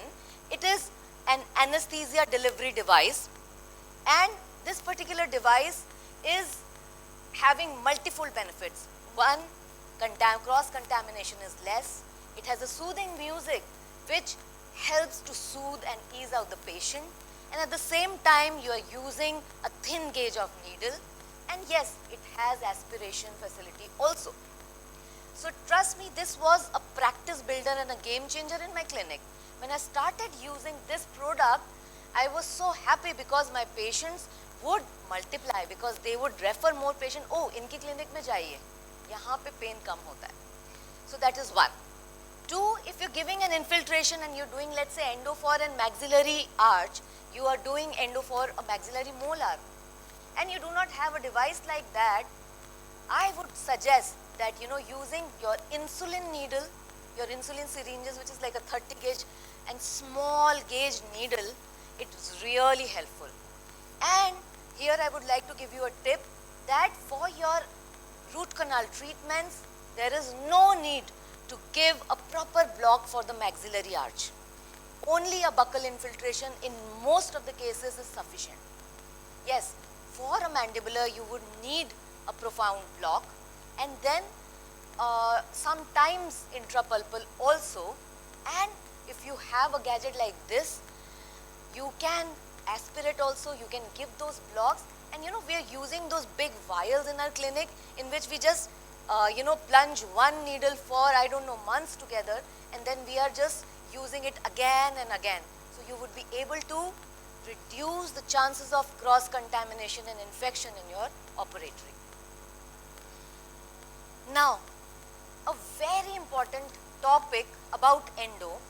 We all do radiographs in our clinic, but sadly sometimes we do not understand that radiographs in your normal dentistry versus radiographs in your endo practice are a bit different. And how are they different? I've written an article about the importance of tube shift technique in endo. It is freely available on the Style Italiano Endodontic website also. If you want, you can go and read.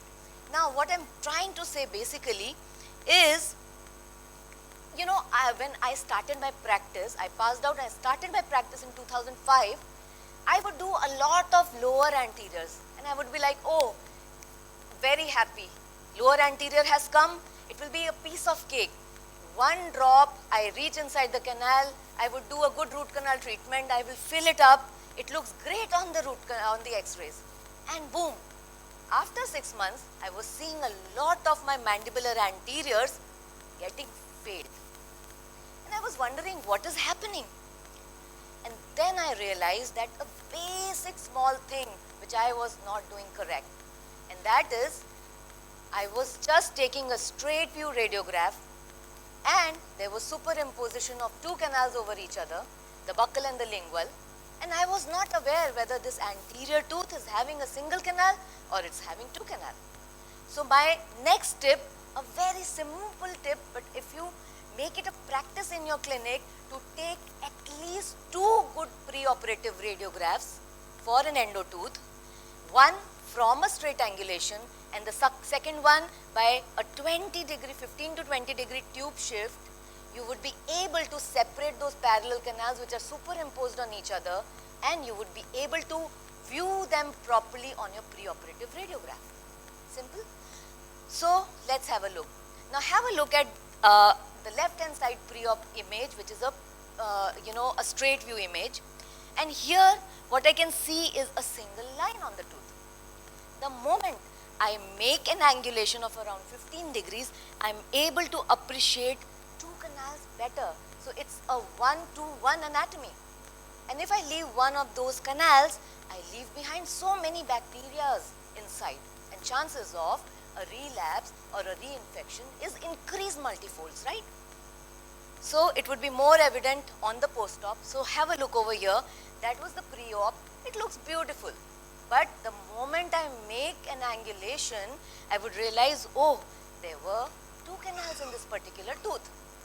And if with this practice you would realize that, you know, if you make that habit of taking at least 2 to 3 good preoperative radiographs, you would realize you have seen so many mandibular anteriors, laterals, and canines having more than 1 canal.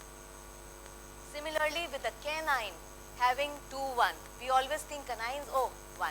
I want to show you one very interesting case, one of the most unique mandibular premolar which I have done. Now have a look over here. When I see this tooth, what can I see? I can see a pinpoint exposure, generalized atresion, and then there is a deep radiolucent line. And then at one point at the coronal third, I see that the deep line fades out. And it fades out, and then all I can see is splits, a little bit of crisscross of mesh of canals. Alright? So that point at which that deep radiolucent line diminishes and breaks into different branches, that is the point of fast break. So in radiograph in endodontics, you have to read your x-rays well. When you read, you would be able to understand a lot of things. For example, in this case, I was in doubts because in the straight view radiograph, I could not understand much. So I made angulated radiographs. And in this particular case, actually this was tooth number 44 with 2 roots and each root having 2 canals each. So it was a case of 4-4 anatomy. So there was, imagine, a mandibular premolar with 4 canals inside. So I made a mental note exactly how much I would be shaping, how slender my preps would be, etc. And what we could do is 2 buccal and 2 lingual canals. I always work under a microscope, but even if you're not working with a microscope, if you are using your radiographs well, you would be able to avoid missing those canals really well. So this is the case. So it looks like a squid, 4 different canals. So imagine if I would not have understood that there are multiple canals, I would have made a very small microscopic axis and I would have easily avoided other canals. But then it would have landed with a failure. So this is the 19-month follow-up for this particular case, and I have a 3-year follow-up for this particular case. And this made me realize that premolars are not that simple. They are enigmatic and there could be multiple canals, different canal configurations. Now, let me give you a quick tip about axis opening for anteriors. Now, have a look at this diagram. Over here you can see there is a central incisor, and where do we make the outline for our central incisor? The point where the cingulum ends, in the middle third, right? And this is how it looks. Now this one I would call the conventional axis. Now how about I take that axis a bit up and make it an incisal axis. Now if I take my axis opening a little above, little higher, I would be able to have some benefits. And what are those? Why am I advocating that go for an incisal axis? Because when you do that incisal axis, your files would drop inside the canal more straight. It would not have to follow too much of curvature, number 1. Number 2, you would save a lot of bulk of dentine in that area, in the bulky part of the tooth. And as it is, if you're planning for a full coverage crown, we would be chopping off 2 mm of the incisal margins. So if my axis opening is a bit above, I would be able to retain a lot of sound dentine structure. So for anteriors, nowadays what I've done a modification is my outline forms are a bit more incisal. Let us talk about something which is a game changer in endodontics, and that is ultrasonics in endo. So ultrasonics has multiple benefits for access cavity refinement. There are so many good kits. This one from Woodpecker is very, very genuinely, decently and very minimally priced. And trust me, what I do is I do my gross access cavity preparations with the help of your handpiece and burr, and then I keep it aside and I use my ultrasonic tips for final refinement of the canal walls, for troughing of the isthmus area, for locating all those extra canals which might be there, for removal of pulp stones, etc. And there are further more kits which are there, and this, for instance, this is a Dr. Talal's endo kit, and this one is beautiful whether you want to do endodontic activation of the irrigating solutions, or you want to remove a metal or a fiber post, or you want to remove that pulp stone. All you have to do is, you should be having an ultrasonic scaler unit in your clinic which is having compatibility with these tips, and all you do at that time is that you can switch off the water for better visibility, and at a lower speed you use these tips, and then you can irrigate or flush out with the help of water to get the debris flushed off and for cooling purpose of the tooth.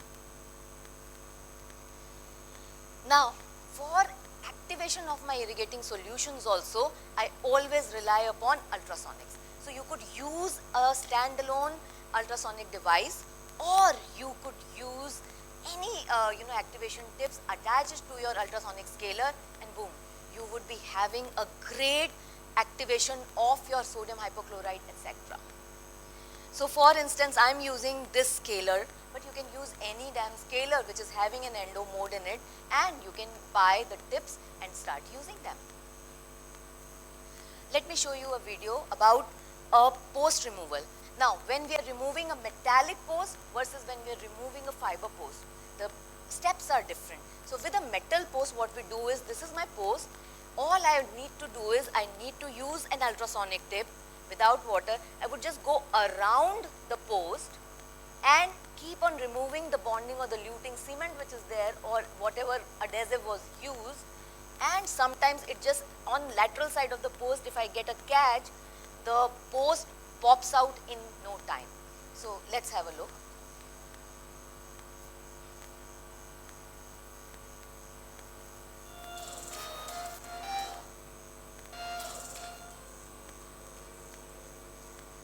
So over here my post is dancing. This is a ultrasonic tip without any diamond coating, and all I did was I just found a good catch and I applied ultrasonic vibrations, and the post just pops out. Sometimes the post might be very difficult to pull out, and it would not be this easy, and it would not take this less time, but it's more conservative and we have a lot of control in our hand. So let me just show you another case. I want to share one small case. Now, this was a case which was referred to me by a female colleague in my same city, and heads up, she told me it's a case of a lawyer. And whenever a lawyer is involved, boom, I am super, alert. So I would be like, boss, isko theek karna hai. Because whatever it is, I do not want to get on the wrong side of lawyers. So anyways, now this patient had a history of some sort of aesthetic correction, smile designing about a decade back, 10 years back. So you can see some composites on the anteriors. Now, I'll come back to this picture later, but I want to show you the pre-op. Now, if you see the pre-op, I was stunned because there was no root canal. There was just a screw post which was inserted inside the tooth just to take some anchorage, and a composite buildup was done over that. Now, because I do not use any screw post in my inventory, there is no unit to unlock it. So I had to rely upon ultrasonics, because I know that so much of aggressive post screwing has been done. Now, if I want to save this tooth, I would have to be patient. This particular screw post I removed with the help of ultrasonics, and it took a lot of time, but we could do a decent job. If you look at the post-op, you would be able to realize that we could remove the screw post with minimal dentine loss, and then I replaced that area, I utilized that area again by using a fiber post in its place, so that we had to take some anchorage. And because for 10 years there was no endo, there was wide apex, there was so much of periapical pathology that I had to go for an MTA plug in this particular case. Let's go back to the previous slide. So what I did in this case is, because the patient was having her hearings in the code, I did not remove the buccal aspect. Only from the palatal side I took access, and I started removing the cement which was around that particular post. It took me some time. It took me good 45 minutes, but I could remove the screw post. It was out, and we could do some justice. This is the workflow. This was the cemented screw. Then I removed it. There is some cement still remaining inside the canal. We cleared it. Then in the middle picture you can see an MTA plug was given. On top of it, for 1 or 2 millimeters, I gave a layer of thermoplasticized GP just to fill up that space, and then we went ahead with a fiber post and STR flowable composite. And then I handed over my patient to the referring dentist. I always make a point that after my endo, we refer the patient to the referring dentist back. And this is the screw post, how it looked. For 10 years, the patient was having this. This is how it looked under the microscope. You can see the open apex there. You can see after removal of the post, there was some of the cements which were lying, and we had to clean them with ultrasonics. MTA plug, moist cotton, and then thermoplasticized GP. And from here to here, this patient had an anterior open bite. The prosthetic work was done by the colleague who had referred, and we had a happy lawyer patient. I emphasize lawyer patient because, trust me, now I know where to go if I have any trouble in future. Let me show you a video demonstration about access cavity preparation in a mandibular molar. Now this is a tooth which I have just done for demo purpose. And if you understand the landmarks, this is the central point from which we would be gaining access. This is my mesiobuccal cusp, my mesiolingual cusp, and my distal cusp over here. So what I would be doing is, I would take my round burr, or I could take an endo-access burr, and I would be going and taking the first penetration from the central point. If your tooth is having caries, then it would be a caries-driven access, but in standard cases, this is where I would be going. Over here, where my pointer is right now, underneath that space, I would be finding my distal canal, and my outline would be either rectangular or a little bit of trapezoidal outline for the mandibular molar. So here I took the first ditch and I go inside. Now what I do during my access preparations is, I do not go full depth in one go. What I do instead is, I know that my mesiobuccal would be located at a certain point and distal at a certain point. What I do is, I keep on joining the dots.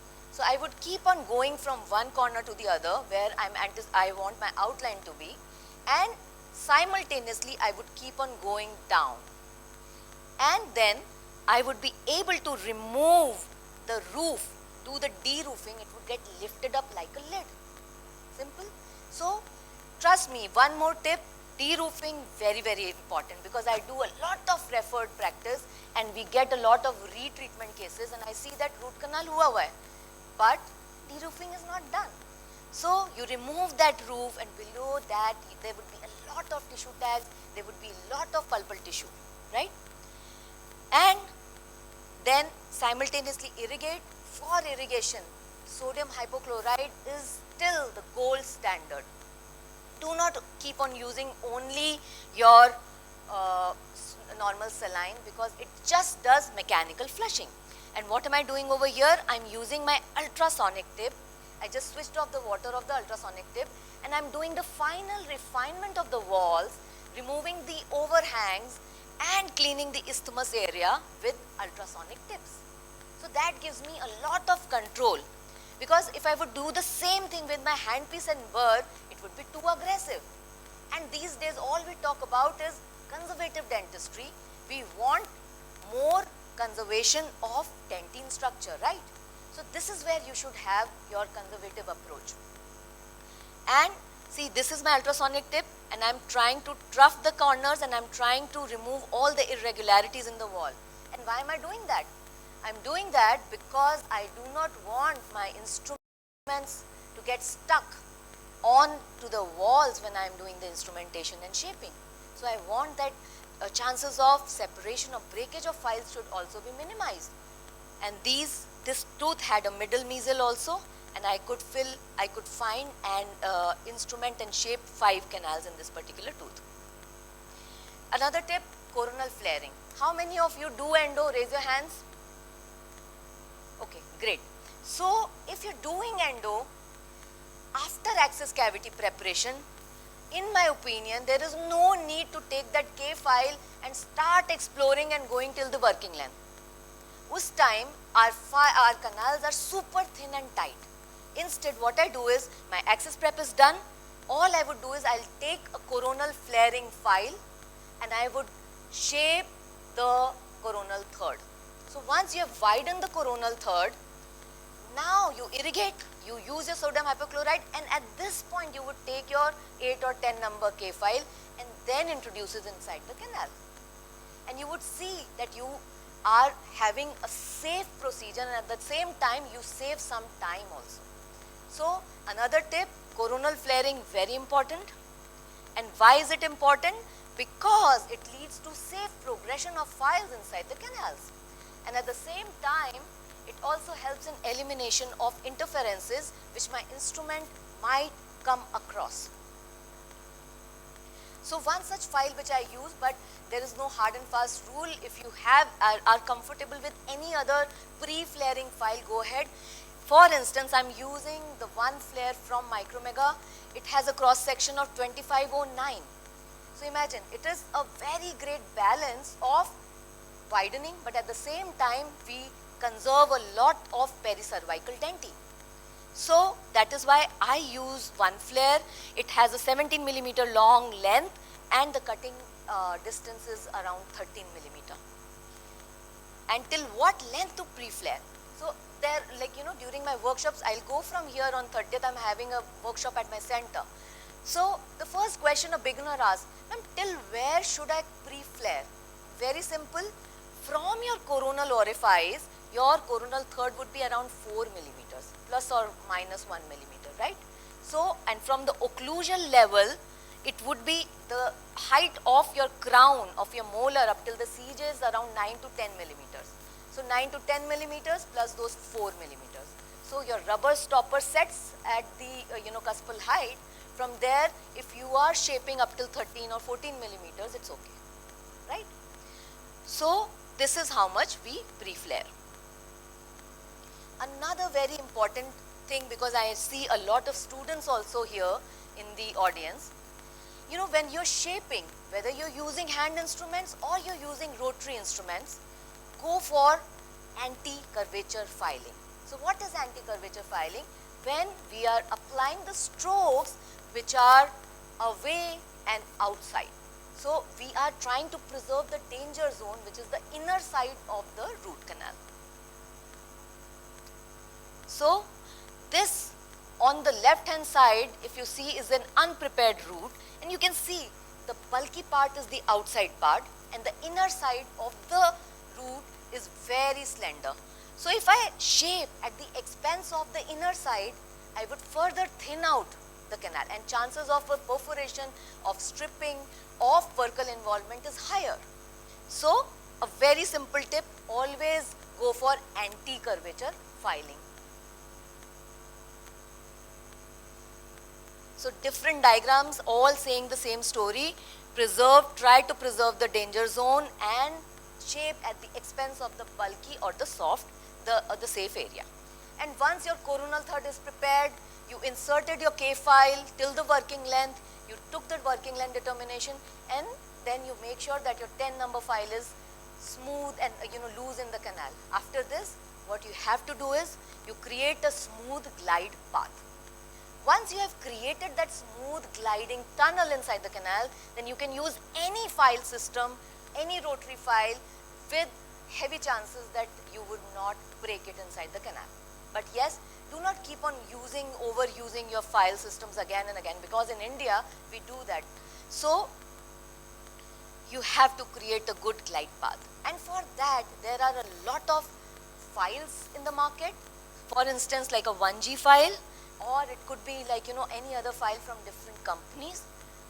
Or I could give you another tip and trick, which is using a gyromatic handpiece called a K400. Now, what is a K400?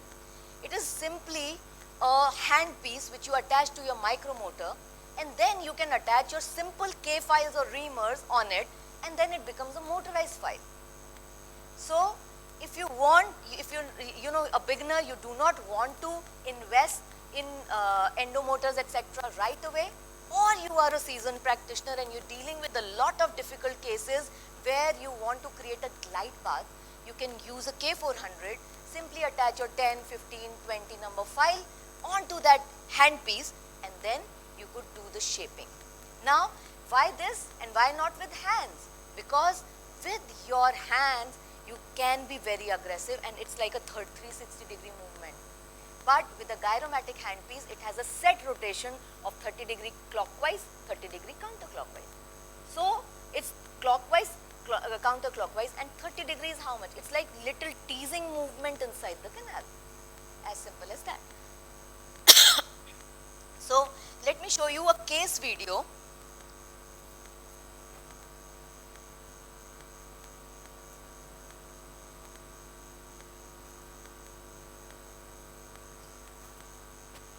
Can I have the audio, please?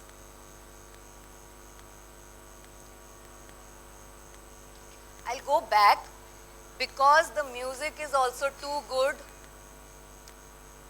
Now, this is a case of tooth number 14, in which one of the canal was very difficult to navigate. So, all I did was I prepared a glide path of that particular canal with the help of K400, and then I could do whatever I want.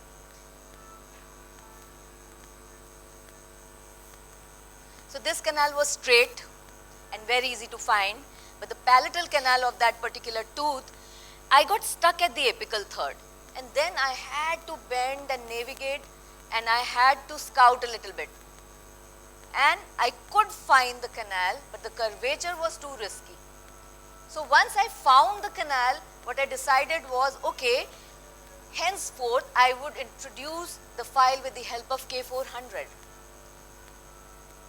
And with the help of K400, I could have a more controlled motion, and I was using it at a smaller speed, and I could navigate both. Ultimately, later on, the canal straightened out, and we did ultrasonic activation with Endo Ultra in this particular case, and this is how it looked under my microscope. The technique of obturation was warm vertical compaction with the help of EQV.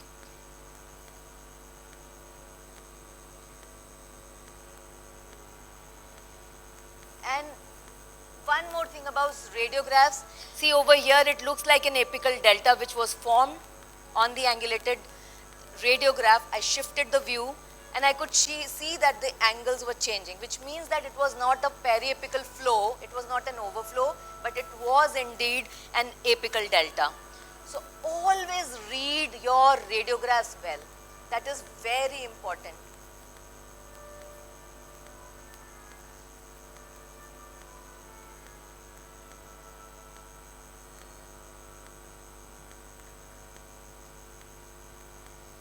One more. I hope the claps was to appreciate and not to say go, you're running out of time. So I have only one or two tips more, because I'm happy that the clapping was not to shoo me away. So always recapitulate. Yes, you have a heavy practice, you have 5 patients waiting in your practice, and ab to fatafat karna hai. And jab fatafat karna hai, what do? We rush. And we want to squeeze our treatment, we want to reduce the treatment time, right? So where do we reduce the time? We start shaping and filing very hastily, and that is where the problems arise. So we have done the shaping, and now I want to obturate, and my working length was 20 millimeter, and now my working length is 18 millimeter. What happened? Because I was not recapitulating. And what is recapitulation? Recapitulation is nothing. You have to go back to one size smaller file again and again to maintain the patency of the canal till the correct working length. So what we are doing is, I shape till 15 number, I'll go back to 10 number. Again, introduce my 10 number till the working length and then proceed forward. So that is recapitulation. Very simple stuff. Some people will go out and say, oh, very basic lecture did not tell me anything. The idea of a successful root canal treatment, trust me, is in the basics. You make your basics correct, the advance will come automatically to you. So that is recapitulation. It helps in maintaining the patency, it helps in effective debridement, it helps in prevention of ledge formation, and it helps in effective obturation till the proper working length. And I have total 11 tips. I am at tip number 10. According to me, this is one of the most important tip I would like to give about splits. Now, how many of you actually love endo and have been doing premolars and you get a 1-2 anatomy or like splits? Some of them would be there, right?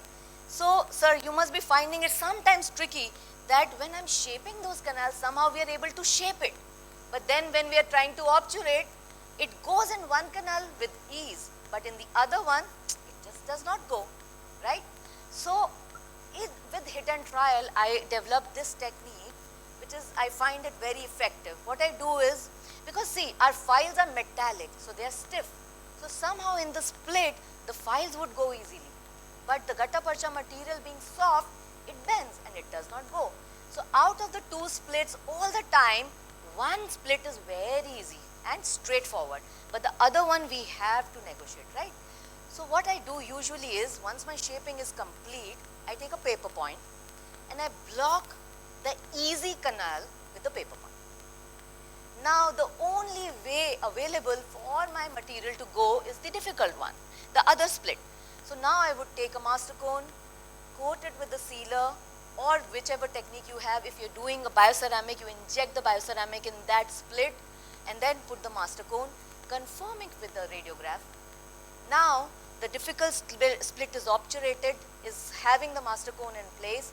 Now you replace the paper point, you pull out the paper point and replace that split with a cone with sealer, and done. Now you can proceed in whichever way you want. So a very simple trick, but I find it very easy. So I did this case also with the same technique, another tooth number 4-4 with 1-2 anatomy.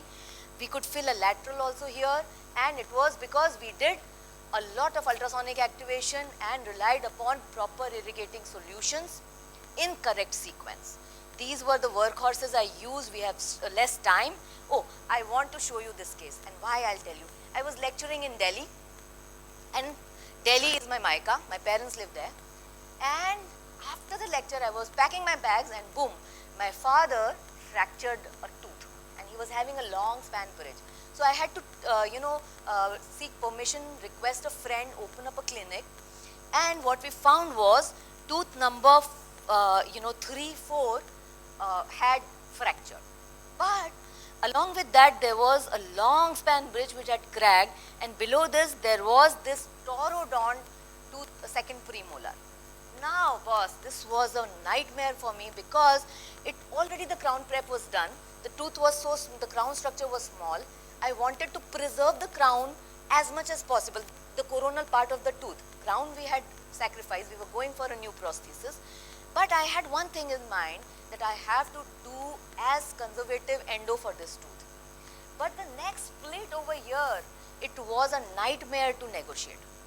So what I did was, I used the paper point method which I just explained, and I did a very conservative preparation, and I used bioceramic sealer and a single cone technique for this particular case. And this is me. And after this case, the remark I get from my father is, do you take so much of time for each and every patient of yours? Because I had to keep my mouth open for so long. Because I worked with rubber dam in each and every case, and he had to be cooperative.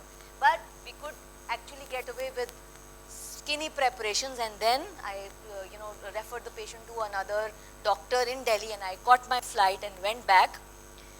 Similar, another 1-2 anatomy, same funda applied. This was a caries driven axis. I tried to be as conservative in this case as possible.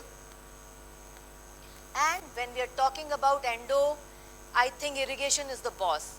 What we clean is very important. So you clean the root canal system thoroughly, because now we have a lot of micro CT images, but otherwise also there are so many researchers who have given us this knowledge that it is not a root canal, but it's a root canal system.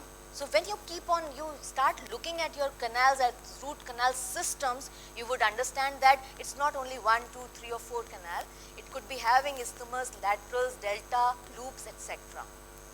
So similarly, these are the images by Dr. Marco Versiani, who has given us so much of valuable knowledge about the intricate root canal system anatomy which could be there. So clinically, let us correlate. See this, there is a mid-root lateral in the mesial canal and distal canal, and there are so many laterals here. Similarly, there could be a C-shaped anatomy. If it is a C-shaped tooth, you have to pay attention to irrigation. For your organic debris, I would like to use sodium hypochlorite concentrated. For my inorganic debris, I would like to use 17% EDTA solution. Or it could be a premolar with so many laterals. So we understand that there could be accessible or inaccessible spaces inside the root canal system. So you have to develop an irrigation protocol which is predictable and nice. So 35% of the canal inside may not be touched with a file. So you rely upon your irrigating system and then you activate. And when we talk about ultrasonics, you would realize that with ultrasonics there is a lot of acoustic streaming and microbubbling which is happening, and that is why it leads to a good. I would like to take an opportunity to invite you all to this fabulous congress which is going to be held in Athens, Greece on 28th and 29th of September. You could take this opportunity to explore the wonderful country Greece and the city Athens, and at the same time the good part is that it is a combined endo-resto congress. Dr. Nikam, could you take a picture? So definitely and stalwarts like from Dr. Steve Buchanan to Filippo Cardinali to Fabio Gorni, you name those people and they are going to be there at this particular congress. So oh my God, my laptop just now.